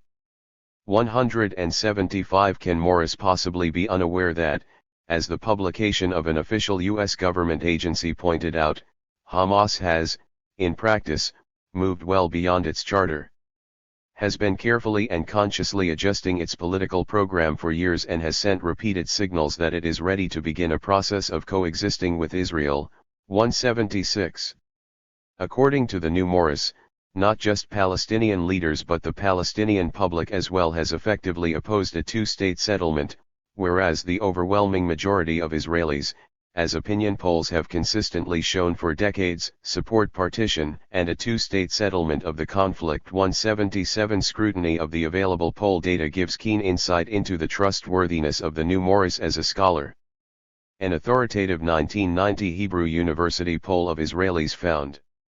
Thus, less than 10% of Israelis supported the international consensus, while, even to judge by Morris's fanciful two-state solution that negates Palestinian self-determination, total support still came to under 50%. 178 Israeli support for any variant of a Palestinian state stood at only 21% in 1987 and 35% in 1993, and even as late as 1999 only 6% of Israeli Jews fully accepted and another 18% gave qualified acceptance to a Palestinian state on the pre-1967 borders, 13% and 18% respectively for all Israelis including Palestinian citizens.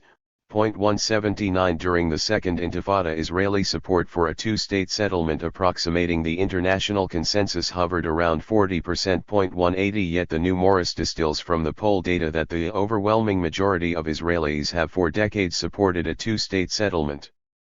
In another of his signature statistical forays, the new Morris alleges that the idea of transfer vis-a-vis Israel's Arab minority or the Arabs of the occupied territories or both has been supported at various times over the past 60 years, especially during Arab assaults on Israel by 10 to 30% of the Jewish population. 181 Yet, the old Morris reported that circa 1950 virtually the entire nation of Israeli Jews supported the expulsion of Israel's post-1948 Arab minority, while during the First Intifada, he reported, one opinion poll indicated that almost half the electorate looked to some sort of transfer solution.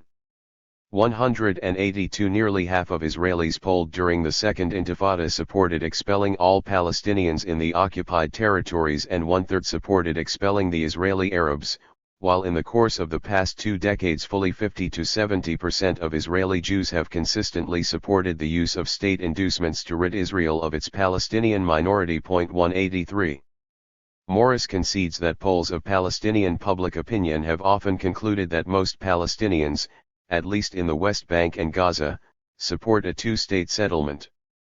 But beyond contesting the veracity of such polls, Morris alleges that other data belie them. There is almost complete unanimity among the Palestinians in support of the right of return, the implementation of which would necessarily subvert any two-state settlement. Palestinians are equally unanimous in denying the legitimacy of Zionism and Israel, Israel's Jewishness, and Israel as a Jewish state. 184 Morris's real quarrel, however, appears to be not with Palestinians but international law and enlightened public opinion.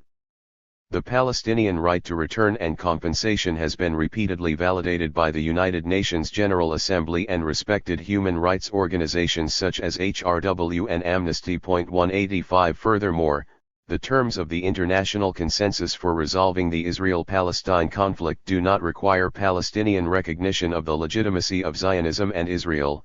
Neither Egypt nor Jordan recognized such a legitimacy when they signed peace treaties with Israel, while it is hard to reckon how Palestinians can recognize Israel as a Jewish state if Jews themselves barely agree on what it means to be a Jew, let alone what it means for a state to be Jewish. 186 The new Morris mounts the case that Palestinians have always rejected a two-state settlement and will not be sated with less than the whole of Palestine. Although the allegation is highly dubious, it nonetheless piques the curiosity just how he proposes to resolve the conflict. Yale University Press announces on the jacket of Morris's latest book that he arrives at a new way of thinking about the discord, injecting a ray of hope in a region where it is most surely needed. What is this ray of hope? Morris alleges that Israel cannot withdraw from the West Bank until the IDF acquires the technological capability to protect its population centers from short-range missile attacks. But, alas, it is unclear whether such a system will be operational before 2013 and whether it will be effective. Indeed, the costs involved could impoverish Israel and render the defensive systems ultimately inoperative. 187 It is difficult to make out the ray of hope, let alone justice, in holding the elementary human rights of Palestinians hostage to Israel's budgetary constraints. Incidentally, Do Arabs get to occupy Israel until they can protect themselves against its periodic rampages? But far be it from Morris to despair. His so-called new way of thinking is to revive the Allon plan of a partition of Palestine into Israel, more or less along its pre-1967 borders, and an Arab state, call it Palestinian Jordanian, that fuses the bulk of the West Bank and East Jerusalem and the East Bank, the present-day Kingdom of Jordan. Morris does not pretend that Palestinians are likely in the future to acquiesce in a settlement that they have forcefully opposed in the past, but ever espying a glimmer of hope he points to a solution: Jordan's relatively powerful army and security services would provide the possibility of reining in the militants. 188 No doubt Jordan's torture chambers will also come in handy. It might be supposed that such a two-state settlement 189 violates the basic right to self-determination, but the new Morris also sets the naive reader straight on this misapprehension. For, according to him, Palestinians, Arabs, Muslims, they are not like us, they don't attach the value we do to human rights. Thus Morris dots his text with these appearses. Palestinian spokesmen regularly invoke slogans like democracy, majority will, and one man, one vote catchphrases and norms that, in fact, were completely alien to their history and social and political ethos and mindset. Western liberals like or pretend to view Palestinian Arabs, indeed all Arabs, as Scandinavians, and refuse to recognize that peoples, for good historical, cultural, and social reasons, are different and behave differently in similar or identical sets of circumstances. Palestinian Arabs, like the world's other Muslim Arab communities, are deeply religious and have no respect for democratic values and no tradition of democratic governance. 190. In his own research on the 1948 war, Morris qualifies his every conclusion with a seemingly endless string of caveats. He shows no compunction, however, about spewing forth gross generalizations about the history, ethos, mindset, culture, and society of the world's Muslim Arab communities. He possesses no known expertise on the Muslim Arab world and cites no sources for any of his allegations. Poll data do not support claims of his, such as that Muslim Arab communities devalue democracy. 191. He appears to have culled his grand insights from The Complete Idiot's Guide to Orientalist Stereotypes. After the Egyptian people erupted in revolt against the dictatorship of Hosni Mubarak, Morris knowingly observed that what Egyptians really want was probably their material betterment and not political freedom and human rights. If Westerners believed otherwise, it was because they don't know Arabic. As it happens, neither does he. 192. Lest there be any doubt on the chasm separating them from us, Morris adduces this clincher: the value placed on human life and the rule of secular law is completely different as exhibited, in Israel itself, in the vast hiatus between Jewish and Arab perpetration of crimes and lethal road traffic violations. Arabs, to put it simply, proportionally commit far more crimes, and not only ones connected to property, and commit far more lethal traffic violations than do Jews. In large measure, this is a function of different value systems, such as the respect accorded to human life and the rule of law.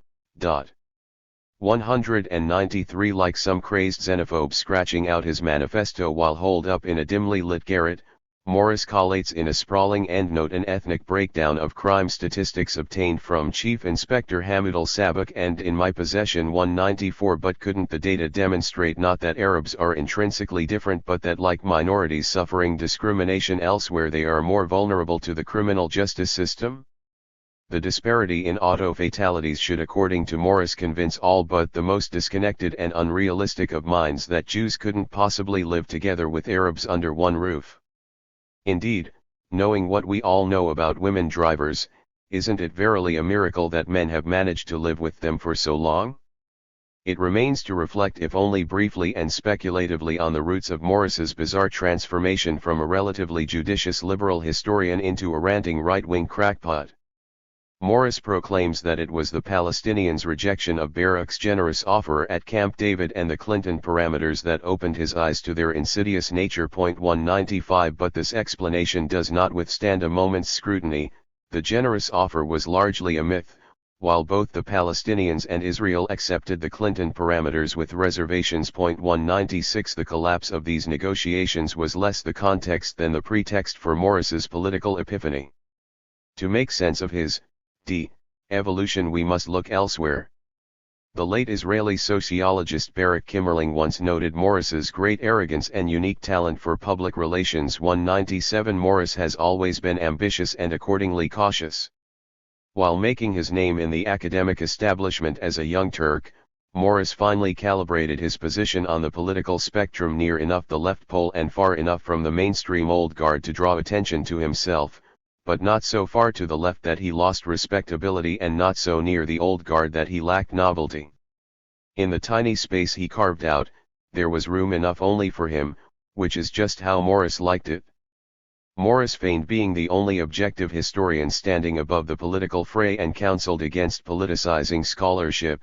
The moment the historian looks over his shoulder, begins to calculate how others might utilize his work, and allows this to influence his findings and conclusions, he is well on his way down that slippery slope leading to official history and propaganda. 198 But in fact Morris has himself always calculated the effect of his every word.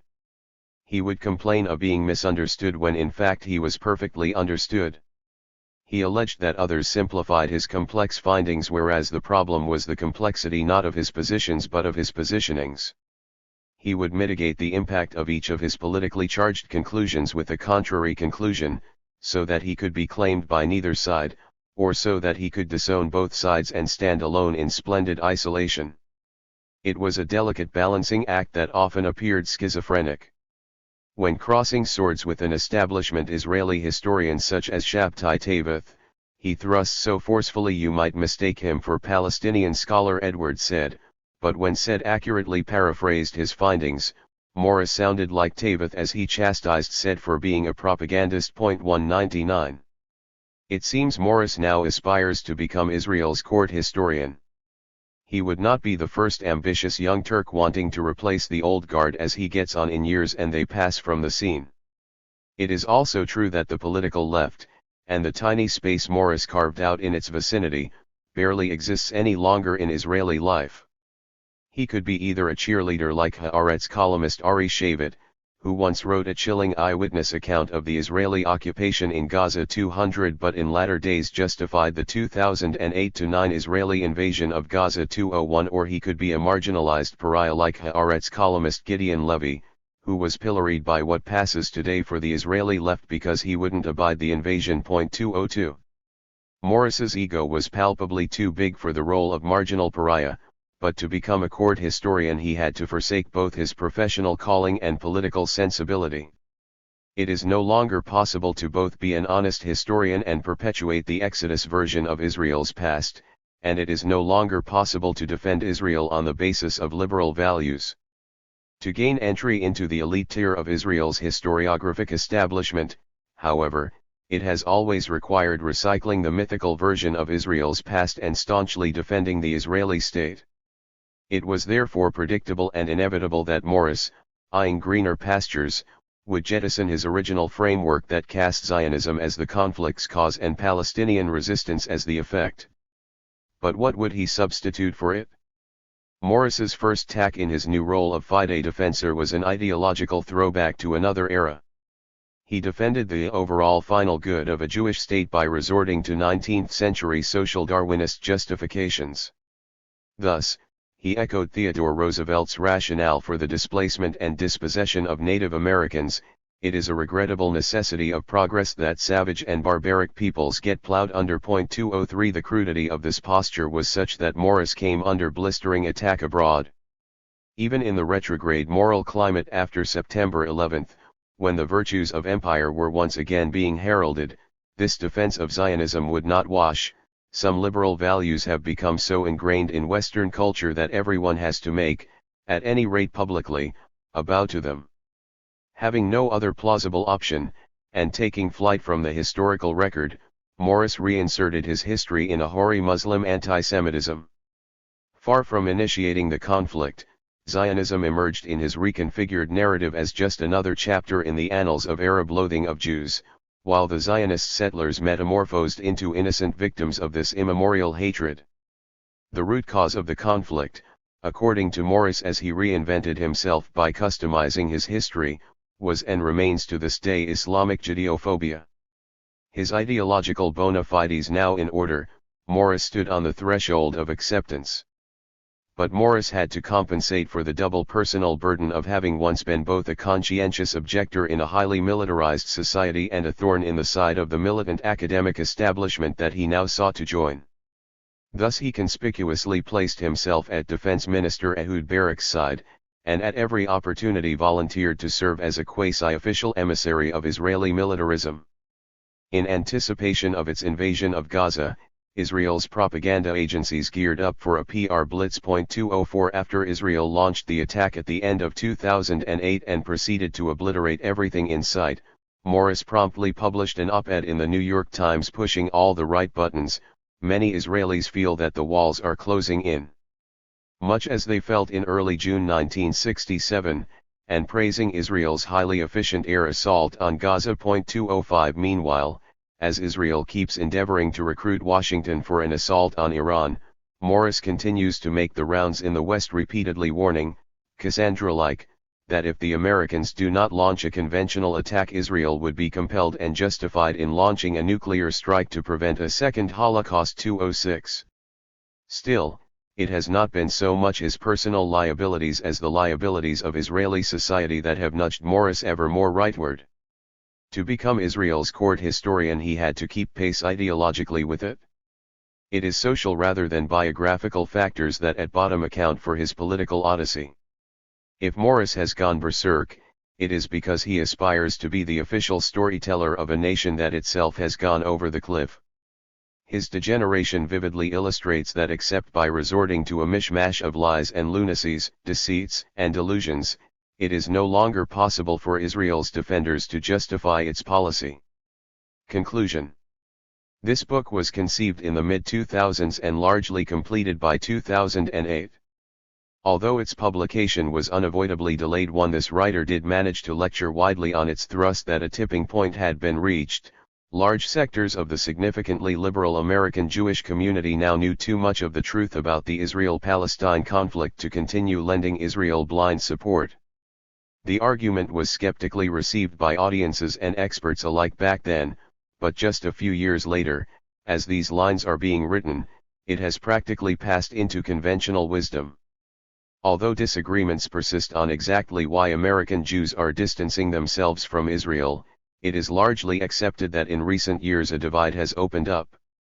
Indeed, the poll data sampled in this book probably underestimate the depth of this estrangement because of the traditional reticence of Jews to air dirty laundry in public, and because of their reluctance to acknowledge that Israel no longer touches them as it once did.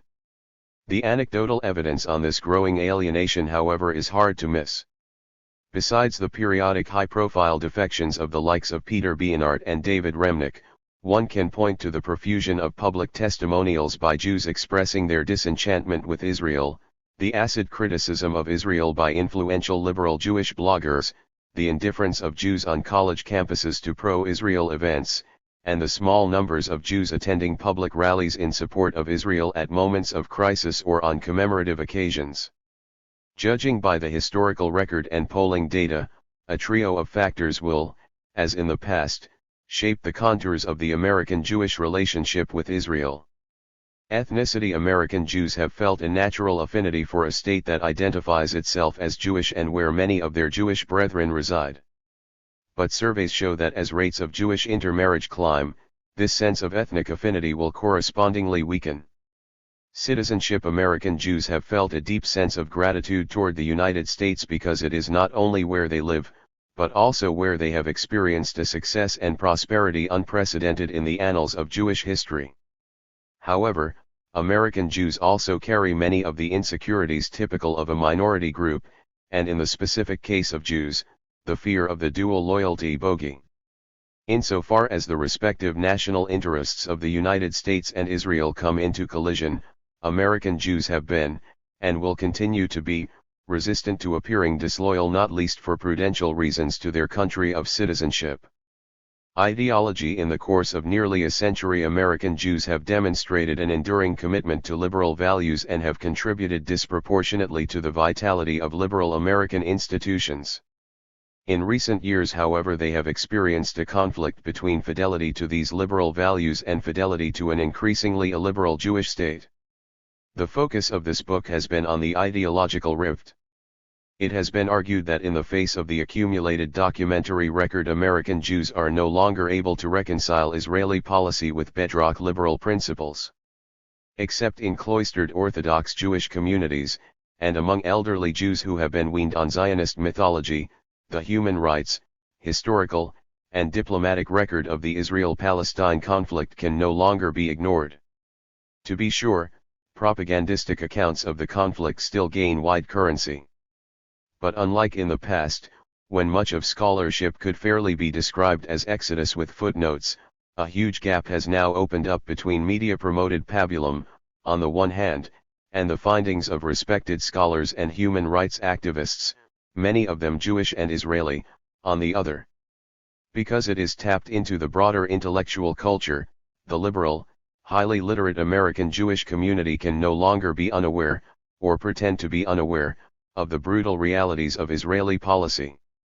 Meanwhile, the hitherto reliable tactics of invoking the Holocaust and dismissing the bearers of bad news as anti-Semites, or self-hating Jews, are proving less efficacious as the Holocaust industry increasingly becomes an object of derision too, and the number and respectability of these bearers of bad news steadily mounts. Can it be credibly sustained that so many respected Israeli historians and journalists, so many respected legal scholars, judges, and human rights organizations, so many forums of world public opinion are all driven by a common and collusive loathing of Jews? We stand now at a crossroads. Having invested so much in fabricating an illusory Israel, the generation of liberal American Jews who climbed on board after the June 1967 war will probably stay the course. Tempting though it might be, pride and fanaticism prevent them from scurrying off as the ship sinks, not to mention that holding aloft the cause's banner until the bitter end will yet garner them applause. Just as the hacks in the American Communist Party sang the Soviet Union's praises even after it imploded, the likes of Alan Dershowitz will continue to laud Israel's generally superb human rights record even after Israelis themselves look back on it with shame. But Israel's egregious practices can no longer be credibly denied, and few American Jews, especially among the younger generations, are willing to publicly support them. The reason is not hard to find. A young, liberal, and idealistic Jew does not want to have to defend flooding South Lebanon with 4 million cluster submunitions, or firing white phosphorus shells reaching a temperature of 1,500 degrees Fahrenheit on hospitals in Gaza for any more than he or she wants to defend the legality of Israeli settlements against the considered opinion of every member of the International Court of Justice. If you are the son of a Rush Limbaugh or the daughter of a Sean Hannity, you might not recoil at such a public posture. But it's just not a Jewish thing. 20 years ago, Israeli soldiers toured U.S. college campuses to be feted by Jewish students as war heroes.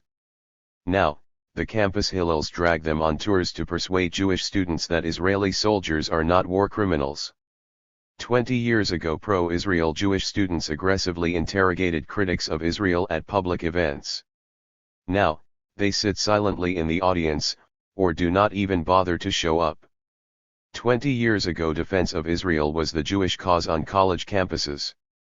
Now, Jewish activists fill the ranks of the local Students for Justice in Palestine, SJP, chapters. 20 years ago, campus Jewish organizations relished the prospect of making the case for Israel in the court of public opinion.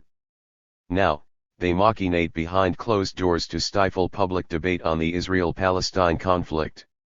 Once a banner of pride for American Jewish youth, Israel has now become its albatross. American Jewry will increasingly have to decide between two mutually exclusive options. The first is to jettison its professed liberal values.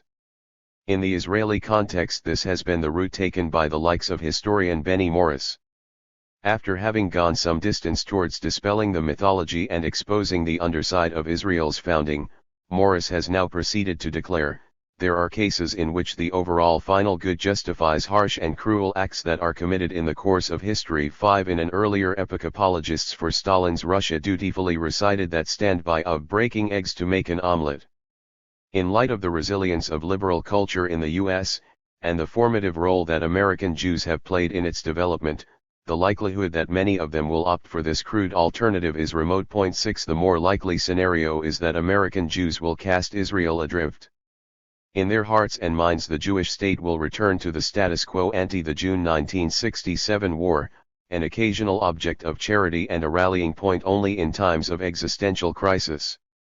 But beyond this, Israel will be put out of sight like the slightly meshuggah and confined to the attic because of what the neighbors might think. A pair of interrelated practical political conclusions also flow from the findings of this book. Those working toward a just and lasting peace should, and need only, stick to what the authoritative record shows. The most potent weapons in the struggle for a just peace are truth, the facts assembled in the scholarly literature and human rights reports, and justice, the concerted wisdom of representative judicial and political bodies on the parameters for the conflict's resolution. In the face of these weapons, American Jews in particular are defenseless.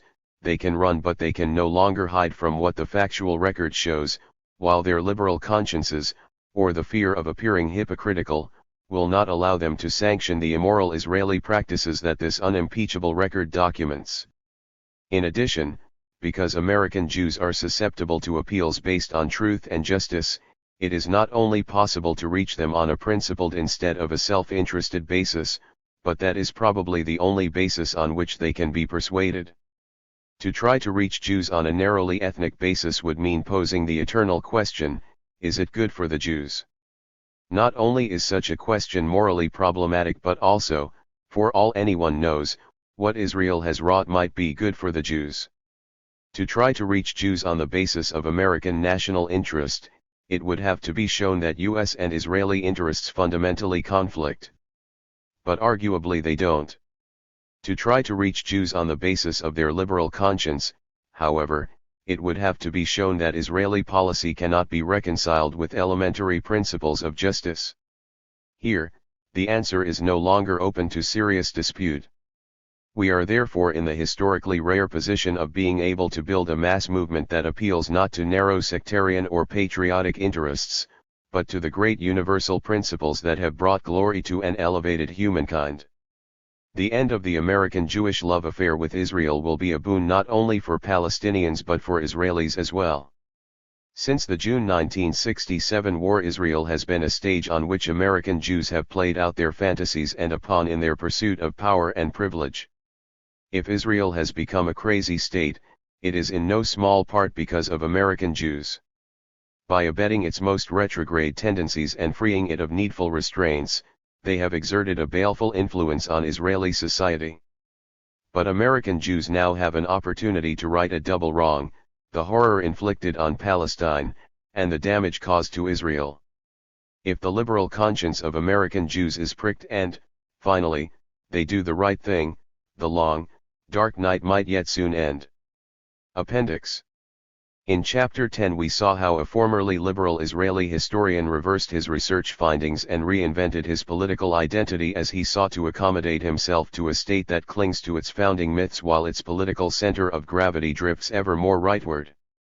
In this appendix we look at how the institutional bastion of Israeli liberalism tied itself in mental knots as it endeavored to reconcile Israeli policy with the opinion of the world's most authoritative and enlightened legal body.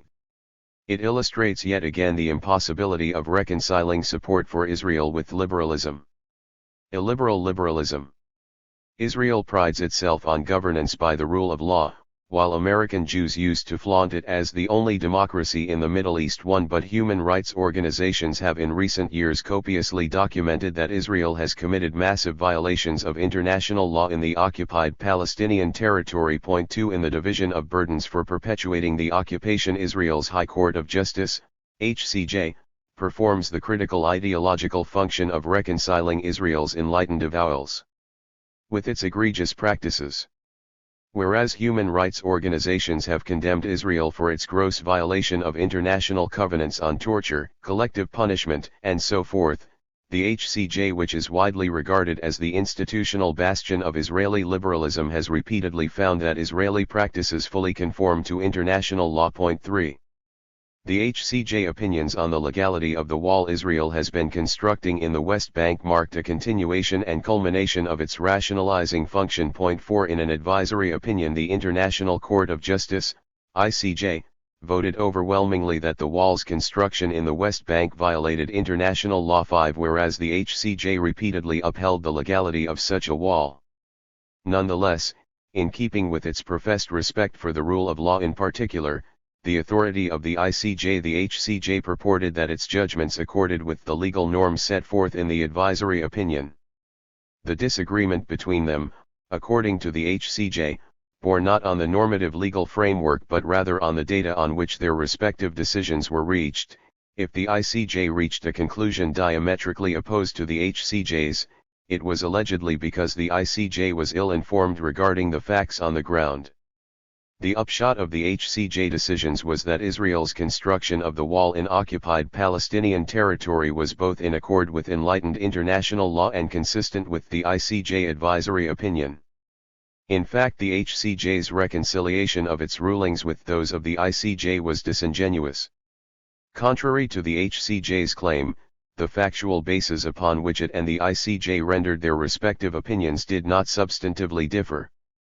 The HCJ was able to sustain the legality of the wall only by blindly deferring to the state's military authority, peremptorily dismissing challenges to it, and by sanctioning flagrant violations of international law, as interpreted by the ICJ as well as all other international bodies. Despite its pious lip service to the rule of law, the HCJ yet again breached it in the service of raison d'etat. In addition, the HCJ decisions on the wall were riddled with internal contradictions.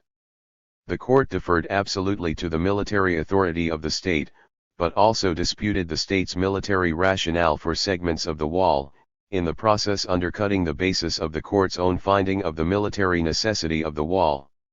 Although the HCJ's opinions on the wall fit into a long-established pattern of lending a cloak of legality to illegal practices, it would be difficult to exaggerate the pernicious consequences of these particular opinions. Apart from the humanitarian disaster it has wrought, the wall, once completed, will fragment the West Bank, cut it off from its hub in East Jerusalem, and deprive it of some of its most productive land and water resources. In other words, it will preempt any possibility of a two-state settlement, condemning Palestine and Israel to endless bloodshed. If all branches of Israeli government and society bear responsibility for this impending catastrophe, the share of the HCJ and especially its revered liberal Chief Justice at the time, Aharon Barak, is relatively larger. Because of its moral authority, the HCJ was in a unique position to sensitize the Israeli public. Beyond helping fend off external criticism of Israel's annexationist policies, the HCJ chose to mute the collective Israeli conscience. On a broader level, and for the purposes of this book, a systematic juxtaposition of the ICJ advisory opinion on the wall against the HCJ judgments confirms the impossibility of reconciling the consensus of enlightened international opinion on the Israel-Palestine conflict with the practices of the Israeli government. The more Israel's liberal High Court endeavored to effect such a reconciliation, the more it tangled itself in intellectual knots and caught itself in flagrant contradictions. If nothing else, the HCJ's desperate performance underscored that one could be both a defender of the rule of law and a defender of Israeli policy only by resorting to sophistry. The ICJ advisory opinion. On July 9, 2004, the International Court of Justice rendered its advisory opinion in response to this request of the United Nations General Assembly. What are the legal consequences arising from the construction of the wall being built by Israel, the occupying power, in the occupied Palestinian territory, including in and around East Jerusalem, as described in the report of the Secretary General, considering the rules and principles of international law, including the Fourth Geneva Convention of 1949, and relevant Security Council and General Assembly resolutions. 6. The opinion addressed many issues including whether the ICJ had jurisdiction to interpose itself, whether prudentially the ICJ should have interposed itself in this dispute, as well as the legal ramifications for Israel and the international community of the ICJ's conclusions. The focus here will be strictly on the ICJ's findings regarding the legality of the wall. Point 7. Legal framework. The ICJ first set out the legal framework of rules and principles of international law for assessing the legality of the wall. At the head of the list it put the principle, derived from Article 2 of the United Nations Charter and explicitly adopted by the General Assembly in 1970, that no territorial acquisition resulting from the threat or use of force shall be recognized as legal aid regarding international humanitarian law or the general laws and customs of war. The ICJ pointed to the applicability of the Hague Regulations of 1907 and, although Israel disputed this, the Fourth Geneva Convention of 1949.9. The court also found, despite Israeli objection, that the international human rights covenants to which Israel was party applied within the occupied Palestinian territory. Point 10. The factual data on which the ICJ based its opinion were culled from a voluminous dossier assembled by the UN Secretary-General documenting the wall's construction and its impact on the Palestinian population, as well as from the written submissions of numerous participants in the proceedings. Point 11. Although Israel's submission to the ICJ was limited to issues of jurisdiction and judicial propriety, it refused to cooperate in the proceedings beyond this point. The court found that it has before it sufficient information and evidence to enable it to give the advisory opinion. 12. ICJ findings. 13. The ICJ observed that the wall's sinuous route has been traced in such a way as to include within the Israeli side the great majority of the Israeli settlements in the occupied Palestinian territory, including East Jerusalem. 14. The ICJ next recalled the UN Security Council's findings that, based on Article 49 of the Fourth Geneva Convention, these settlements have no legal validity, March 1979, July 1979, and constituted a flagrant violation of international law, March 1980. Point 15. On this crucial point the court concluded that Israeli settlements in the occupied Palestinian territory, including East Jerusalem, have been established in breach of international law. 16. Finally, the ICJ voiced concern that, rather than being provisional in nature, the wall might be designed to annex Palestinian land on which the illegal Israeli settlements were built, thereby violating both the UN Charter principle that prohibits appropriation of territory by war and the Fourth Geneva Convention prohibition on settlement activity. Whilst the court notes the assurance given by Israel that the construction of the wall does not amount to annexation and that the wall is of a temporary nature, it nevertheless cannot remain indifferent to certain fears expressed to it that the route of the wall will prejudge the future frontier between Israel and Palestine, and the fear that Israel may integrate the settlements and their means of access. The court considers that the construction of the wall and its associated regime create a fait accompli on the ground that could well become permanent, in which case, and notwithstanding the formal characterization of the wall by Israel, it would be tantamount to de facto annexation. In other terms, the route chosen for the wall gives expression in loco to the illegal measures taken by Israel with regard to Jerusalem and the settlements, as deplored by the Security Council. Point 17. The ICJ opinion also considered the wall's construction in light of other provisions of international humanitarian law, specifically the Hague Regulations Article 43, Occupants' Responsibility to Ensure Public Order, Article 46, Obligation that private property be respected, and Article 52, Conditional right of requisitions in kind and services for the Army of Occupation. The Fourth Geneva Convention Article 47, Protected persons who are in occupied territory shall not be deprived of the benefits of the present convention by any agreement between the authorities of the occupied territories and the occupying power. Article 49, Prohibition on population transfer and deportation to or from occupied territory, except temporary evacuation of the occupied population for the security of the population or imperative military reasons. Article 52, Prohibition on all measures aiming at creating unemployment.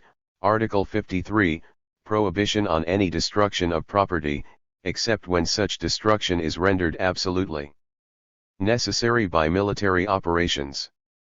The ICJ additionally cited the human rights protections of the International Covenant on Civil and Political Rights and the International Covenant on Economic, Social, and Cultural Rights, which codified the right to freedom of movement as well as the right to work, health, education and an adequate standard of living. 18. The ICJ found that construction of the wall had led to the destruction or requisition of properties under conditions that violated Articles 46 and 52 of the Hague Regulations and Article 53 of the Fourth Geneva Convention. It also had imposed substantial restrictions on the freedom of movement, had serious repercussions for agricultural production, and had led to increasing difficulties regarding access to health services, educational establishments, and primary sources of water, in violation of international human rights law. Furthermore, the court found that since a significant number of Palestinians have already been compelled by the construction of the wall and its associated regime to depart from certain areas, a process that will continue as more of the wall is built, that construction, coupled with the establishment of the Israeli settlements, is tending to alter the demographic composition of the occupied Palestinian territory, in violation of Article 49 of the Fourth Geneva Convention. 19. The court next considered the special allowances international humanitarian law made for military exigencies. It found that Article 46 of the Hague Regulations, private property must be respected, and Article 47 of the Fourth Geneva Convention, agreements signed under occupation cannot annul the Convention's protections, were absolute, as was Article 49 of the Fourth Geneva Convention, which prohibited an occupying power from settling its civilian population in occupied territory. Although Article 53 of the Fourth Geneva Convention allowed for the destruction of property rendered absolutely necessary by military operations, the court was not convinced that the destruction wrought by the wall was unavoidable. In addition, the court found that, although human rights law also contained qualifying clauses, the exceptional circumstances under which these clauses applied are not met in the present instance. 20. The ICJ concluded that neither the wall nor the attendant violations of Palestinian rights could be justified on grounds of military necessity. 21. The court, from the material available to it, is not convinced that the specific course Israel has chosen for the wall was necessary to attain its security objectives. The wall, along the route chosen, and its associated regime gravely infringe a number of rights of Palestinians residing in the territory occupied by Israel, and the infringements resulting from that route cannot be justified by military exigencies or by the requirements of national security or public order. The construction of such a wall accordingly constitutes breaches by Israel of various of its obligations under the applicable international humanitarian law and human rights instruments. 22. The court is not convinced that the construction of the wall along the route chosen was the only means to safeguard the interests of Israel against the peril which it has invoked as justification for that construction. 23. The ICJ voted 14-1 that construction of the wall being built by Israel, the occupying power, in the occupied Palestinian territory, including in and around East Jerusalem, and its associated regime, are contrary to international law. Judge Thomas Bjergenthal from the U.S. cast the lone negative vote. Separate ICJ opinions. Fully 6 of the judges voting with the majority on the court issued separate opinions. Although several of those judges were critical, sometimes harshly, of aspects of the majority opinion, they nonetheless concurred on its fundamental finding that the wall was illegal. Judges Rosalind Higgins, Hisashi Owada, and Peter Koopmans all criticized the majority opinion for lack of balance, and they lamented the paucity of data submitted supporting the Israeli position. 24. Nonetheless, Judge Higgins concurred that Israel had violated the provisions of humanitarian law cited in the majority opinion, that while the wall does seem to have resulted in a diminution on sick attacks on Israeli civilians, the necessity and proportionality for the route selected, with its attendant hardships for Palestinians uninvolved in these attacks, has not been explained, and that there is undoubtedly a significant negative impact upon portions of the population of the West Bank, that cannot be excused on the grounds of military necessity. and nor has Israel explained to the United Nations or to this court why its legitimate security needs can be met only by the route selected. 25. Judge Owada observed that it would seem reasonable to conclude on balance that the political, social, economic, and humanitarian impacts of the construction of the wall, as substantiated by ample evidence supplied and documented in the course of the present proceedings, is such that the construction of the wall would constitute a violation of international obligations, that these harmful impacts are so overwhelming that I am ready to accept that no justification based on the military exigencies, even if fortified by substantiated facts, could conceivably constitute a valid basis for precluding the wrongfulness of the act on the basis of the stringent conditions of proportionality, and that even if it were true that Israel's sole purpose in building the wall was to combat terrorist attacks, it would not be a sufficient ground for justifying the construction of the wall as it has actually been drawn up and implemented. 26. Judge Kuijman stated that the court is right when it concludes that the available material allows it to give the opinion, that Israel by constructing the wall and establishing the associated regime has breached its obligation under international humanitarian and human rights law, that the court's concern that the construction of the wall creates a fait accompli is legitimate, that the conditions set out in the qualifying clauses in the applicable humanitarian law and human rights law conventions have not been met, and that the measures taken by Israel cannot be justified by military exigencies or by requirements of national security or public order, and that, although the ICJ should have put construction of the wall to the proportionality test, the wall would nonetheless have failed the test, because the ensuing disturbing consequences for the inhabitants of the occupied Palestinian territory are manifestly disproportionate to interests which Israel seeks to protect. 27. It remains to consider Judge Bjurgenthal's negative vote on the finding that the wall was illegal. Bjurgenthal did not file a dissenting opinion but rather what he called a declaration, in which he was at pains to stress that there was much in the advisory opinion with which I agree.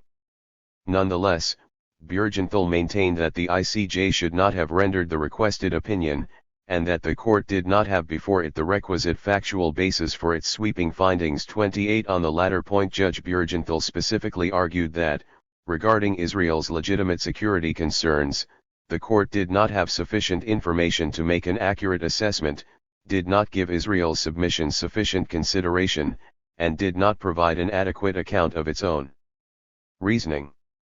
Instead, all we have from the court is a description of the harm the wall is causing and a discussion of various provisions of international humanitarian law and human rights instruments, followed by the conclusion that this law has been violated. Lacking is an examination of the facts that might show why the alleged defenses of military exigencies, national security, or public order are not applicable to the wall as a whole or to the individual segments of its route. The court says that it is not convinced, but it fails to demonstrate why it is not convinced, and that is where these conclusions are not convincing. 29. As an alternative to the approach of the ICJ majority and without prejudging the outcome of it, Bjurgenthal recommended, first, assessing whether Israel's right of self-defense could be legitimately invoked against the terrorist attacks, second, assessing whether the wall was a necessary and proportionate response to these attacks, and third, applying these tests in a segment-by-segment scrutiny of the wall's legality. 30.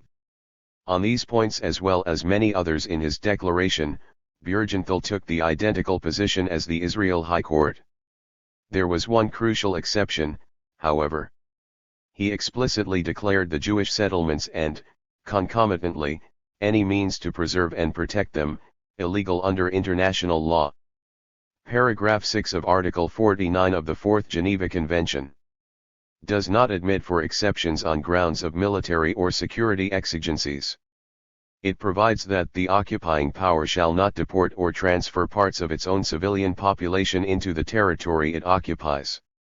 I agree that this provision applies to the Israeli settlements in the West Bank and that their existence violates Article 49, paragraph 6.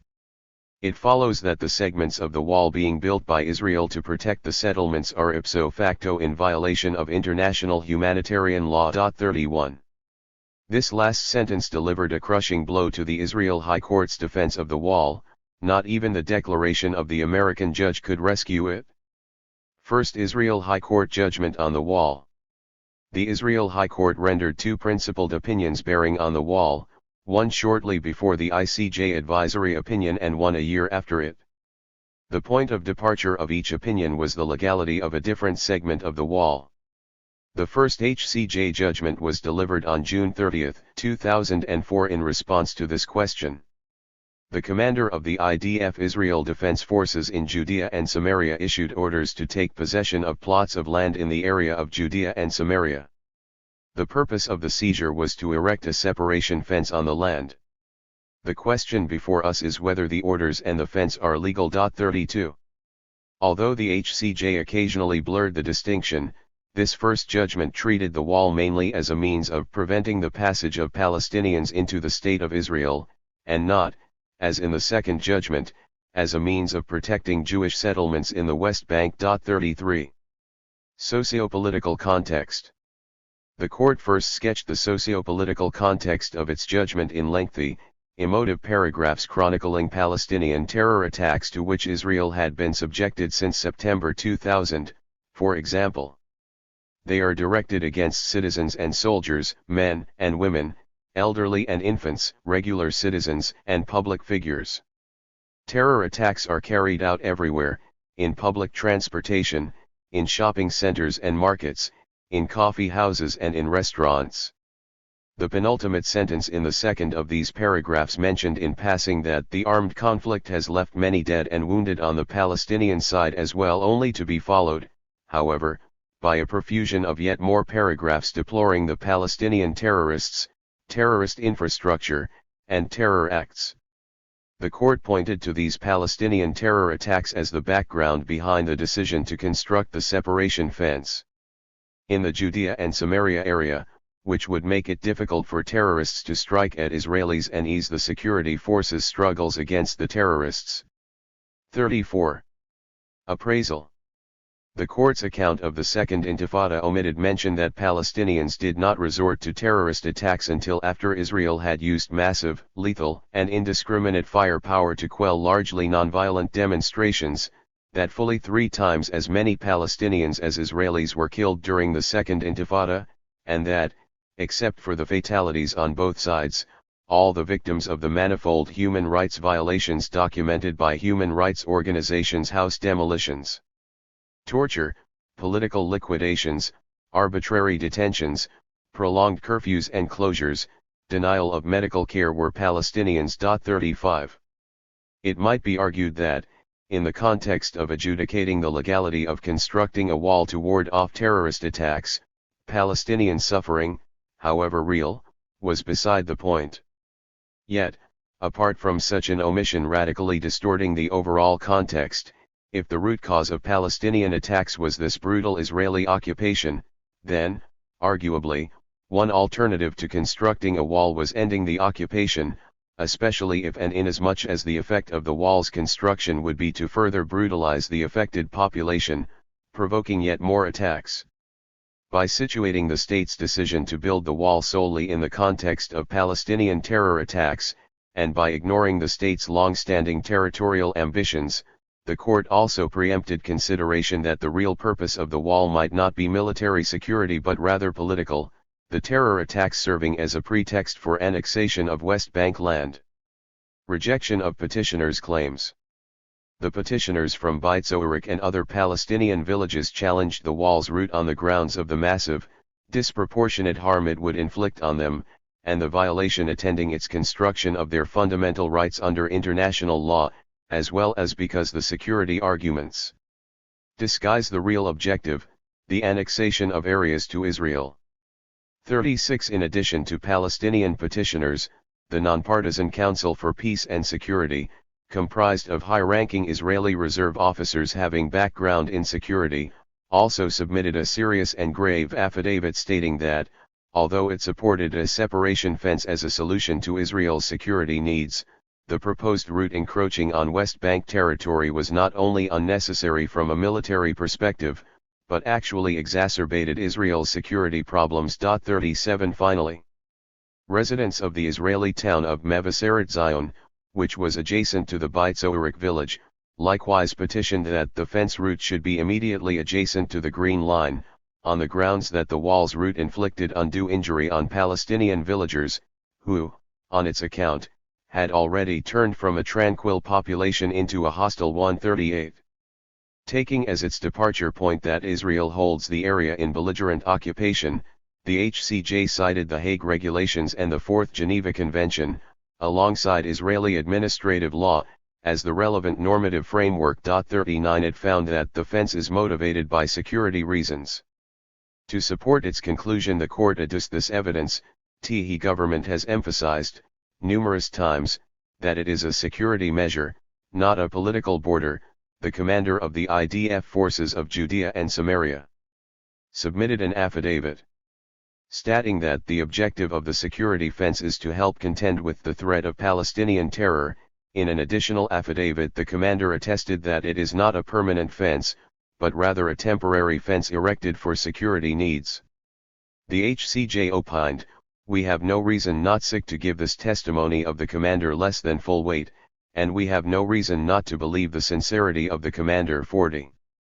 In its rejection of petitioners' claims that the real objective of the Israeli government was annexing land, and that if the fence was primarily motivated by security considerations, it would be constructed on the Green Line, i.e., Israel's pre-June 1967 border, the court stated, "We have no reason to assume that the objective is political rather than security-based.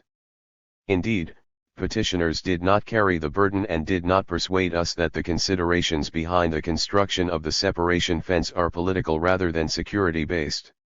Similarly, petitioners did not carry their burden, and did not persuade us that the considerations of the commander of the IDF forces in the area, in choosing the route of the separation fence, are not military considerations, and that he has not acted to fulfill them in good faith, according to his best military understanding." 41.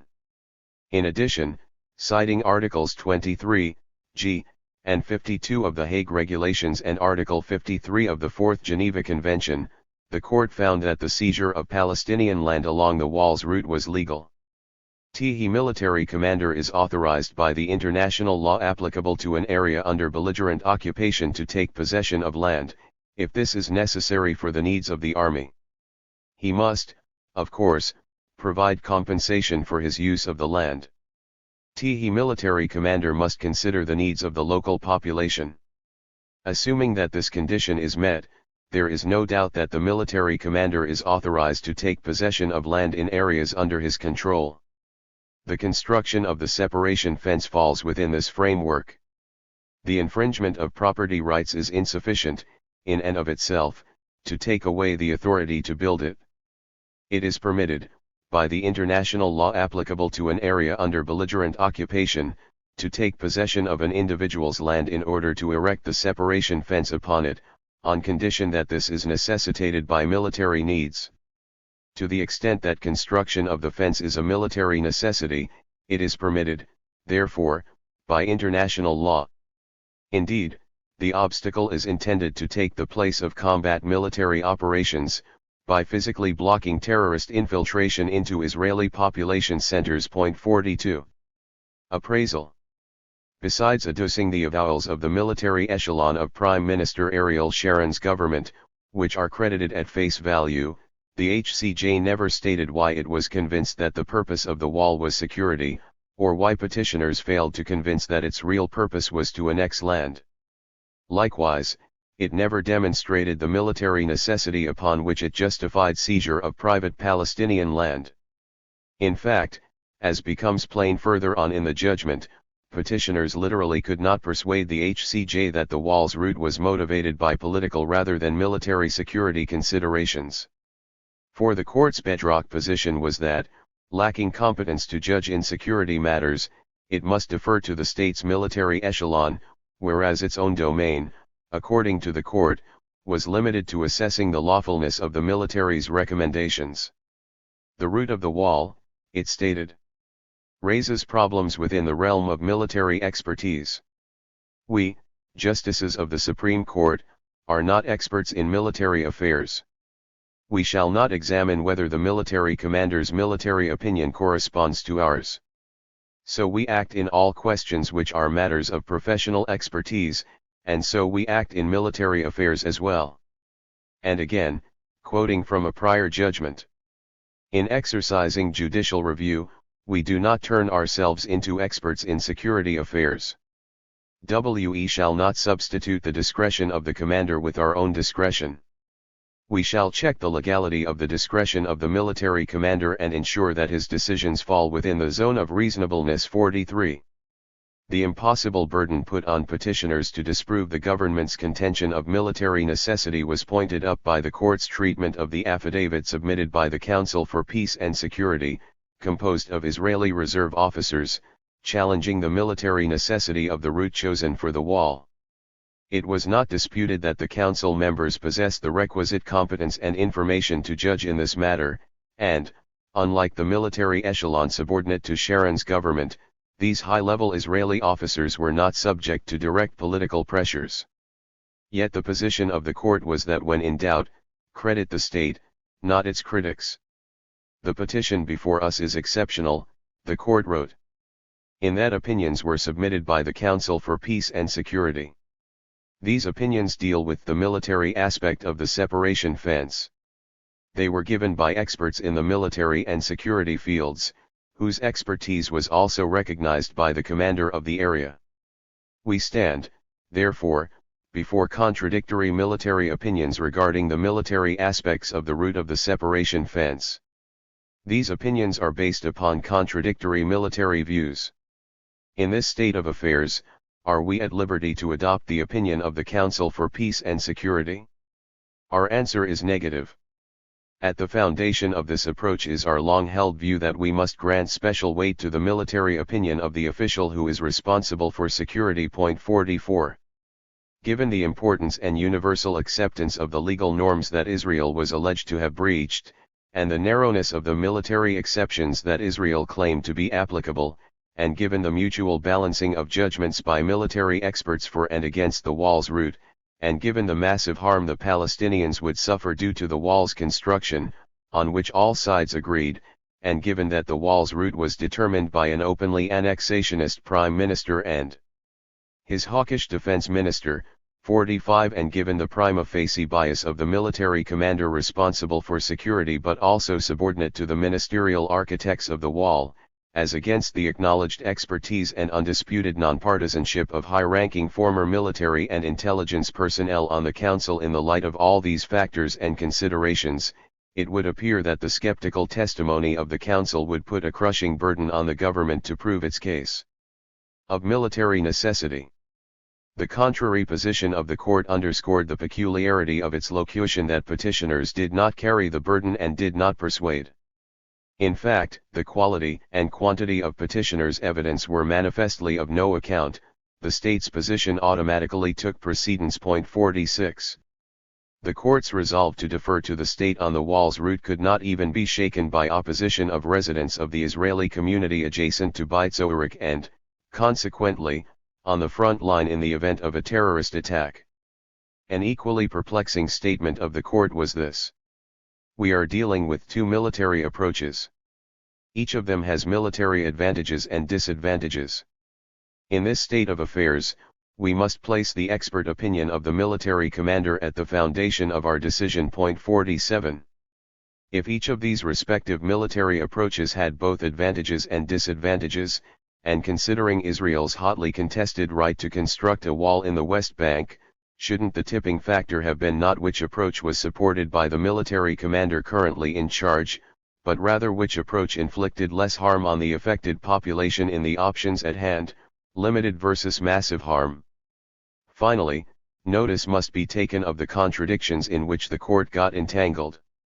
On the one hand, it affirmed the state's position that the wall's route was determined exclusively by the operational security consideration, 48, and that great weight was given by the state to the interests of the residents in the area, in order to minimize, to the extent possible, the injury to them, 49. But, on the other hand, it highlighted the state's willingness, in the course of trial deliberations, to allow changes in part of the route, 50, making the wall less encroaching on the West Bank. In fact, as seen presently, the court ordered the state to modify the wall's route yet further insofar as the state's proposed course could not be justified on strictly operational security grounds. Does this not suggest that the state's original route for the wall was based on more than operational security exigencies alone, and shouldn't such a finding have called into question the good faith that the court uncritically attributed to the wall's proponents? 51. Applying the proportionality test. Having convinced itself of the wall's military necessity, the court proceeded to assess whether it could be legally justified. It found that the legality of the wall must be judged on whether it properly balanced human rights and the needs of the local population against security needs from the perspective of the military commander. To test whether this balance was effected, the court proposed using the principle of proportionality, according to which the liberty of the individual can be limited, in this case, the liberty of the local inhabitants under belligerent occupation, on the condition that the restriction is proportionate. 52. Specifically, the court assessed the legality of the wall by subjecting it to a cumulative three-prong test. 1. The means used to achieve the stated objective must be rational or appropriate. 2. The means used to achieve the stated objective must be least injurious. 3. The damage caused by the means used to achieve the stated objective must be proportionate to the gain brought about by that means. 53. The court found that condition 1. Had been met by virtue of the court's very ruling that the wall constituted a military necessity. 54. And that condition 2. Had been met by virtue of the state's avowal, and our very determination that we shall not intervene in that position, that it was the least injurious means to prevent terrorist attacks. 55. However, the court found that condition 3. Had not been met, and urged an alternative route to the one proposed by the state. Our answer is that the relationship between the injury to the local inhabitants and the security benefit from the construction of the separation fence along the route, as determined by the military commander, is not proportionate. The route undermines the delicate balance between the obligation of the military commander to preserve security and his obligation to provide for the needs of the local population. This approach is based on the fact that the route which the military commander established for the security fence which separates the local inhabitants from their agricultural lands injures the local inhabitants in a severe and acute way, while violating their rights under humanitarian international law. These injuries are not proportionate. They can be substantially decreased by an alternate route, either the route presented by the experts of the Council for Peace and Security, or another route set out by the military commander. Such an alternate route exists. It is not a figment of the imagination. The military commander's choice of the route of the separation fence is disproportionate. The gap between the security provided by the military commander's approach and the security provided by the alternate route is minute, as compared to the large difference between a fence that separates the local inhabitants from their lands, and a fence which does not separate the two, or which creates a separation which is smaller and possible to live with. 56. There is no escaping, the court concluded, a renewed examination of the route of the fence, according to the standards of proportionality that we have set out. 57. Appraisal. Unlike the ICJ, which found that the wall violated absolute principles of international law and that the extenuations of military necessity did not apply in this instance, the HCJ started from the premise that no absolute principles had been violated and that the relevant standard was proportionality. 58. It claimed to apply a three-prong proportionality test, but, in applying the first and second prongs, the court merely reiterated the position of the state: the wall's route was rational and least injurious because the state said so.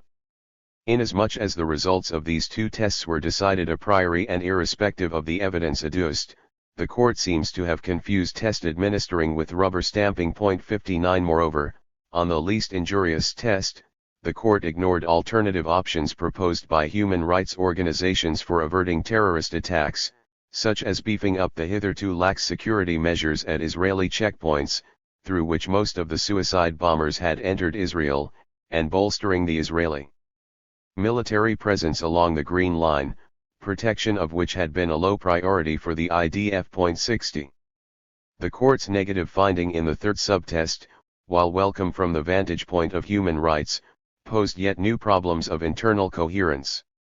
The state had argued that the proposed route of the wall was least injurious to the local population while still protecting Israel's vital security interests. In the third subtest, the HCJ maintained that Israel's vital security interests could still be protected while rerouting the wall so that less injury was inflicted on the local population. But doesn't this mean that, although the court attested that the state satisfied the second prong of proportionality, least injurious, by the court's own finding in the third subtest it did not? The court's departure point was that it would not second-guess the expertise of the military commander. Yet, by maintaining in the third subtest that, if the wall were rerouted, Israel's net loss in security would be marginal and its vital interests still protected, didn't the court second-guess the military commander? The court maintained in the third subtest that, in lieu of the state's proposed route, the alternative routings proposed by the Council for Peace and Security should be considered. But why then did the court automatically defer to the state as against the Council regarding the military necessity of the wall's original route, and regarding subtest 1 on its rationality? In deciding on the wall's military necessity, rationality, and least injuriousness, the court reflexively deferred to the expertise of the state's military commander, even privileging this expertise over that of the military officers in the Council for Peace and Security. Yet in applying the third subtest, the court disputed this expertise, even siding with the Council for Peace and Security. The court's negative finding in the third prong of the proportionality test contradicted all its prior positive findings on the necessity, rationality, and least injuriousness of the wall. Finally, although ordering a few kilometers of the wall to be rerouted 61, the court nonetheless affirmed that a wall deeply encroaching on the West Bank was legal under international law. The state, far from being dealt a political blow, scored a resounding victory in this case. Second Israel High Court judgment on the wall. The second Israel High Court judgment was issued on September 15, 2005, after deliberating on this question. Al-Faymanasheh is an Israeli town in the Samaria area. It was established approximately 4 kilometers beyond the Green Line. Pursuant to the military commander's orders, a separation fence was built, surrounding the town from all sides, and leaving a passage containing a road connecting the town to Israel. A number of Palestinian villages are included within the fence's perimeter. The separation fence cuts them off from the remaining parts of the Judea and Samaria area. An enclave of Palestinian villages on the Israeli side of the fence has been created.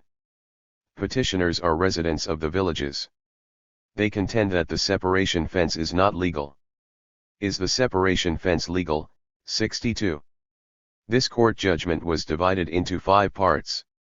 Because its first 2 parts, the relevant legal framework and the Beit Zoharic case, go over some ground already covered, only the new elements in these parts of the court's judgment will be considered in this section.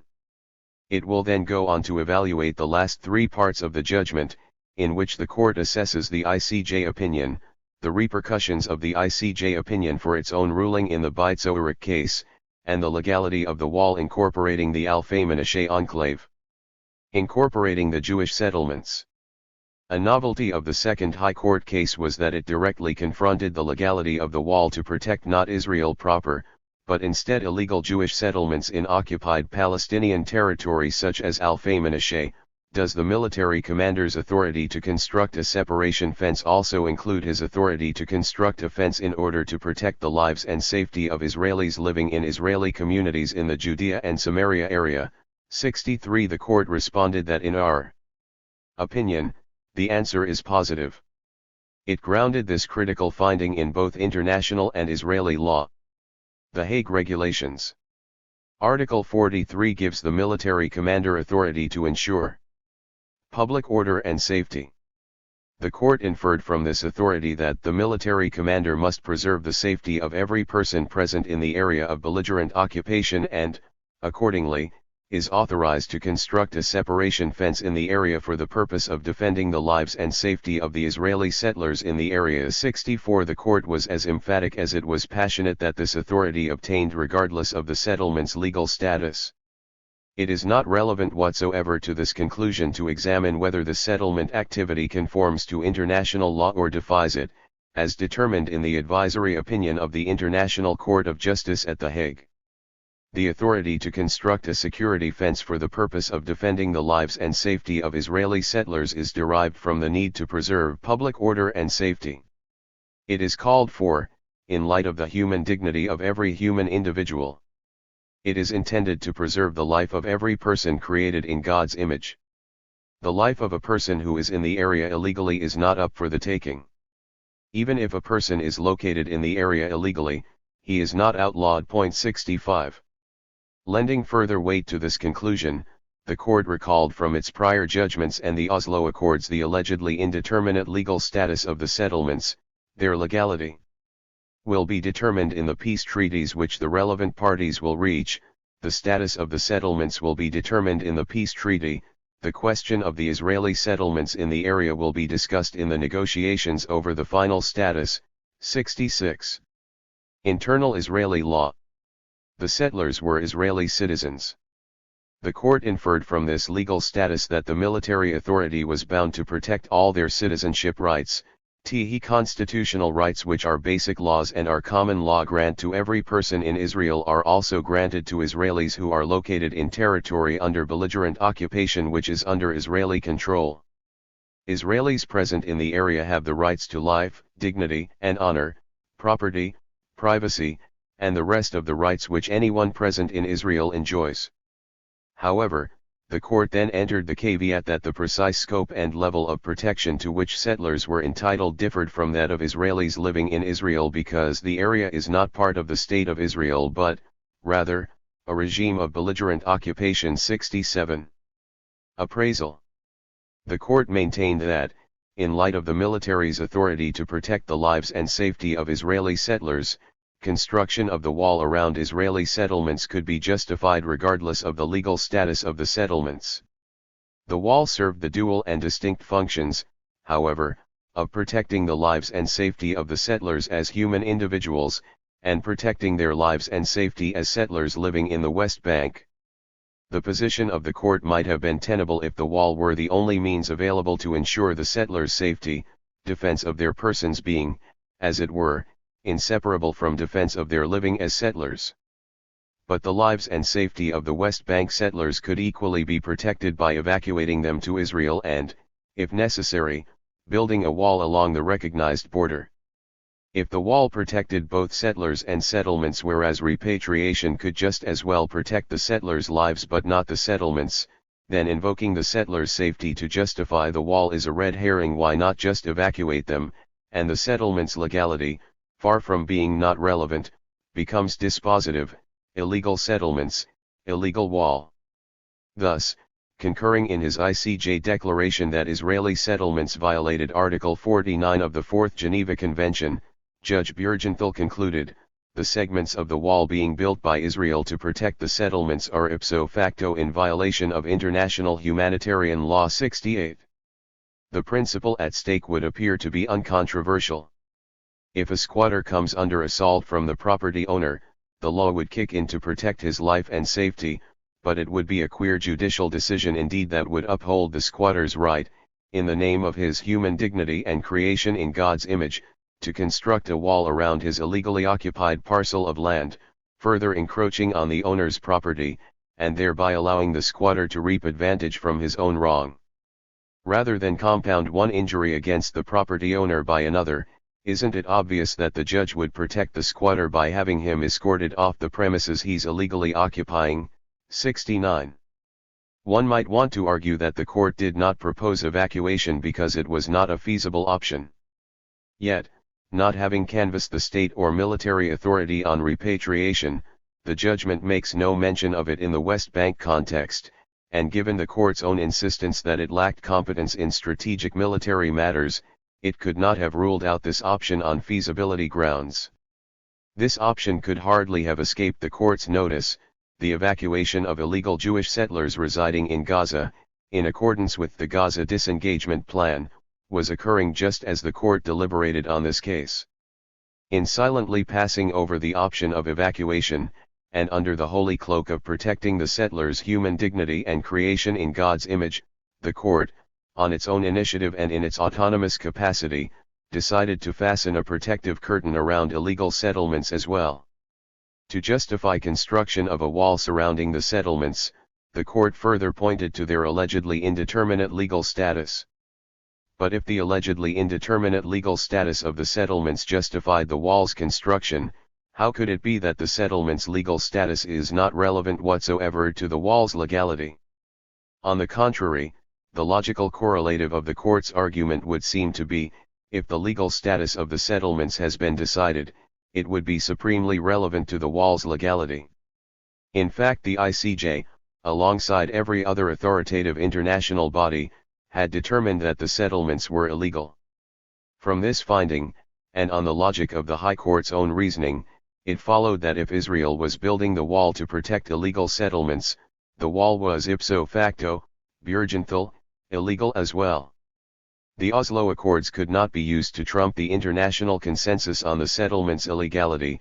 On the one hand, the Accords explicitly did not speak on questions of legality 70, while, on the other, Article 47 of the Fourth Geneva Convention, cited by the ICJ, states that protected persons who are in occupied territory shall not be deprived of the benefits of the present convention by any agreement between the authorities of the occupied territories and the occupying power. The invocation of internal Israeli law to justify construction of a wall protecting Israeli citizens resident in the West Bank was just as problematic. The court initially contended that West Bank settlers, being Israeli citizens, had rights identical to those of Israeli citizens living inside the Green Line, which the state was duty-bound to protect. But the relevant field of a citizen's rights is bounded by the state's territorial borders, while the state's protection of its citizens abroad is proscribed by international law and interstate treaty. To assert that Israelis present in the area have all the same rights anyone present in Israel enjoys is in effect to annex the occupied Palestinian territory to Israel. It also effectively grounded the right of settlers to reside in this territory, if a basic right of citizenship is the right of place, and if an Israeli settler resident in the West Bank had identical rights to an Israeli living inside the Green Line, then a settler's right of place in the West Bank must be on a par with an Israeli citizen's right of place inside the Green Line. The court accordingly lent legitimacy to the settlements, even if it maintained elsewhere that their legal status was indeterminate, and even if international opinion has uniformly declared them illegal. The court, no doubt cognizant of these insoluble contradictions, proceeded to temper its sweeping pronouncements. The scope and level of rights to which the settlers could lay claim, and which the state was bound to protect, differed from those of an Israeli citizen living inside Israel insofar as the area was not part of Israel, and not subject to Israeli law but instead the law of belligerent occupation. But then, the settlers could not possess rights proscribed by relevant international law. Because this body of law speaks unambiguously on the illegality of the settlements and, ipso facto, the illegality of the wall, Israel's internal law could not justify construction of the wall to protect the settlers. Confronting the International Court of Justice opinion. After recounting the substance of the ICJ advisory opinion on the wall, the High Court proceeded to juxtapose their respective conclusions. Striving to align itself with enlightened opinion abroad, and thereby safeguard its place in the community of liberal opinion, the HCJ purported that it and the ICJ shared a common normative legal framework. The ICJ held that Israel holds the West Bank, Judea and Samaria, pursuant to the law of belligerent occupation. That is also the legal view at the base of the Beitzourich case. The ICJ held that an occupier state is not permitted to annex the occupied territory. That was also the position of the court in the Beitzourich case. The ICJ held that in an occupied territory, the occupier state must act according to the Hague Regulations and the Fourth Geneva Convention. That too was the assumption of the court in the Beitzourich case, although the question of the force of the Fourth Geneva Convention was not decided, in light of the state's declaration that it shall act in accordance with the humanitarian part of that convention. The ICJ determined that in addition to the humanitarian law, the conventions on human rights apply in the occupied territory. This question did not arise in the Beitzourich case. For the purposes of our judgment in this case, we assume that these conventions indeed apply. The ICJ held that the legality of the wall, the fence in our nomenclature, shall be determined, inter alia, by Regulations 46 and 52 of the Hague Regulations and 53 of the Fourth Geneva Convention. This was also the position of the Supreme Court in the Beit-Zoarich case. The ICJ held that as a result of the building of the wall, a number of rights of the Palestinian residents were impeded. The Supreme Court in the Beit-Zoarich case also held that a number of human rights of the Palestinian residents had been impeded by the building of the fence. Finally, the ICJ held that the harm to the Palestinian residents would not violate international law if the harm was caused as a result of military necessity, national security requirements, or public order. That was also the approach of the court in the Beit-Zoarich case. 71. Finding no substantive disagreement in their respective legal frameworks, the court concluded. The main difference between the two judgments stems primarily from the difference in the factual basis upon which each court made its decision.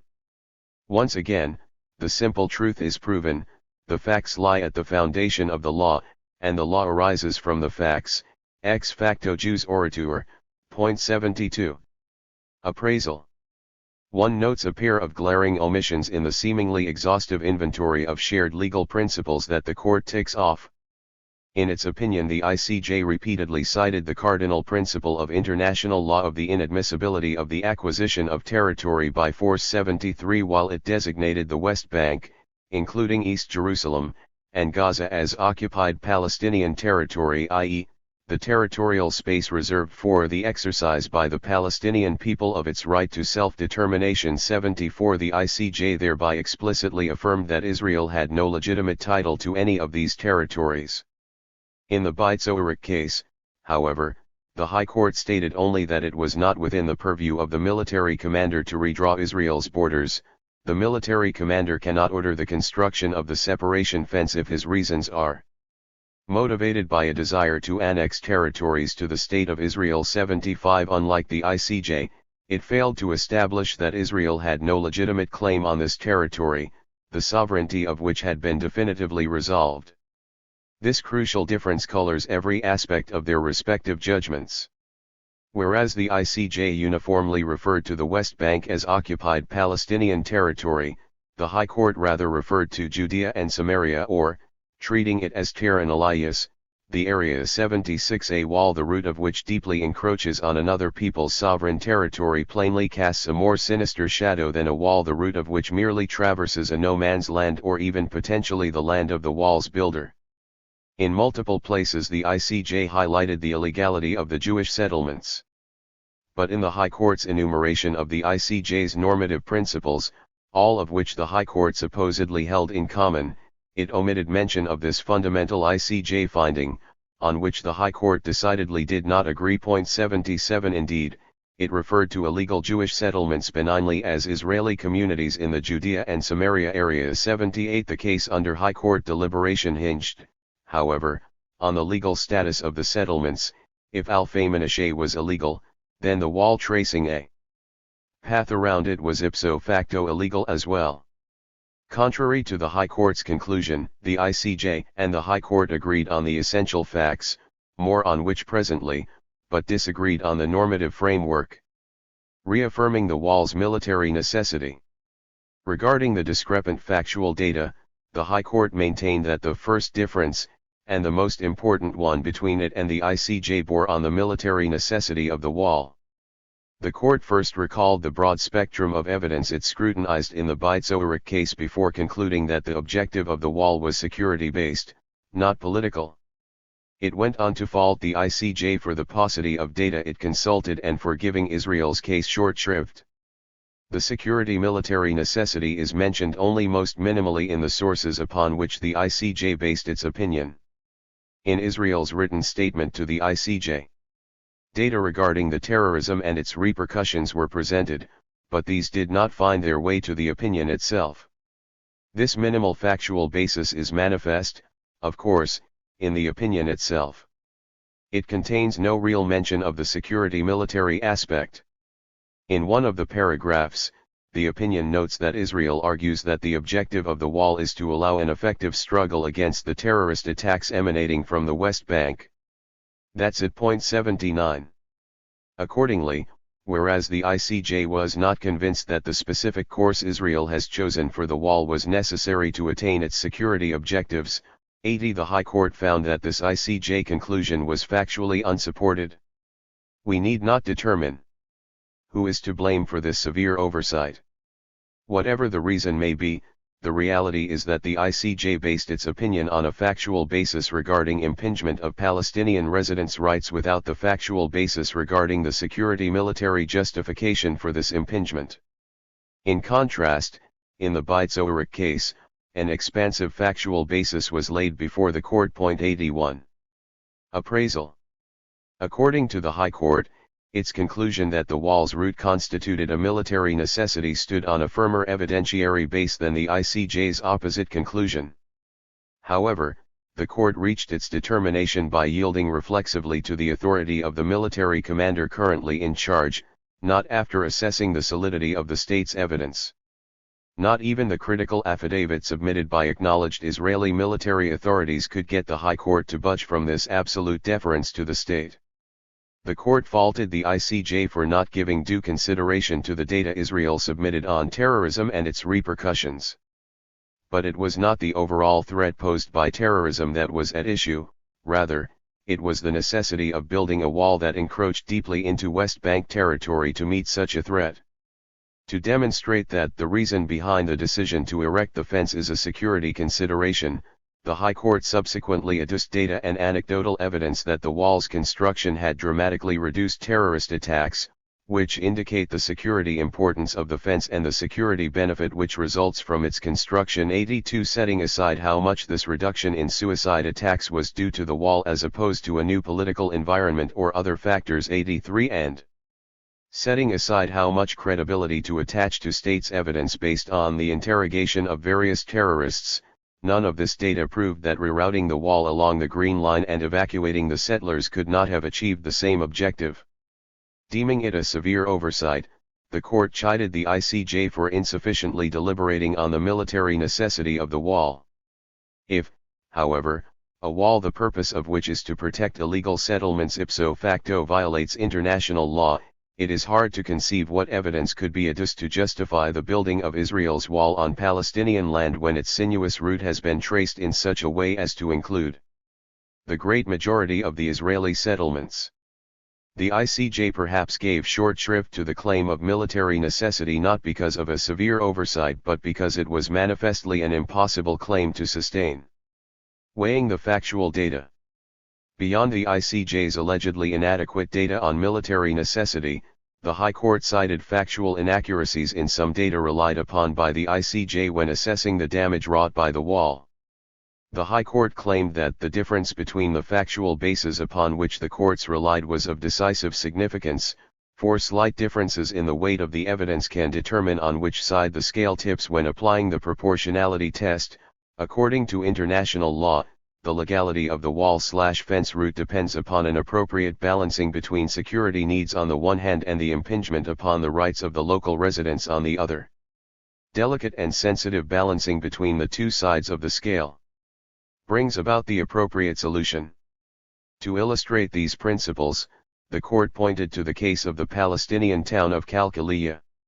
On one side of the scale, the ICJ placed the severe impingement of the rights of Palestinians in Qalqiliyah. Even if we remove the imprecision of these figures, i.e., the allegedly erroneous data relied upon by the ICJ, the remainder is sufficient to indicate a severe impingement of their rights. On the other side of the scale, the ICJ did not place due to the factual basis laid before it any data regarding the security and military considerations. It was not mentioned that Qalqiliyah lies 2 kilometers from the Israeli city of Kfar Saba, that Qalqiliyah served as a passage point to Israel for suicide bomber terrorists, that the Trans-Israel Highway, whose users must be protected, passes right by the city, that the majority of the fence route on the western side of the city runs on the Green Line, and part of it even within Israel, that since the fence around Qalqiliyah was built, terrorist infiltrations in that area have ceased. 84. The High Court also faulted the data relied upon by the ICJ for its indiscriminateness. The information supplied to the ICJ did not distinguish between the lesser and greater injurious impacts of the wall along its route, compelling the ICJ to render comprehensive judgment on the totality of the wall, whereas a differentiated approach, and deploying a proportionality test, would have shown that some segments of the wall passed legal muster while others did not. The material submitted to the ICJ contains no specific mention of the injury to the local population at each segment of the route, and contains no discussion of the security and military considerations behind the selection of the route, or of the process of rejecting various alternatives to it. These circumstances cast an unbearable task upon the ICJ. Thus, for example, expansive parts of the fence, approximately 153 kilometers of the 763 kilometers of the entire fence, which are approximately 20%, are adjacent to the green line, that is, less than 500 m away.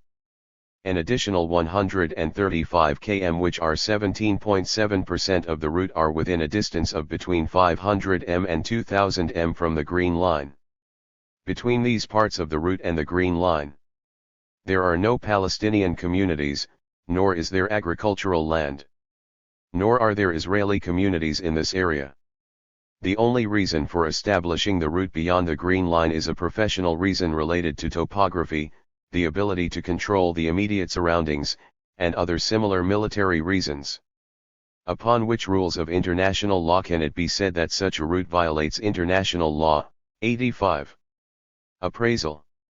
The thrust of this argument is that if the ICJ had at its disposal the accurate and discriminate factual data presented to the High Court, it would not have pronounced the wall, or every section of it, illegal. 86 on multiple levels.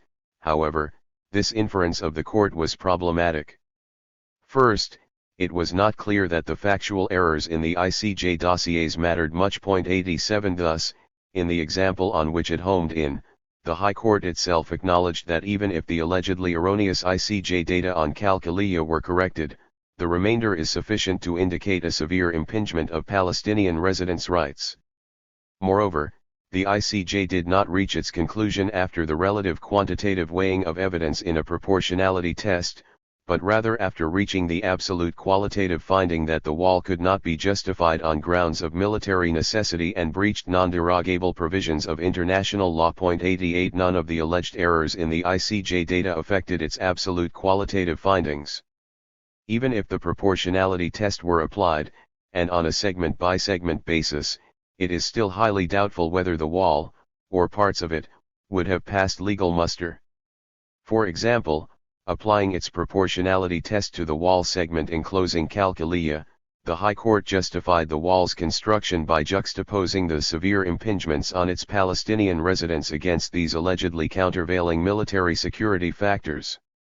Qalqiliyya lies 2 kilometers from the Israeli city of Kfar Saba. According to the court's second proportionality test, however, the means used to achieve the stated objective of preventing terrorist attacks must be the least injurious. Didn't the court then have to weigh the injury done by a wall enclosing Qalqiliyya versus a wall enclosing Kfar Saba, either of which could obstruct terrorist attacks?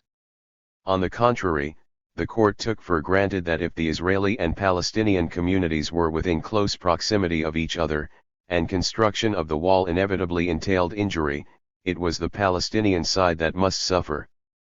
The majority of the fence route on the western side of the city runs on the Green Line, and part of it even within Israel.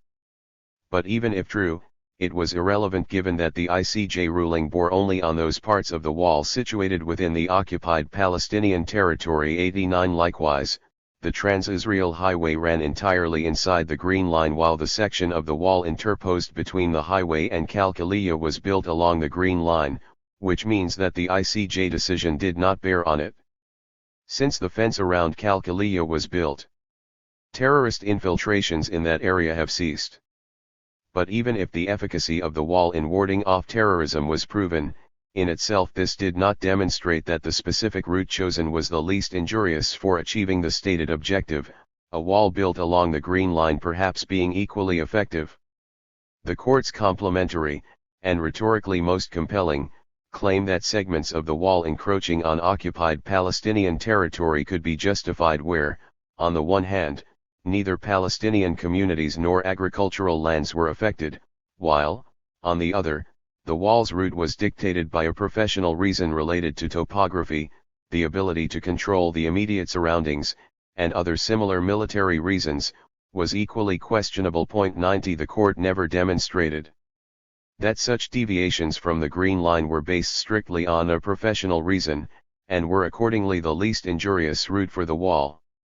Israeli reserve officers in the Council for Peace and Security, although supporting a wall to prevent terrorism, sharply disputed rationales for deviating from the Green Line such as topographical advantage, arguing that to route the wall on these grounds was not only superfluous but in fact undermined Israeli security. 91 The court peremptorily dismissed the Council's battery of arguments in its absolute deference to the state. 92 The court also never explained the odd coincidence that, except for a few kilometers of the wall located inside Israel, all the topographical advantages just happened to be on the Palestinian side of the Green Line, through which 85% of the wall wound. HCJ decision. Although it shall give the full appropriate weight to the norms of international law laid out in the ICJ advisory opinion, the High Court found that, because the factual basis of the advisory opinion was flawed, Israel was not bound by its conclusions. The court first retreaded familiar ground on the military necessity of the wall and its route. Turning specifically to the Al-Faymanasheh enclave, the court said it reached the conclusion that the considerations behind the determined route are security, that it is not a political consideration which lies behind the fence route at the Al-Faymanasheh enclave, rather the need to protect the well-being and security of the Israelis, and, consequently, that the decision to erect the separation fence at the Al-Faymanasheh enclave was made within the authority granted to the military commander. 93. The court next proceeded along the lines mapped in its first decision of applying the proportionality test on a segment-by-segment basis. The segment under consideration in this second decision concerned an 11,000 dunam area incorporating Al-Faymanasheh, population 5,650, and 5 Palestinian villages, total population 1,200. Located on the Israeli side of the wall, the enclave was territorially contiguous with Israel. 94 The court, applying the three-prong proportionality test, made these determinations. The means used to achieve the stated objective must be rational or appropriate. The court reported petitioners' contention that the means used was irrational, whereas the stated objective was to prevent terrorism. The wall creates a reality, according to petitioners, in which hundreds of Palestinians find themselves west of the fence, without any checkpoint or gate between them and the cities of Israel.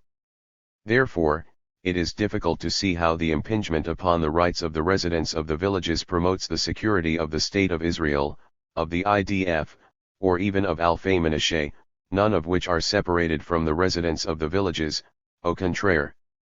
The court peremptorily dismissed this contention, stating in full, "We cannot accept this argument.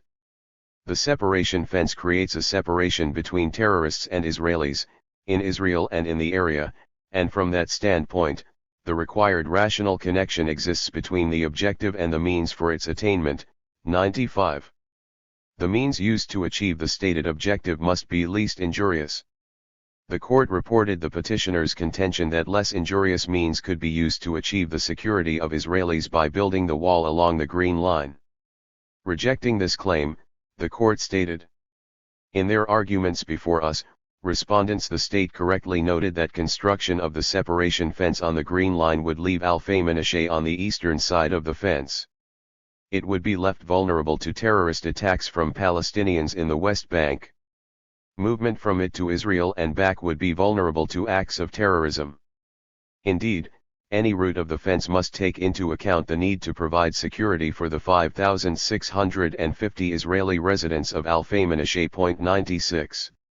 Nonetheless, the court did find that a less injurious route, which protected the Al-Faymanasheh settlement yet left Palestinian villages outside the wall, was feasible. The alteration of the route, which will remove the villages from the enclave, will reduce the injury to the local residents to a large extent. Indeed, based upon the factual basis as presented to us, the existing route of the fence seems strange. We shall begin with the southwest part of the enclave. We are by no means convinced that there is a decisive security military reason for setting the fence route where it presently is. We shall now turn to the northern and northwestern part of the enclave. We were by no means convinced that it is necessary for security military reasons to preserve the northwest route of the enclave. 97.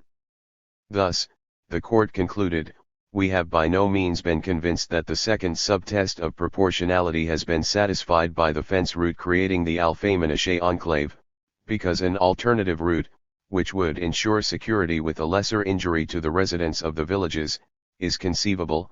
98. The damage caused by the means used to achieve the stated objective must be proportionate to the gain brought about by that means. The court found that, if the wall could be rerouted to exclude the Palestinian villages but still protect Alpha-Menashe, the security of Israelis could be achieved without undue injury to Palestinians. In its final judgment, the court called on the state to reconsider the various alternatives for the separation fence route at Alpha-Menashe, while examining security alternatives which injure the fabric of life of the residents of the villages of the enclave to a lesser extent. 99. Appraisal. The court stated that it reached the conclusion that the wall's route creating the Alpha-Menashe enclave was determined by military necessity. However, although the court cited petitioners' arguments contesting this military necessity 100, it never analyzed these counterclaims and never explicated why they failed to convince. In addition, given the court's absolute deference to the state on military matters, it could not but have reached the conclusion of the state that the wall's route was based on security concerns. It is hard to fathom how the court could have reached the conclusion if the conclusion was foreordained before it was reached. The court then proceeded to apply the three-prong proportionality test. In the means/ends test, it reported the petitioner's claim that the wall was irrational in view of the state's purported objective of warding off terrorist attacks, to carve out the Alpha-Menashe enclave in such a fashion as to make it territorially contiguous with Israel allowed hundreds of Palestinians living in villages alongside the Jewish settlement to enter Israel freely. Although the court itself acknowledged that the enclave is connected, with territorial integrity, to Israel, with no checkpoint, 101 it adduced no grounds for rejecting petitioner's argument, merely averring that the wall creates a separation between terrorists and Israelis, even if it manifestly did not. 102. The court next applied the least injurious subtest. Significantly, in deliberating on this subtest, the court explicitly acknowledged that the stakes in its current judgment were the protection of Jewish settlements in occupied Palestinian territory. It did not maintain, as before, that routing the wall along the Green Line was not an option on account of topography, etc., but rather that doing so would have left the Alpha-Menashe settlement vulnerable to terrorist attack. In rejecting petitioners' claim that the wall could be routed along the Green Line, the court maintained that the settlers merited protection. It overlooked, however, the option of forcibly evacuating them. Indeed, it ignored a pair of options less injurious to Palestinians while fully protecting settlers' rights as defined by the court's own case law. Evacuating the settlers with compensation. At one point in the Alpha-Menashe judgment, the court recalled the Gaza Coast Regional Council case, which upheld the state's right to evacuate the Gaza settlers. It cited from this case a key finding on the contingency of settlers' property rights. This property right is limited in scope. Most Israelis do not have ownership of the land on which they built their houses and businesses in the territory to be evacuated. They acquired their rights from the military commander, or from persons acting on his behalf. Neither the military commander nor those acting on his behalf are owners of the property, and they cannot transfer rights better than those they have. To the extent that the Israelis built their homes and assets on land which is not private land, state land, that land is not owned by the military commander.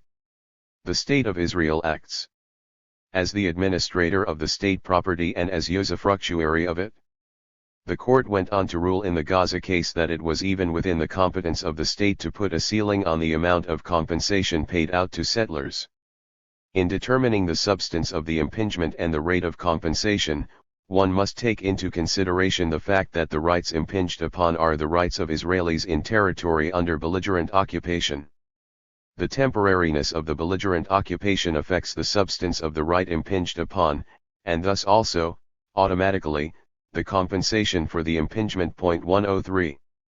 Besides being perfectly legal on the High Court's own terms, the practical feasibility of compensating West Bank settlers while evacuating them was enhanced in light of both the expressed willingness of many settlers to voluntarily leave the occupied Palestinian territory in return for compensation. 104 and the freeing up of probably billions of dollars for compensation that would otherwise have been squandered on the wall's construction. Ringing the settlements with electronic fences. Even if, in defiance of international law, the court sought to protect the settlers while simultaneously enabling them to remain in situ, it still had an option less injurious to the Palestinian population. Even if Israel does not dismantle the settlements, the Israeli human rights organization B'Tselem observed. The contention that the only option to defend the settlements is to situate them west of the barrier is baseless. Most of the settlements will remain east of the barrier. With the objective of protecting these settlements, the Ministry of Defense decided to erect a new protection system that includes an electronic fence to provide warning of infiltration, and a staffed central control room, and to set up special security areas surrounding the settlements, where protection would be greater. These same measures can be taken for the settlements that, according to the current plan, will lie west of the barrier. Such action would provide a reasonable solution to the security threat they face and significantly reduce the infringement of the rights of the Palestinians that will occur if the barrier is erected on land within the West Bank. 105.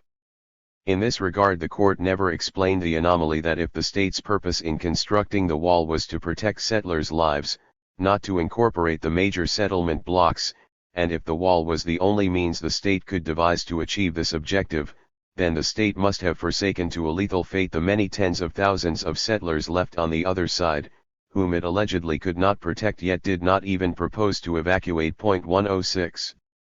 The court did conclude, however, that the proposed route of the wall could not be justified on security military grounds, and recommended repositioning it to exclude Palestinian villages from the enclave.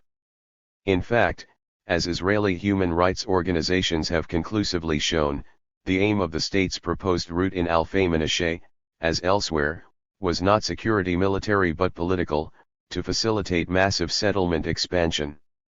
Had the purpose of the barrier been to protect the residents of Alfei Menashe, as Israel contends, and not to promote the expansion plans and to establish new settlements inside Alfei Menashe's jurisdictional area, the barrier could be built along the route of the fence surrounding the settlement. This option would still enable substantial growth of Alfei Menashe, for there is much land inside the fence available for construction. 107. A major problem arises, however, if not in the High Court's conclusion, then in its rationale. The court earlier cited these contentions of the state. Here is no justification for altering the Alfei Menashe route. The fence indeed changed the reality of life for the residents of the villages left on the Israeli side of the fence. This stems from the decisive security need to defend the citizens of Israel against terrorist attacks. The injury to the residents of the villages is proportionate, considering the decisive security need to leave the fence where it is. 108. The obstacle itself provides defense not only to the Alfei Menashe community itself, but also to the access roads and to its surroundings. However, the selected route is not the ideal route from a security standpoint. That is the case, due to the duty to protect the conflicting interests of the Palestinian residents. 109. Thus, the state had testified that the route it proposed was both essential for Israel's security and least injurious to Palestinians while still taking this essential Israeli security interest into account. For the court to cast doubt on these assertions, we are by no means convinced. We have by no means been convinced.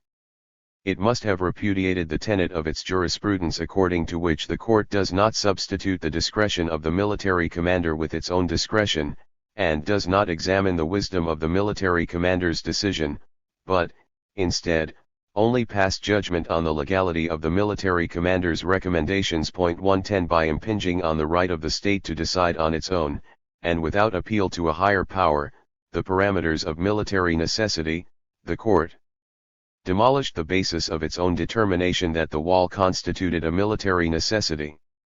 Security fence or permanent border. In its advisory opinion, the International Court of Justice affirmed the UN Charter's principle on the inadmissibility of acquiring territory by war and, accordingly, that Israel had no legal title to any of the West Bank, including East Jerusalem, all of which constituted occupied Palestinian territory. Additionally, there is no dispute that under international law the occupying power must respect private property in occupied territory. Israel's High Court contended that the wall's construction did not violate such strictures or, at any rate, the latter one, making no mention of the inadmissibility principle because Israel was only temporarily requisitioning Palestinian property for reasons of military necessity. It is worth noting, the court stated in the second judgment, that construction of the separation fence is unrelated to expropriation or confiscation of land. The latter are prohibited by Regulation 46 of the Hague Regulations. Construction of the fence does not involve transfer of ownership of the land upon which it is built. The construction of the fence is done by way of taking possession. Taking of possession is temporary. The seizure order orders its date of termination. 111. And again, the fence is inherently temporary. The seizure orders issued in order to erect the fence are limited to a definite period of a few years. 112.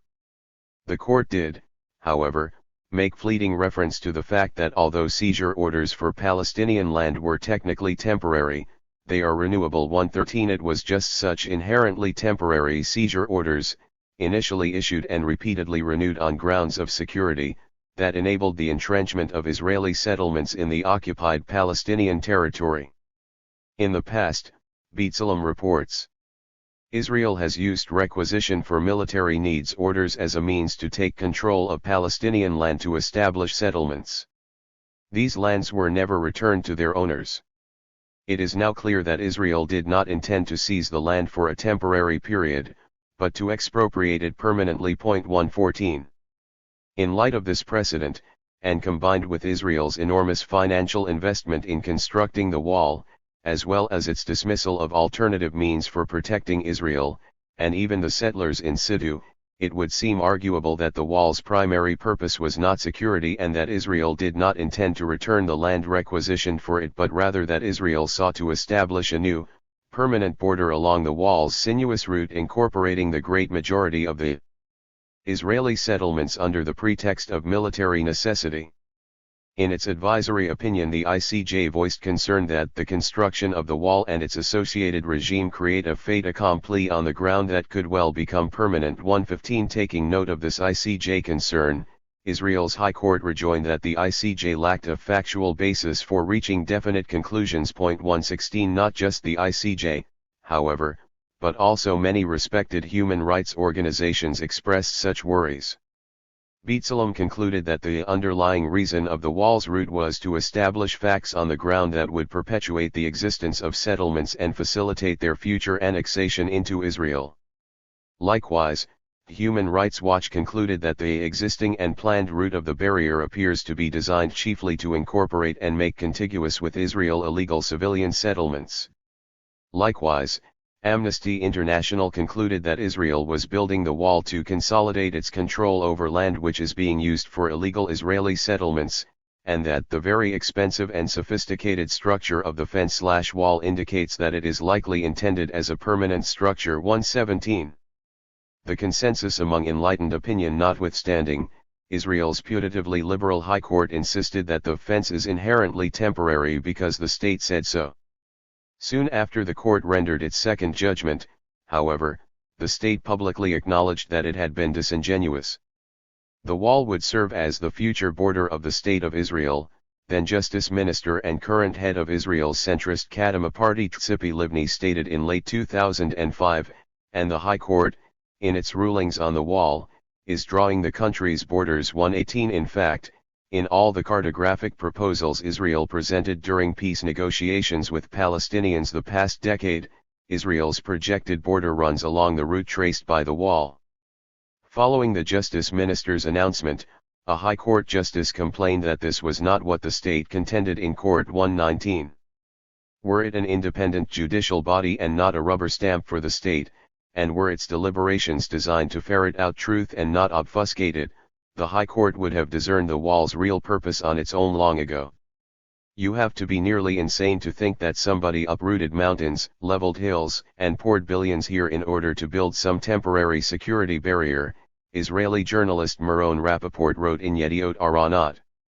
The moment the work began on the fence last August 2002, everyone understood that this was to be the new Border 120. Everyone, it seems, except the justices sitting on Israel's High Court. 121 Former director of the Jaffe Center for Strategic Studies Zeev Maz has with good cause deemed the High Court a partner in crime to the policy establishment. 122.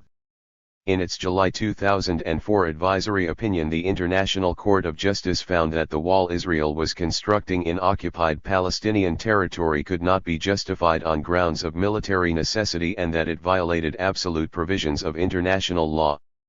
The vote was 14-1, with even the one judge casting a negative vote, Thomas Bjorgenthal, concurring that if the purpose of the wall was to protect Jewish settlements, it was ipso facto illegal under international law. Israel's High Court of Justice issued two major decisions on the wall. In the first, rendered just prior to the ICJ advisory opinion, the High Court found that the wall constituted a military necessity to protect Israel from terrorist attacks, but that segments of it might inflict disproportionate harm on the local population and consequently would have to be rerouted. The High Court concluded that the wall was a military necessity on the basis of the state's testimony, which the court held to be unimpeachable, despite compelling argumentation to the contrary. In applying a proportionality test to a segment of the wall, however, the court disputed the state's claim that the route chosen was necessary. In doing so, the court undercut its own finding on the wall's necessity, grounded as it was on absolute deference to the state. After the ICJ advisory opinion, the Israel High Court rendered a second decision bearing directly on the legality of building a wall to protect Jewish settlements. The court justified construction of a wall incorporating settlements on the ground that it would protect the lives and safety of settlers. It failed to notice, however, that the settlers' lives and safety could be equally, and perhaps better, protected by repatriating them to Israel. The High Court also purported that its disagreement with the ICJ related not to the normative legal framework but instead to the empirical facts surrounding the wall's construction.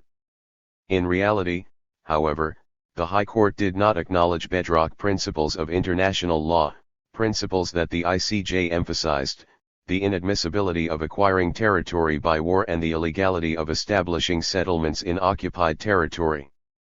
These principles, not a dispute over empirical facts, proved to be dispositive in determining the wall's legality. Finally, the court found that, notwithstanding concerns registered by the ICJ and human rights organizations, and notwithstanding the weight of accumulated evidence, the wall was inherently temporary. Not long thereafter, the state acknowledged that the wall and the High Court's rulings on it were tracing Israel's future borders.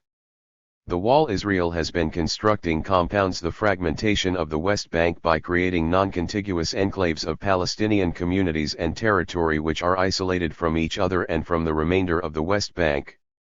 It will annex 9.5% of the West Bank to Israel, including some 10.2% of the total cultivated area. It will physically separate East Jerusalem, the hub of Palestinian society, from the rest of the West Bank, and already separates Bethlehem from Jerusalem. 123 The consensus of expert opinion is that the wall will preempt any possibility of a viable Palestinian state and, consequently, of a just two-state settlement. 124 The result will be the dismemberment of Palestine and, in all likelihood, endless bloodshed. The white glove of legality that the Israel High Court has drawn over this sanguinary process will be drenched in blood as well. Beyond the egregious practical repercussions of the Israel High Court's decisions, they attest on an ideological level to the impossibility of reconciling Israeli practices in the occupied Palestinian territory with the rule of law. The High Court in particular, Aharon Barak desperately strained to carve out common ground between its opinions and that of the International Court of Justice. But the arguments it contrived were so manifestly unpersuasive that, paradoxically, in essaying to make the best case for Israel's deference to the rule of law, and because Israel's most nimble judicial minds undertook to make it, the High Court ultimately showed just how appalling the chasm has grown between Israeli practices and enlightened legal opinion, and how indefensible these practices have become from the vantage point of liberal values.